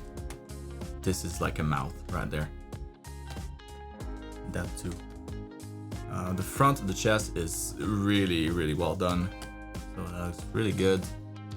Maybe like this shoulder here, when the shoulder tends to point down a bit, it's like a ball, right? So this is the top of the sphere, this is the top of the sphere, this is the shadow part below. Shadow, there we go. So just straightening the shoulder, shading the same way. A little bit of shadow there. And then the bicep.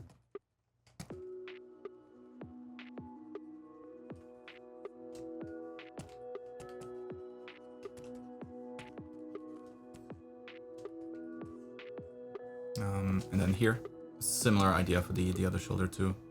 So kind of just making the shoulders feel more like spheres.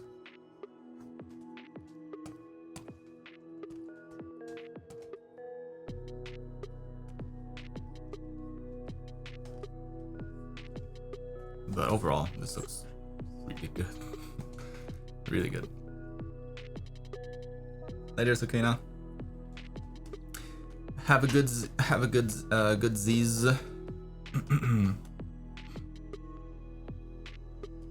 Later, bro. Later, Joe. Later, bro. Same thing.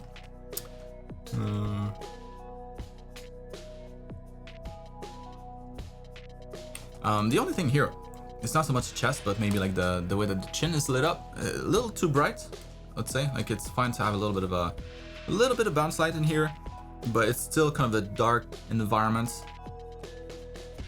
Maybe a little bit less of that. Like this is definitely not going to be like, you know, as dark as the neck is, but maybe not as bright as what you have.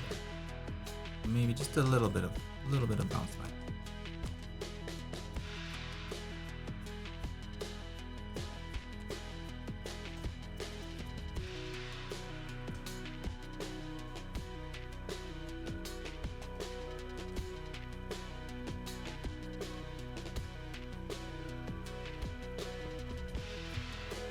Just be careful about the contrast too. Like there's a little bit more contrast in the head, in the face, not in the head, in the face. Like this goes a little darker, and this is probably the darkest color that you have.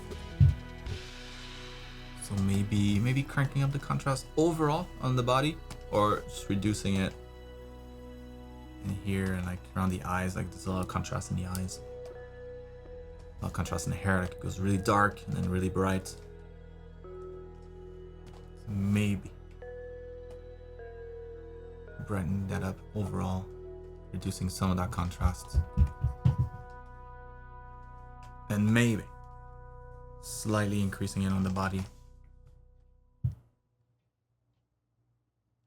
just so that it matches the same contrast in the face.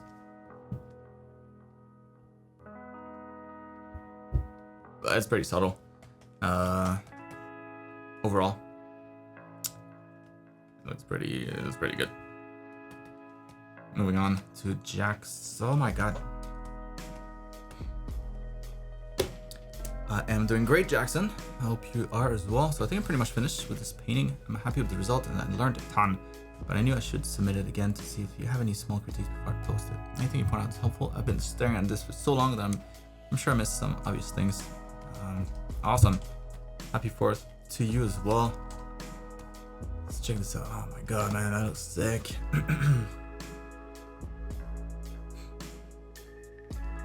Love the lighting, the glow in the hair in the back. Hell yeah, that's epic AF.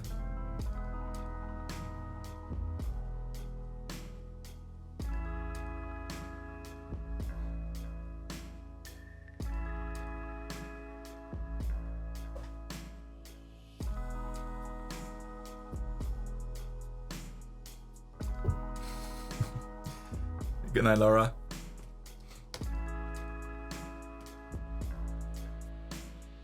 Yeah, man, so it's gonna be super small stuff. It looks really good.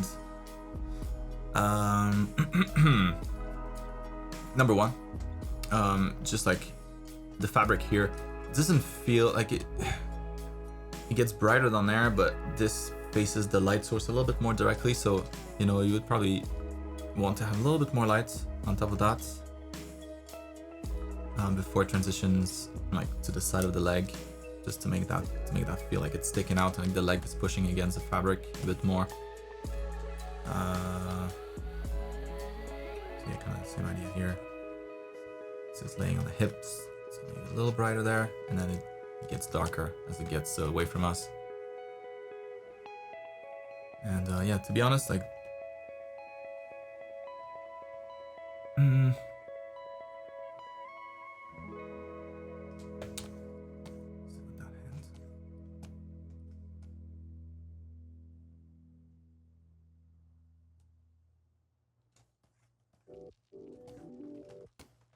the hand is fine. Yeah, the last thing I think is just the rock here. The rock just does not feel like the same kind of technical skill. It's not executed with the same technical skill that you executed the rest. Yeah, I would just work on the rock a little bit more, to be honest. It's the only thing I'm like, that's it's not bad. But this is so tight, so accurate, you know. The rocks in comparison looks a little flat. Like you would probably have more reflection from the sky on here. A little bit more volume, a little bit more depth in the rock. Maybe catches some of the lights here, maybe it sticks out a bit. Maybe, yeah, a little bit more purple in some of these areas. Maybe some small bits, some bigger rocks. Like a little more highlight on the edges. just making that feel more like a 3D rock.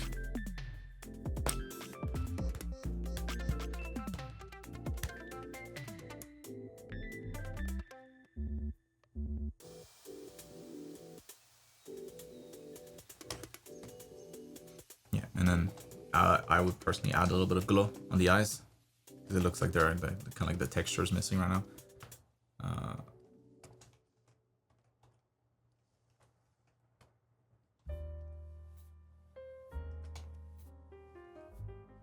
Not too much, a little bit of glow, so that's clear that, yeah, they're white because they're glowing. Without that, it just seems a little strange. Like they're white, but they're not emitting light. But then, you know, they're against the sunlight, so they wouldn't be that bright. It's just like a little bit of a disconnect.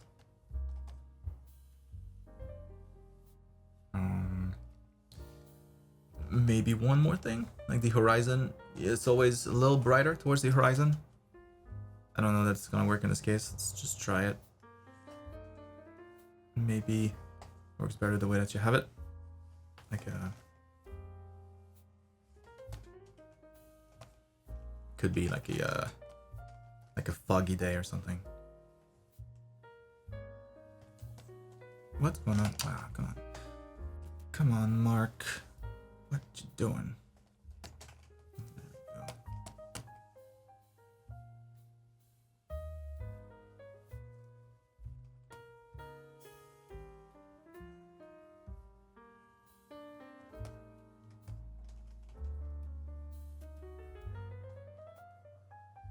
Just to make the mountains pop a little more.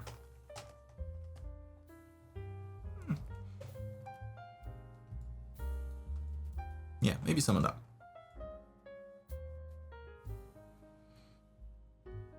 Like all the humidity in the ground kind of evaporating and like kind of just hovering around the horizon.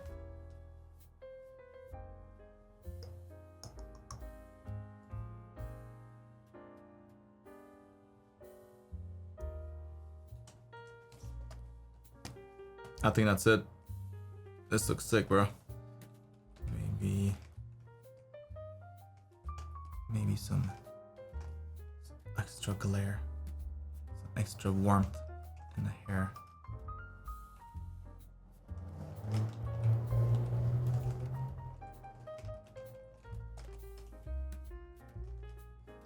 Just so that there's no doubt that her face is the focal point.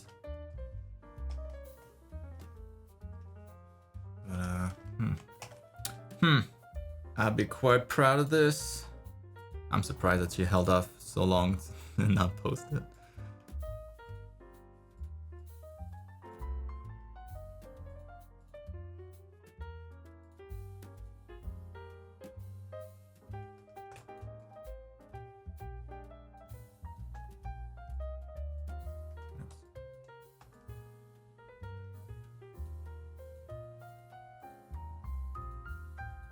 Not a big change, just nitpicking. But if it were me, those are kind of the things I would probably adjust. The biggest thing is the rocks, just making sure that those rocks just look like 3D rocks, like real rocks. Just, you know, as good as the rest of your armor, because the rocks are in the foreground too, so they're kind of important. They're right in our face. And it's gonna add a lot. Just a lot of professionalism to the finished image. But my god, good stuff. This looks really good.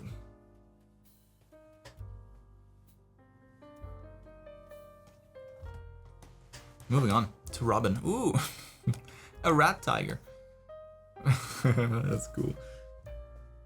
What's up, Robin? So it's been a while, but I'm back on track.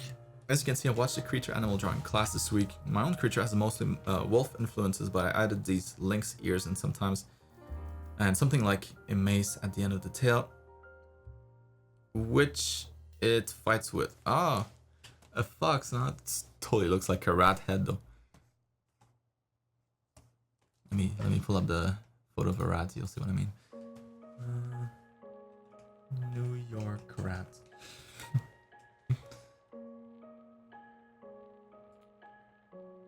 Come on, can I get a decent photo? Not one that's dead. That's not cute.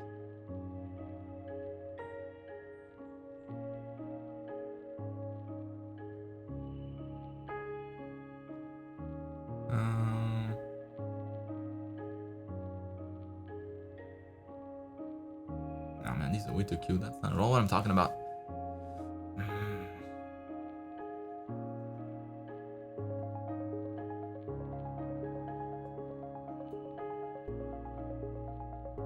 Reminds me of like that, you know, like that silhouette, but like with bigger ears. A little bit of that.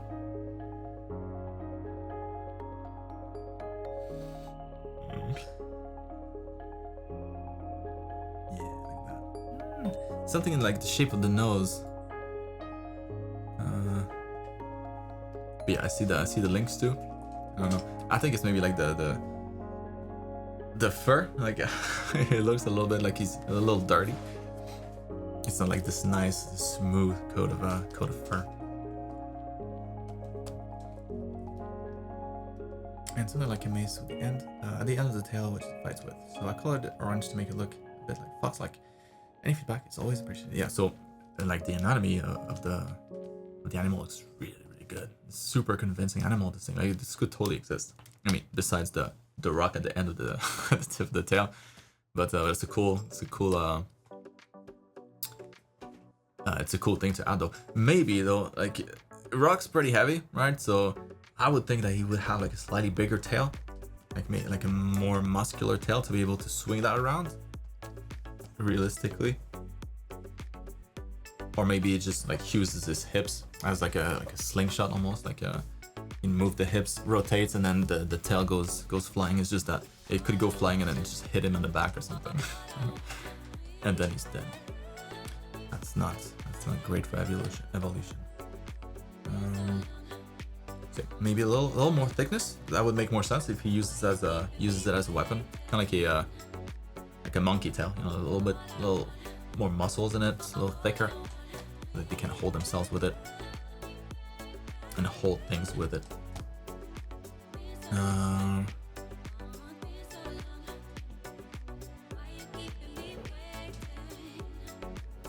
Yeah.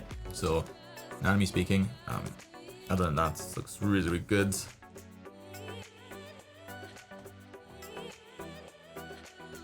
yeah, when it comes to the fur, I think it's just going to be like just softening, like removing some details in some areas, and that's gonna be it. Because right now it's very busy everywhere, and kind of what we saw with actually maybe the rats here, a good example too.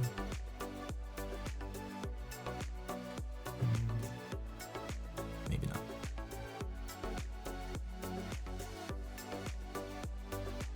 These animals, not good example either. Wolf.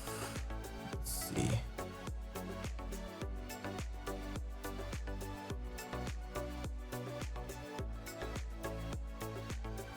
Like there's some of these that are really hard to paint, like this, you know, when there's like the base of the fur is a certain color and the tip is a different color. It's a nightmare to draw. But if you try to find something, maybe a fox would be better. Yeah, it's a little easier to tackle. But yeah, basically, if you look at this one here, you know, like that one, the top of the fur, it's almost like noiseless. There's nothing there, no details. The details are really more in where you're gonna have the shadows. So that's kind of what I was saying earlier in the stream too. But I would save those details for only certain parts and remove it as much as you can elsewhere. So all of that, maybe we can just fuzzy that out and pick an average color and use that everywhere. So you'll want to have the texture on the silhouette of things, and so that the top, you know, the top of his body is probably a good one to have some of the fuzziness there, right here. You can tell that he's fuzzy, he's furry. But other than that, where the light kind of just hits more directly, love this, love the texture noise kind of just disappears. And so you have still the shifts in color. It gets a little brighter towards the torso here. The bottom of the chest fur is a little brighter maybe. Top of the tail here also. And yeah, like you can start having like some patterns on the side here. But keeping it to a minimum usually. just helps the overall read. And then from here, then you can start to go and add it kind of locally. So maybe maybe here, like around the legs, you can have a little more details where the fur kind of bunches up together and it's not as orderly as like on the top of the mane, the top of the back, excuse me. Same thing here around the neck. Shut up, doggy.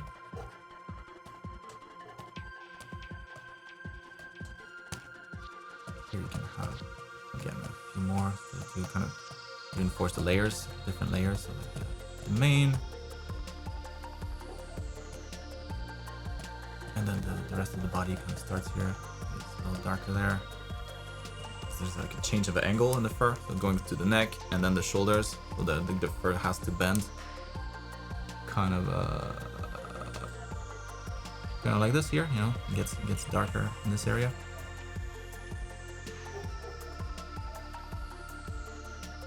That kind of stuff. So essentially, limit the details to only certain areas that really needed, that define some parts of the body, that define some parts of the fur. Focus on the silhouette also, but usually keeping the details to minimum just makes it read better. And of course, you can add some light on top of that, make it more shiny towards the top or something. But yeah, some tweaks to the fur to order things around, but other than that, really good stuff. Very nice studies here too. Maybe just the like the torso here. That's gonna wrap up a little sooner. Actually, that's what you did, right? Yeah. So this is gonna be like the soft tissue, like the membrane between the stomach and the leg. Yeah, other than that, yeah, no, that's perfect. There we go. Rib cage. Boom.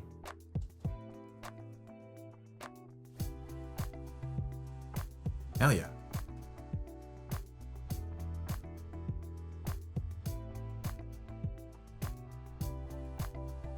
Tiger's a little rougher, but that's a really good animal. That looks good. Good stuff. Hope that helps. Let's move on. 2, 3. Okay. I am doing great. Thank you. Hope you are as well. So I'm redesigning a character skin of Onmyoji. And the character has the following official skins. That's cool. Those are nice images.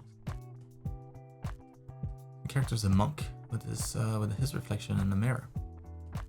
All designed last year. Ooh, hello. That's nice. Basically, I'm designing based on my old design last year, which is the Buddhist saying: one flower, one word, one world, one leaf, one tathagata. Now, I feel the color palette is not nice, and the shape language is not complex as the official skin. Be happy to know your opinion. I mean, there's a lot going on in here. So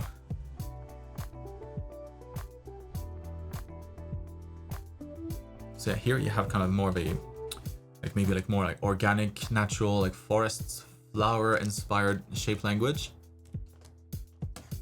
Right, so a lot of these like petal shapes, a lot of these almost like leaves. Yeah,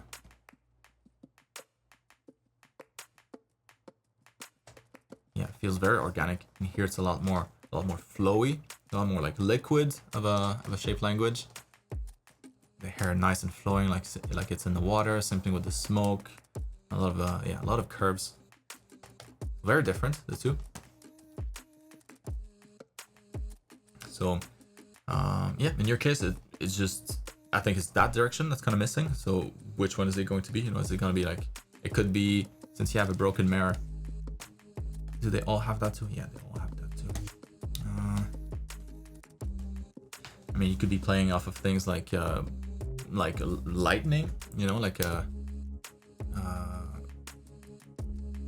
bolt of lightning. So, here it's a lot of organic shapes. Here's a lot of like fluid shapes. Maybe here that could be a lot more angular shapes. I don't know if you want to do something different. So a lot of angular, like a lot of these things, you know, like broken lines but sharp and sharp and broken. So a lot of corners, a lot of changing in the width, right? So keeping in mind like a lighting boat, always a little like a typical one, like fatter at the top and then it gets thinner as you reach the bottom. So maybe some of that, or what else could it be? It could be maybe something more angular, like a bunch of squares, a bunch of boxes, something like more blocky. Could be, what did you have last time? Yeah, that was definitely a little bit more flowy, like the one that looks like it's on fire, this one.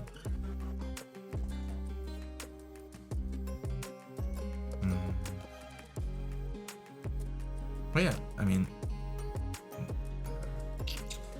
lotus.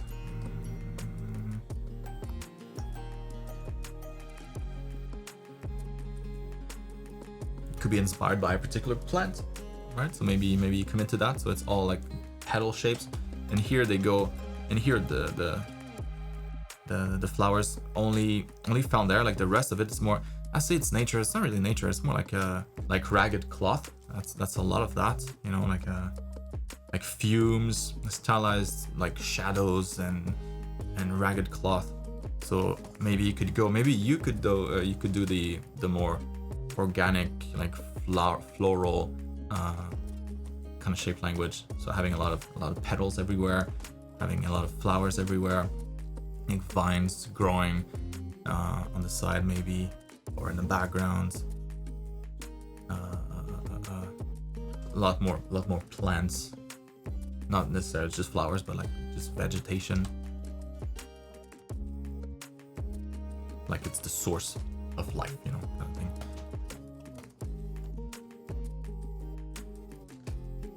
So for the shape language, yeah, like you would just need to pick one and commit to it.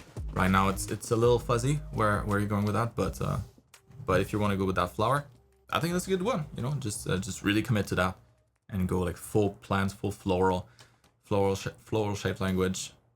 It could be really nice.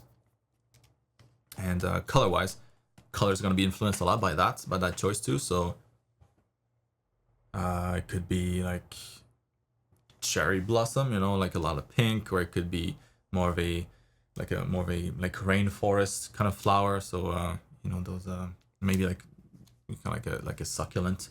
It's not a flower, but you know, that kind of plant.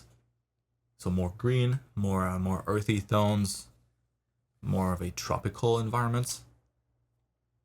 That case would be, yeah, a lot more green.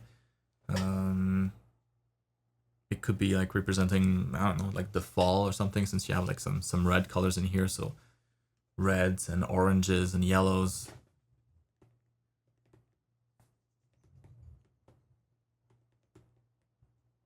But it's mostly the environment.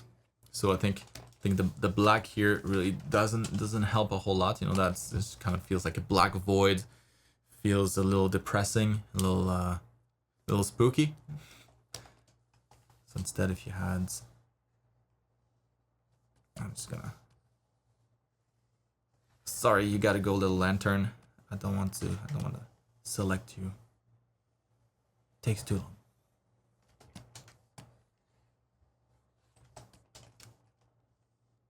So treating it more as the horizon, like they have been. So horizon always brighter. Bright horizon. Could be like, it could be the ocean too, like an ocean theme.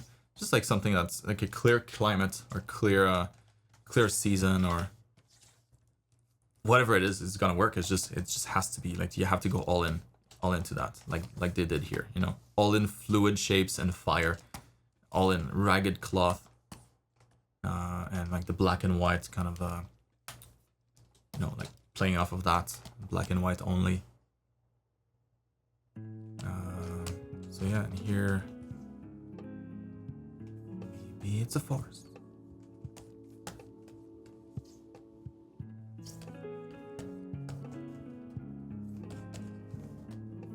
So you can have like some trees growing behind that. Noisy helicopter. Maybe some small bushes around.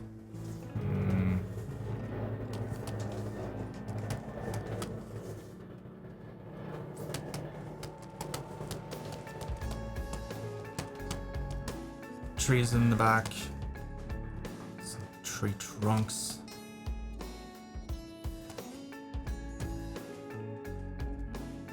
Dead sticks sticking out. I mean, so many things you could do with that. Just giving you like random ideas. Obviously, depending on the direction that you choose, that's gonna change massively. But yeah, all of it is to say, I wouldn't worry about the color palette at this point. It's really going to be once you have, you know, like the general shape language for the piece. I think that's gonna influence it the most, because that's really what it does here. This is fire inspired, so the whole color palette's kind of these yellows and these oranges, these deep, like yeah, warm reds.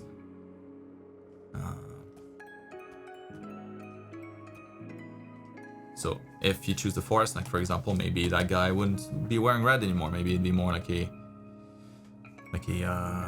I don't know, like a shaman color, right? So a little more brown, maybe some yellow accents, maybe some more earthy tones.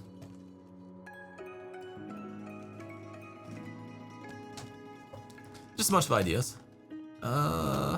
Good luck. No, that helps. Moving on to Ryan here. Ooh, look at that glow, bruh. That's sexy.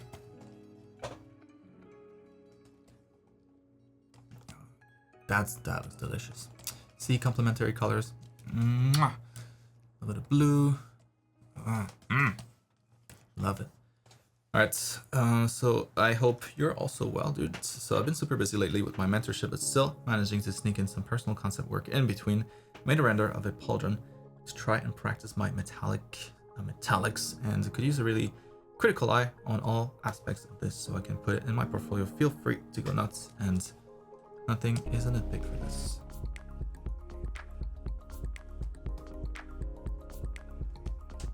Right on. So first thing here, if you have something, if you have like your crack in a translucent material, the crack will be seen throughout. It's not gonna be just like a surface crack, so you probably see it all the way there, like affecting the transparency of that gem. Probably have to take that into account as well. It wouldn't be just like the surface.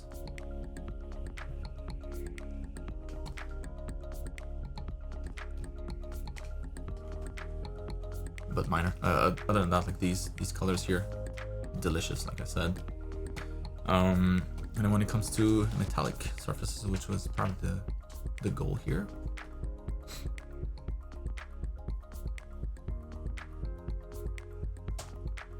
rule number 1: corners should always be brighter than the rest. So let's darken up the top here a little bit. Let those corners stand out.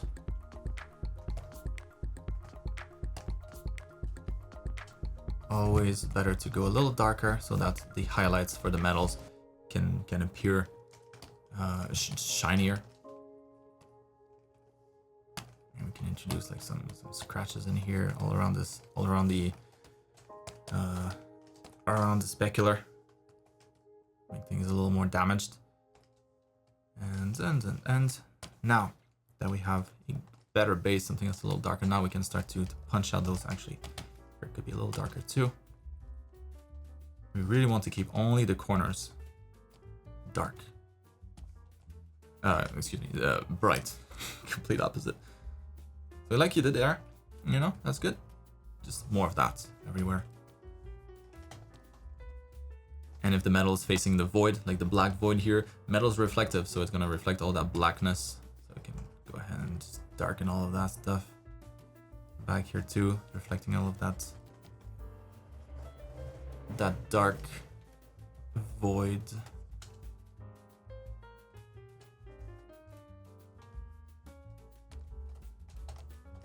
And now, fine. Now the corners. Don't want anything to be too perfect. Rough brush strokes, punching out those corners. That's good here.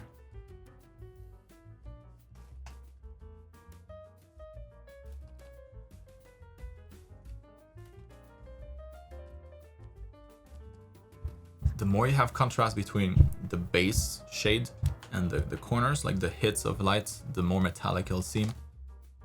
If that contrast is a little too low, it looks more like plastic, like if anything, like super dirty metal. If you want it to look metallic, you really gotta manage that contrast here. And then finally reflection. So this is gonna reflect on that a little bit. That's gonna reflect on that here a little bit. Everything reflects on everything. So that's brightness here. Yeah, there you go. A little bit of brightness there. You had it already, so that's good.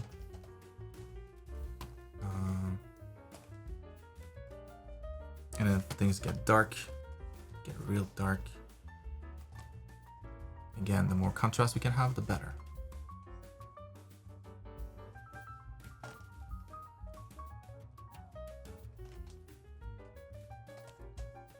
Those bolts here kill the brightness so that the corners shine some more. But it's that kind of stuff. Kind of overall. So you had already beautiful colors in here. Very nice. Very pleasing to look at. Just a little too little contrasts for this to feel really metallic. Feels more like a satin finish.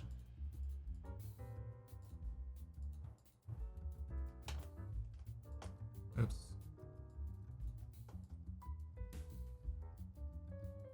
There we go. Right, when you make the specular a little tighter and you darken everything, suddenly it feels like, oh, well, that's a little more shiny now. And yeah, this stuff's super fun, man. Like rendering those types of metals with a little bit of texture when there's not too much detail, so that nothing feels overwhelming. It's kind of just like this more relaxing process. Super fun. But yeah, I mean, I could, we could keep going to the rest of it, but hopefully that helps. It's good base though. Working off of a good base is always better. Only a few tweaks needed. Good stuff, Ryan. Moving on to Gaily. So I've not yet finished the Ethereum Palace, so I have nothing to show for that one this week. But I did not, but I did do these anatomy studies. I don't think these are done right. I really have to practice this more. A critique will be helpful. Right. All right.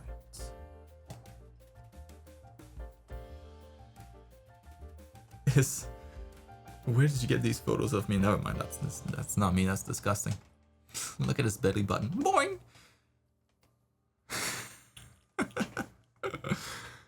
He's trying to escape.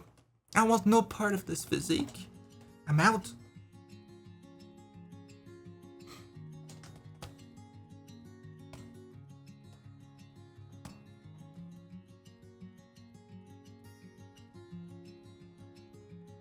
All right, let's see. So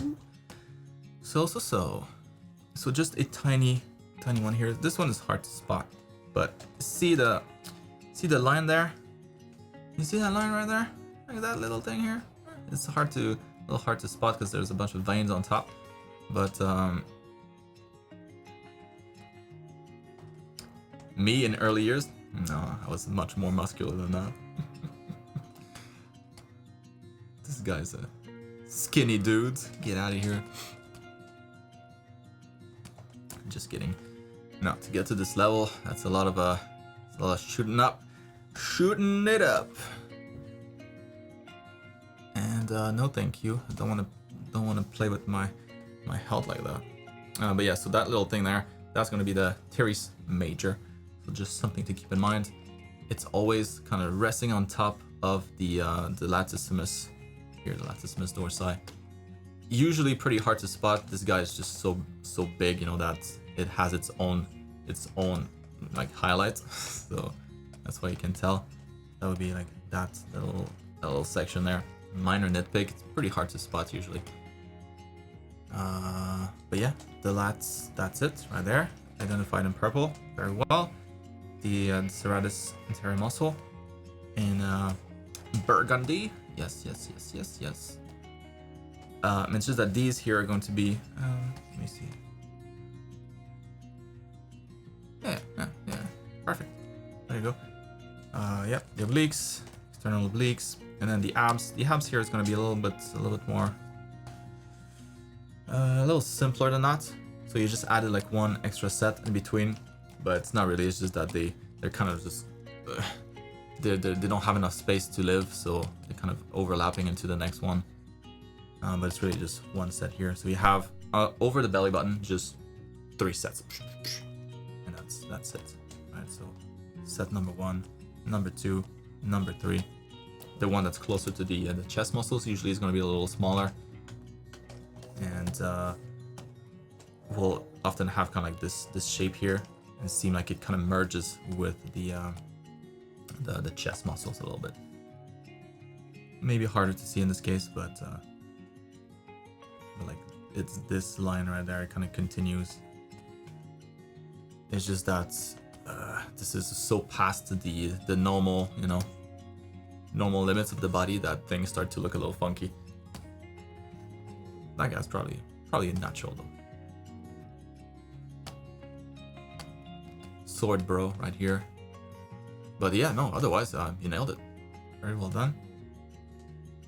And in here, the sternomastoids is going to be all this kind of attaches here, and the clavicle. It's going to be all that thing right there, and it attaches at the same spot on the other side as well. So you can always kind of, even if you can't see it, you kind of imagine that it attaches here right down the middle, leaving only enough space for the larynx in between.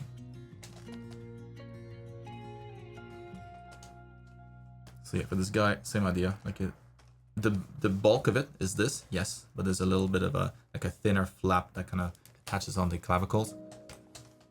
So it's a little wider than that, technically speaking, but well spotted. Yep, chest looks good here. Abs, 1, 2, 3. Wait, does he have extra abs?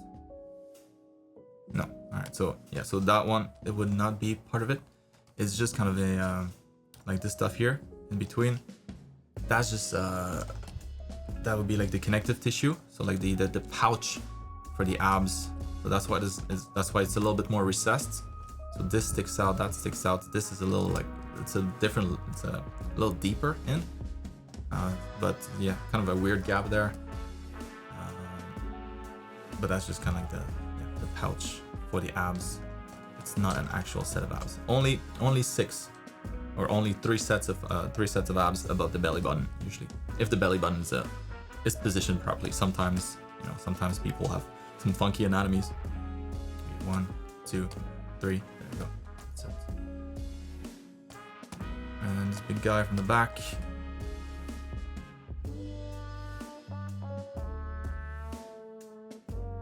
Nailed it. There you go. Believe in yourself. You got this. Moving on to Jad.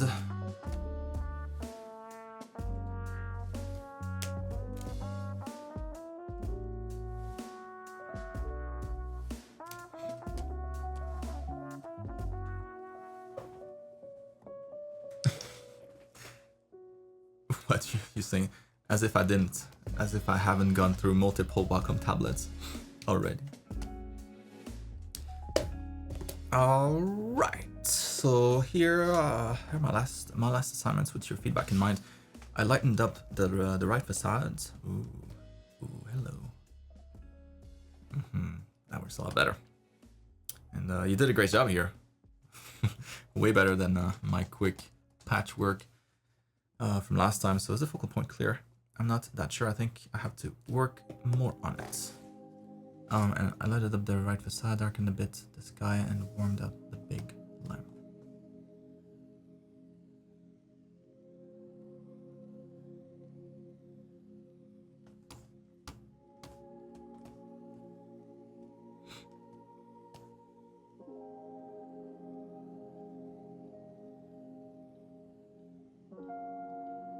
Yeah, the darker sky definitely helps. So, you know, when it's, yeah, it's a lot better.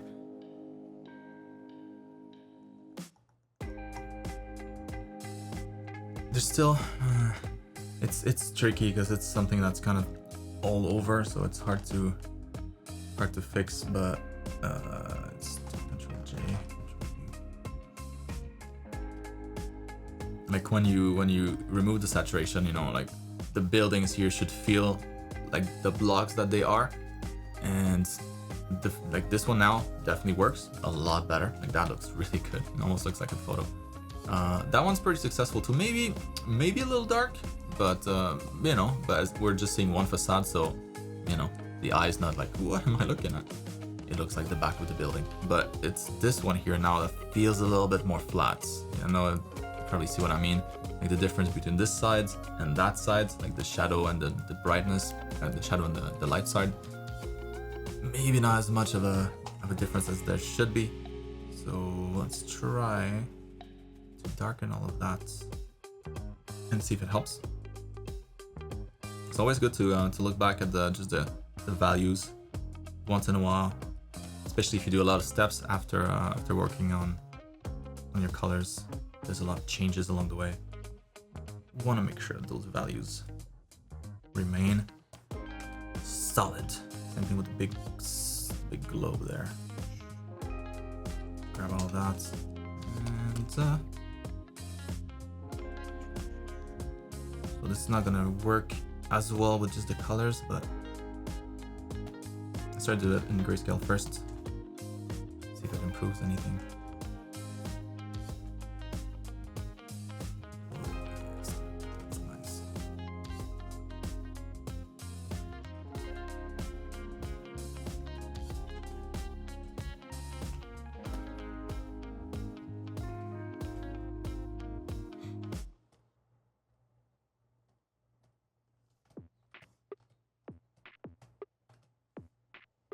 So now, let's bring back the colors. Ooh, I thought it was gonna look like poo poo, but it's not bad actually. So it's just white. It's just black shadow. So yeah, not gonna be the best looking, but I think that part of the image was problematic. Just the contrast kind of just doesn't work. Now it works better. Maybe we could do the same thing with like the little bridge here. You know, like the underside of the bridge could be a little darker. Maybe some of those trees you can bring back a little bit of darkness, like on the opposite side from the sun. I don't need to do selections for that. So it's just go and use the brush. There we go.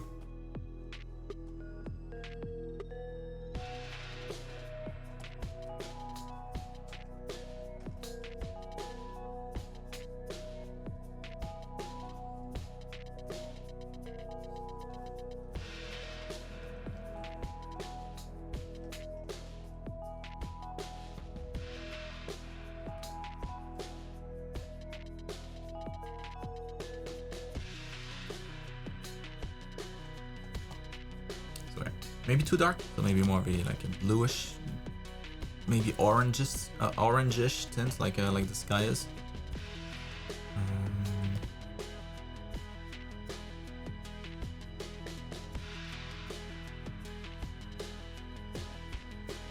But love what you did with the water. I don't think, is that different? Oh yeah, it is different. Yeah, that's good. It's really good.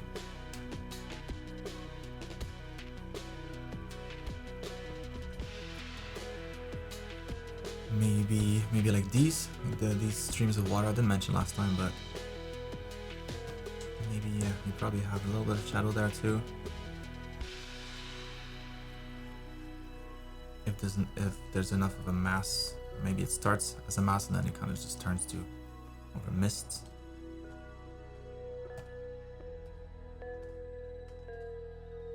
But just to give it a little volume.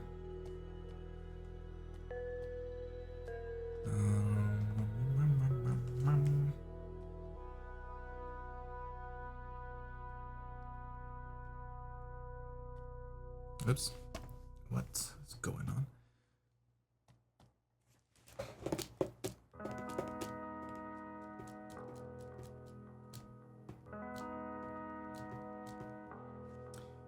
Yeah, so like if it were me, you know, like one thing I would do here, it's a little bit of work, but I would kind of remove the colors for the most part. And kind of start with like a base color for all the buildings, and then gradually add the more saturated colors and more around the focal points that I want. So, you know, like maybe this would result in this, you know, maybe it would still be a sphere, but it would be maybe a lot less saturated, because right now it's pretty damn saturated. So maybe that one, you know, doesn't need to attract as much attention. It can just be still multiply. It's not what I want.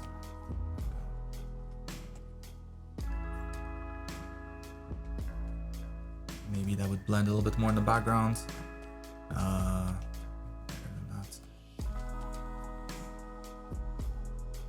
Like maybe the leaves in here wouldn't be as saturated. Maybe they'd be almost gray.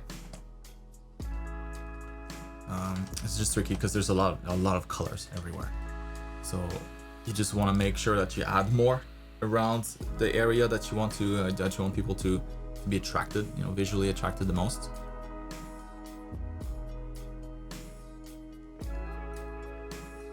And probably like take it out from some other parts that maybe have a little too much saturation. Like they took a little more than their share.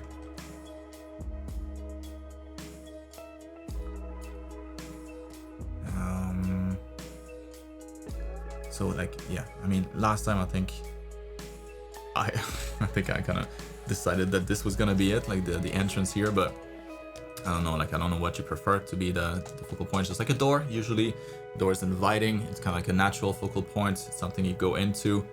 So it kind of behaves as a natural focal point. So that's why I kind of defaulted to that. But yeah, maybe in here, you know, you just want to reinforce that. So more light, like more warm light, that helps. But maybe it's I don't know, maybe like the carpet extends out some more, so that's even more obvious that this is the place. Maybe the like the paint on the wall is warmer too, so maybe they have like, I don't know, some trims of red, or some water, not water, some wallpaper that's all red, or maybe red paint on the inside, or maybe everything is gold on the inside, like you have a lot of gold already. Maybe that's like the thing here. It's like this is a gold building inside. It's like Trump Tower, just gold everywhere. So that's, you know, that would shine a lot. That make it very warm, very sparkly, very inviting. Obviously not saying that this is what it should be, but all different things that you could do to really solidify this as being the focal point. But probably it would be a combination between removing some colors from elsewhere, like removing some saturation everywhere else, and then adding a little bit more around here in any way. Could be the color of the building itself, could be the color of the paint on the inside, could be the carpets, could be the lights, could be the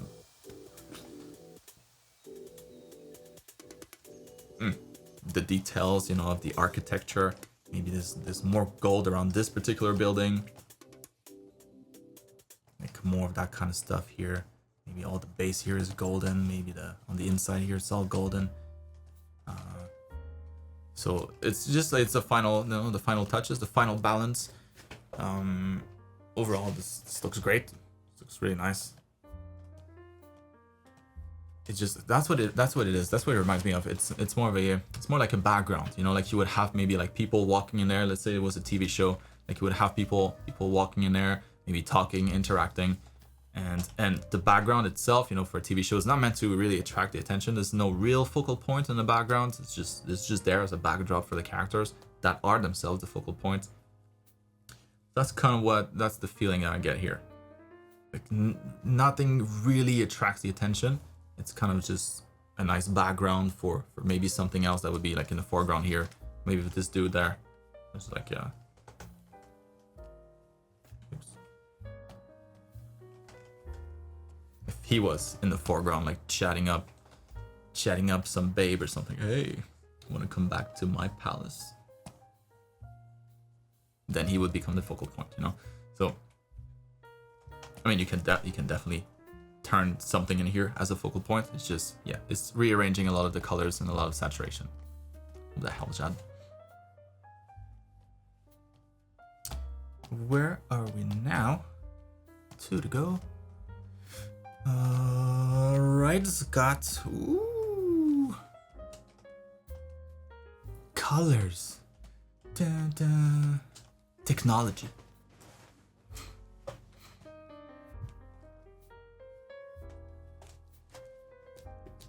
I am well. I see in colors. You're welcome, Chad. So I like how the whole of the ship came out.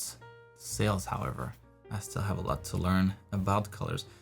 I mean, that's tricky, dude. Already, it's like a super challenging illustration that you went for. So, considering, and ooh, look at that little shine there. Very nice.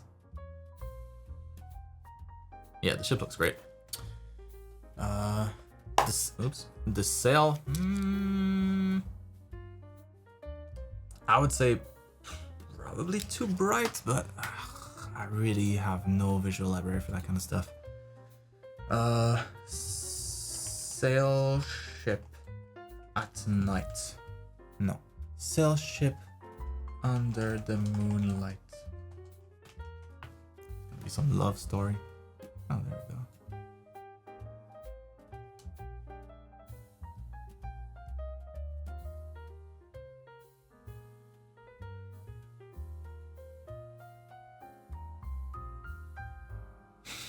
It's completely black. Well, that's not helpful.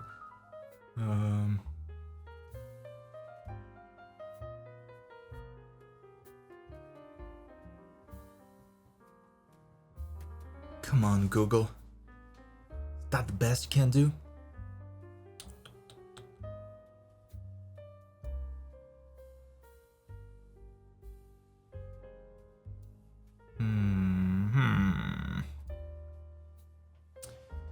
Yeah, so technically speaking, that's probably correct. It would probably be all black, just because the light of the moon is not strong enough, right? It's bounced light.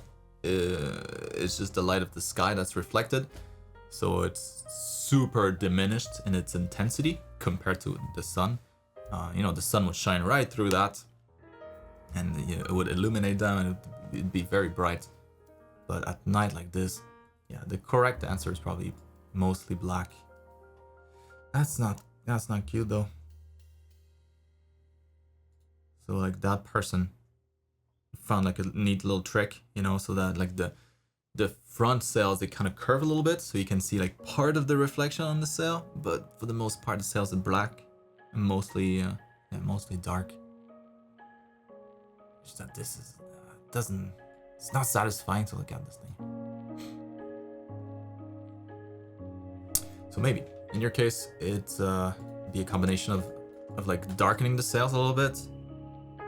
Maybe like the front ones you can go a little lighter than kind of like that. Because yeah, like in here, like in the front of the sail, like the front sail probably wouldn't be that bright, under like a real moonlight, but the artist took the liberty to lighten things up a bit, just for the look of it. So maybe you could do that. Maybe a combination of darkening the sails overall, a little bit more towards like a blue tint, something closer to the sky color, and brightening up the front ones a bit, so a little lighter blue, and then overall maybe making the sky brighter, so that the sails are darker and the sky is a little brighter. Let's try it.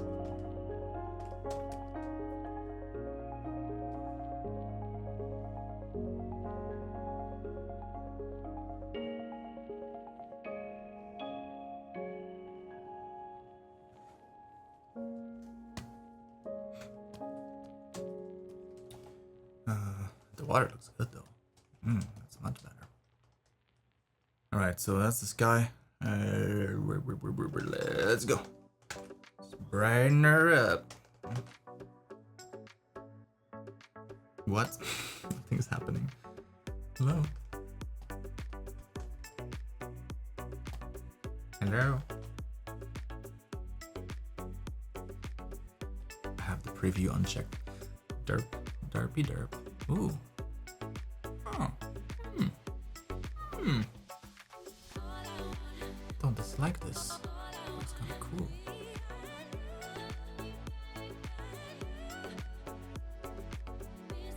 Oh. Alright. That's not bad.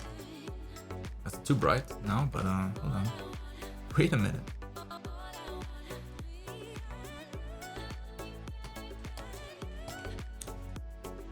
Let's try.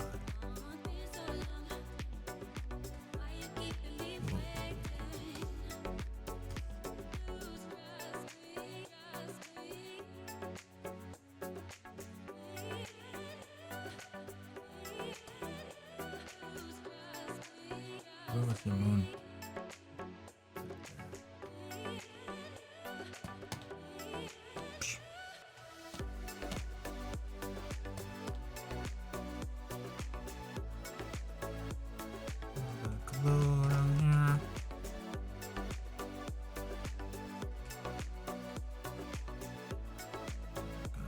Those darker clouds in front.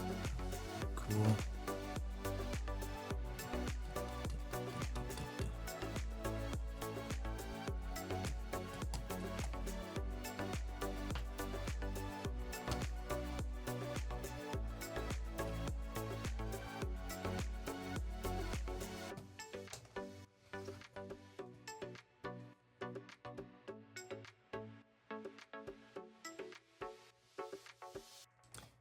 And then the sails.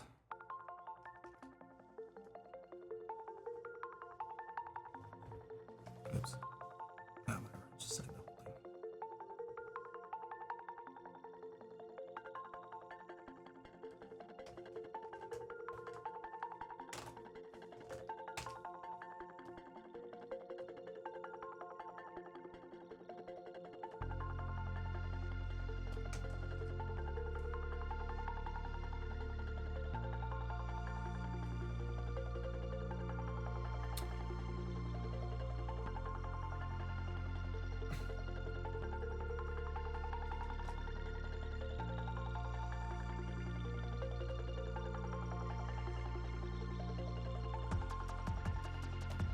Damn you. Okay, I'm just gonna saturate it.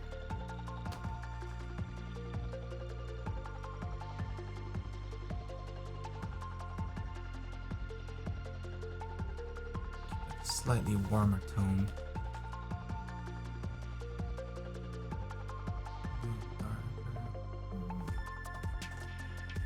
And then maybe those front ones here. Those a little lighter.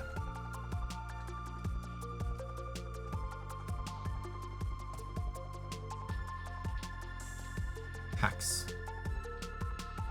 It's not real. It looks good.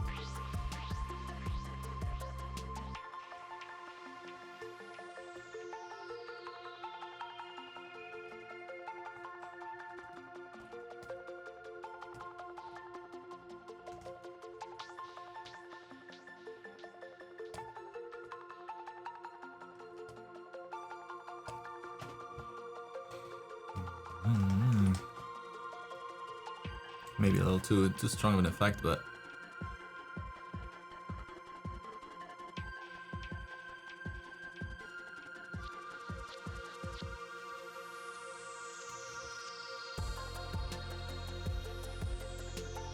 it's one of those that you kind of have to try and to to land on it.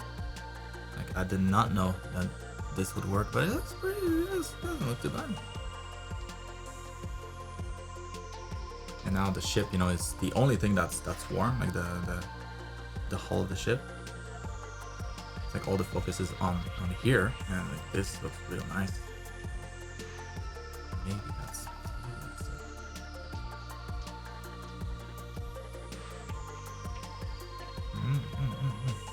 Yeah, that's kind of like, personally, that's probably what I would do. It's really tricky. It's a tricky painting.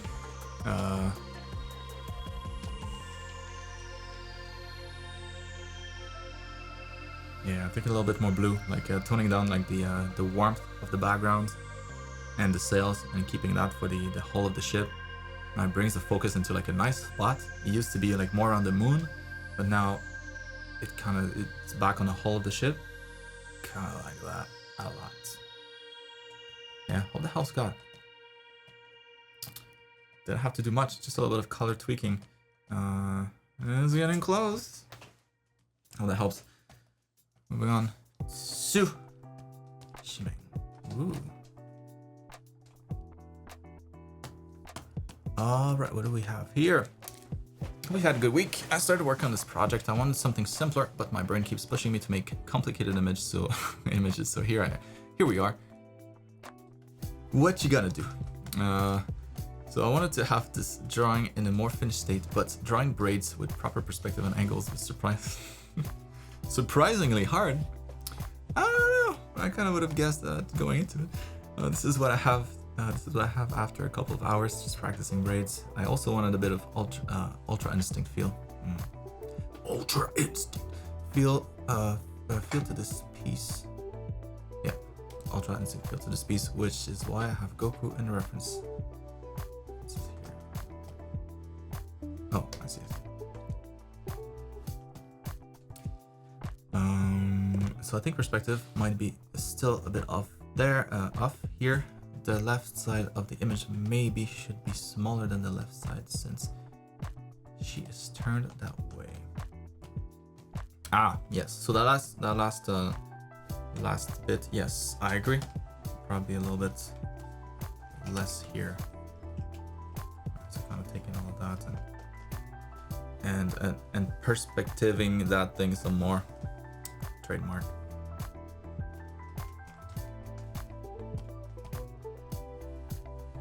We did some perspective on that.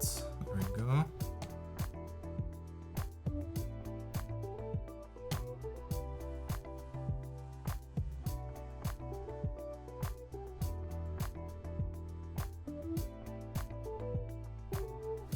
Yeah, maybe for the braids you could have. I mean that could probably look pretty cool. It's tricky because it introduces a lot of noise in the image. And so you'll have to to juggle that on top of everything else. So making sure that some braids don't attract too much attention, and some have more details versus some others that are in the back that don't need to be as detailed. Welcome, Scott. My pleasure. Like personally, I would escape that time pit by probably like covering parts of them, so instead of being just braids the whole way, maybe it's they're like partially covered, with some metallic rings on top, or like just ornaments, of some sorts, or maybe just fabric, like wrapped into fabric, so that only like maybe the tip is visible, but most of the braid itself is kind of just wrapped up into something. Yeah, because I look at this and oh my god, bro, that's gonna be it's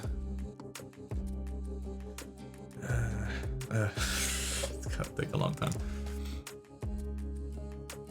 And it's not just the braids, there's the hair in between. Is that hair?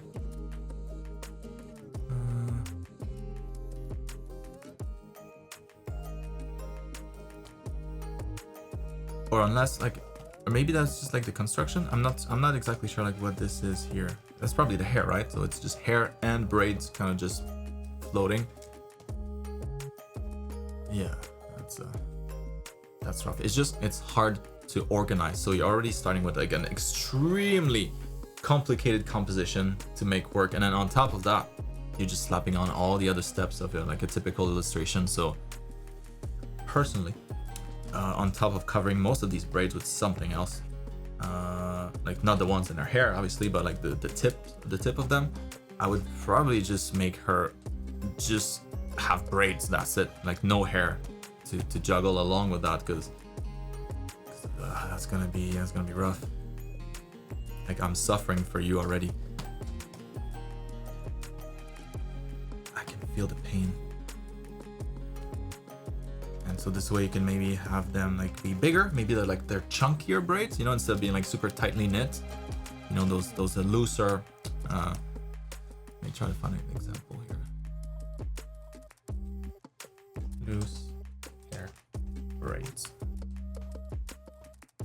Yeah, there you go. Yeah, so more like that, you know, like looser, more flowy, a little bit less structured, but like a bunch of these bigger ones, so that it occupies a little bit more space. You don't have too much negative space. You still keep the braids, you know, kind of theme going, but at the same time, you're not gonna spend the rest of your lives kind of working on that stuff. That'd be my recommendation.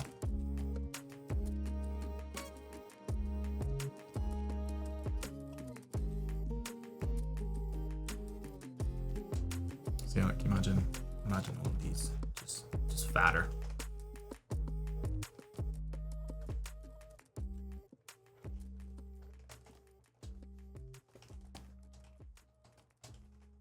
Boing.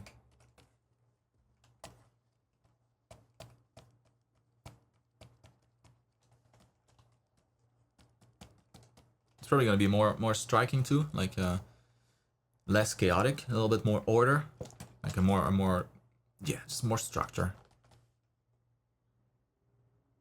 Because then you can only have like 5 or 6, and then you wrap them up nicely, and that's it. You know, you're not gonna. Yeah, that's what I would recommend. Now the rest here looks pretty good. So these on top of the head look very nice. When it comes to her body proportion, that was the reference here. I think you can make the neck a little longer and like start the chest a little lower, because right now you have clavicle going like that, so the neck goes all the way down here. It's a little bit longer neck, I think would work better for her, because otherwise it might look too much like a kid. And then go a little lower, maybe a little more distance there.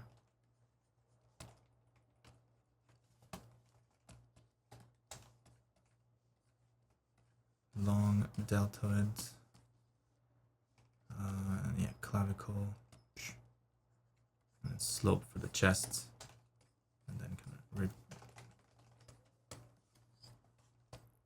rib cage,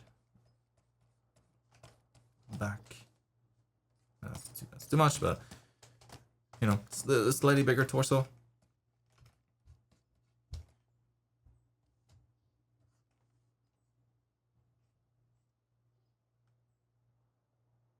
And with the face, let's rotate that a little bit,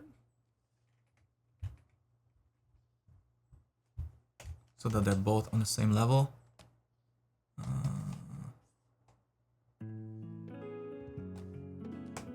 That's better.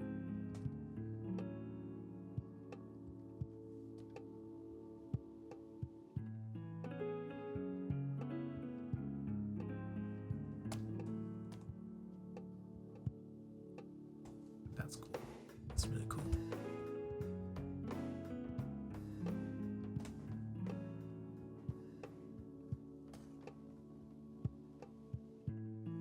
But then yeah, like with more space also in between, you'll be able to do a lot more of the the effects, you know, could look pretty nice.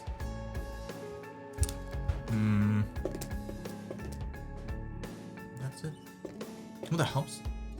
And that's gonna be it for today. So hope that was helpful, guys. I had a lot of fun going over all of this. I'm proud of all of you, and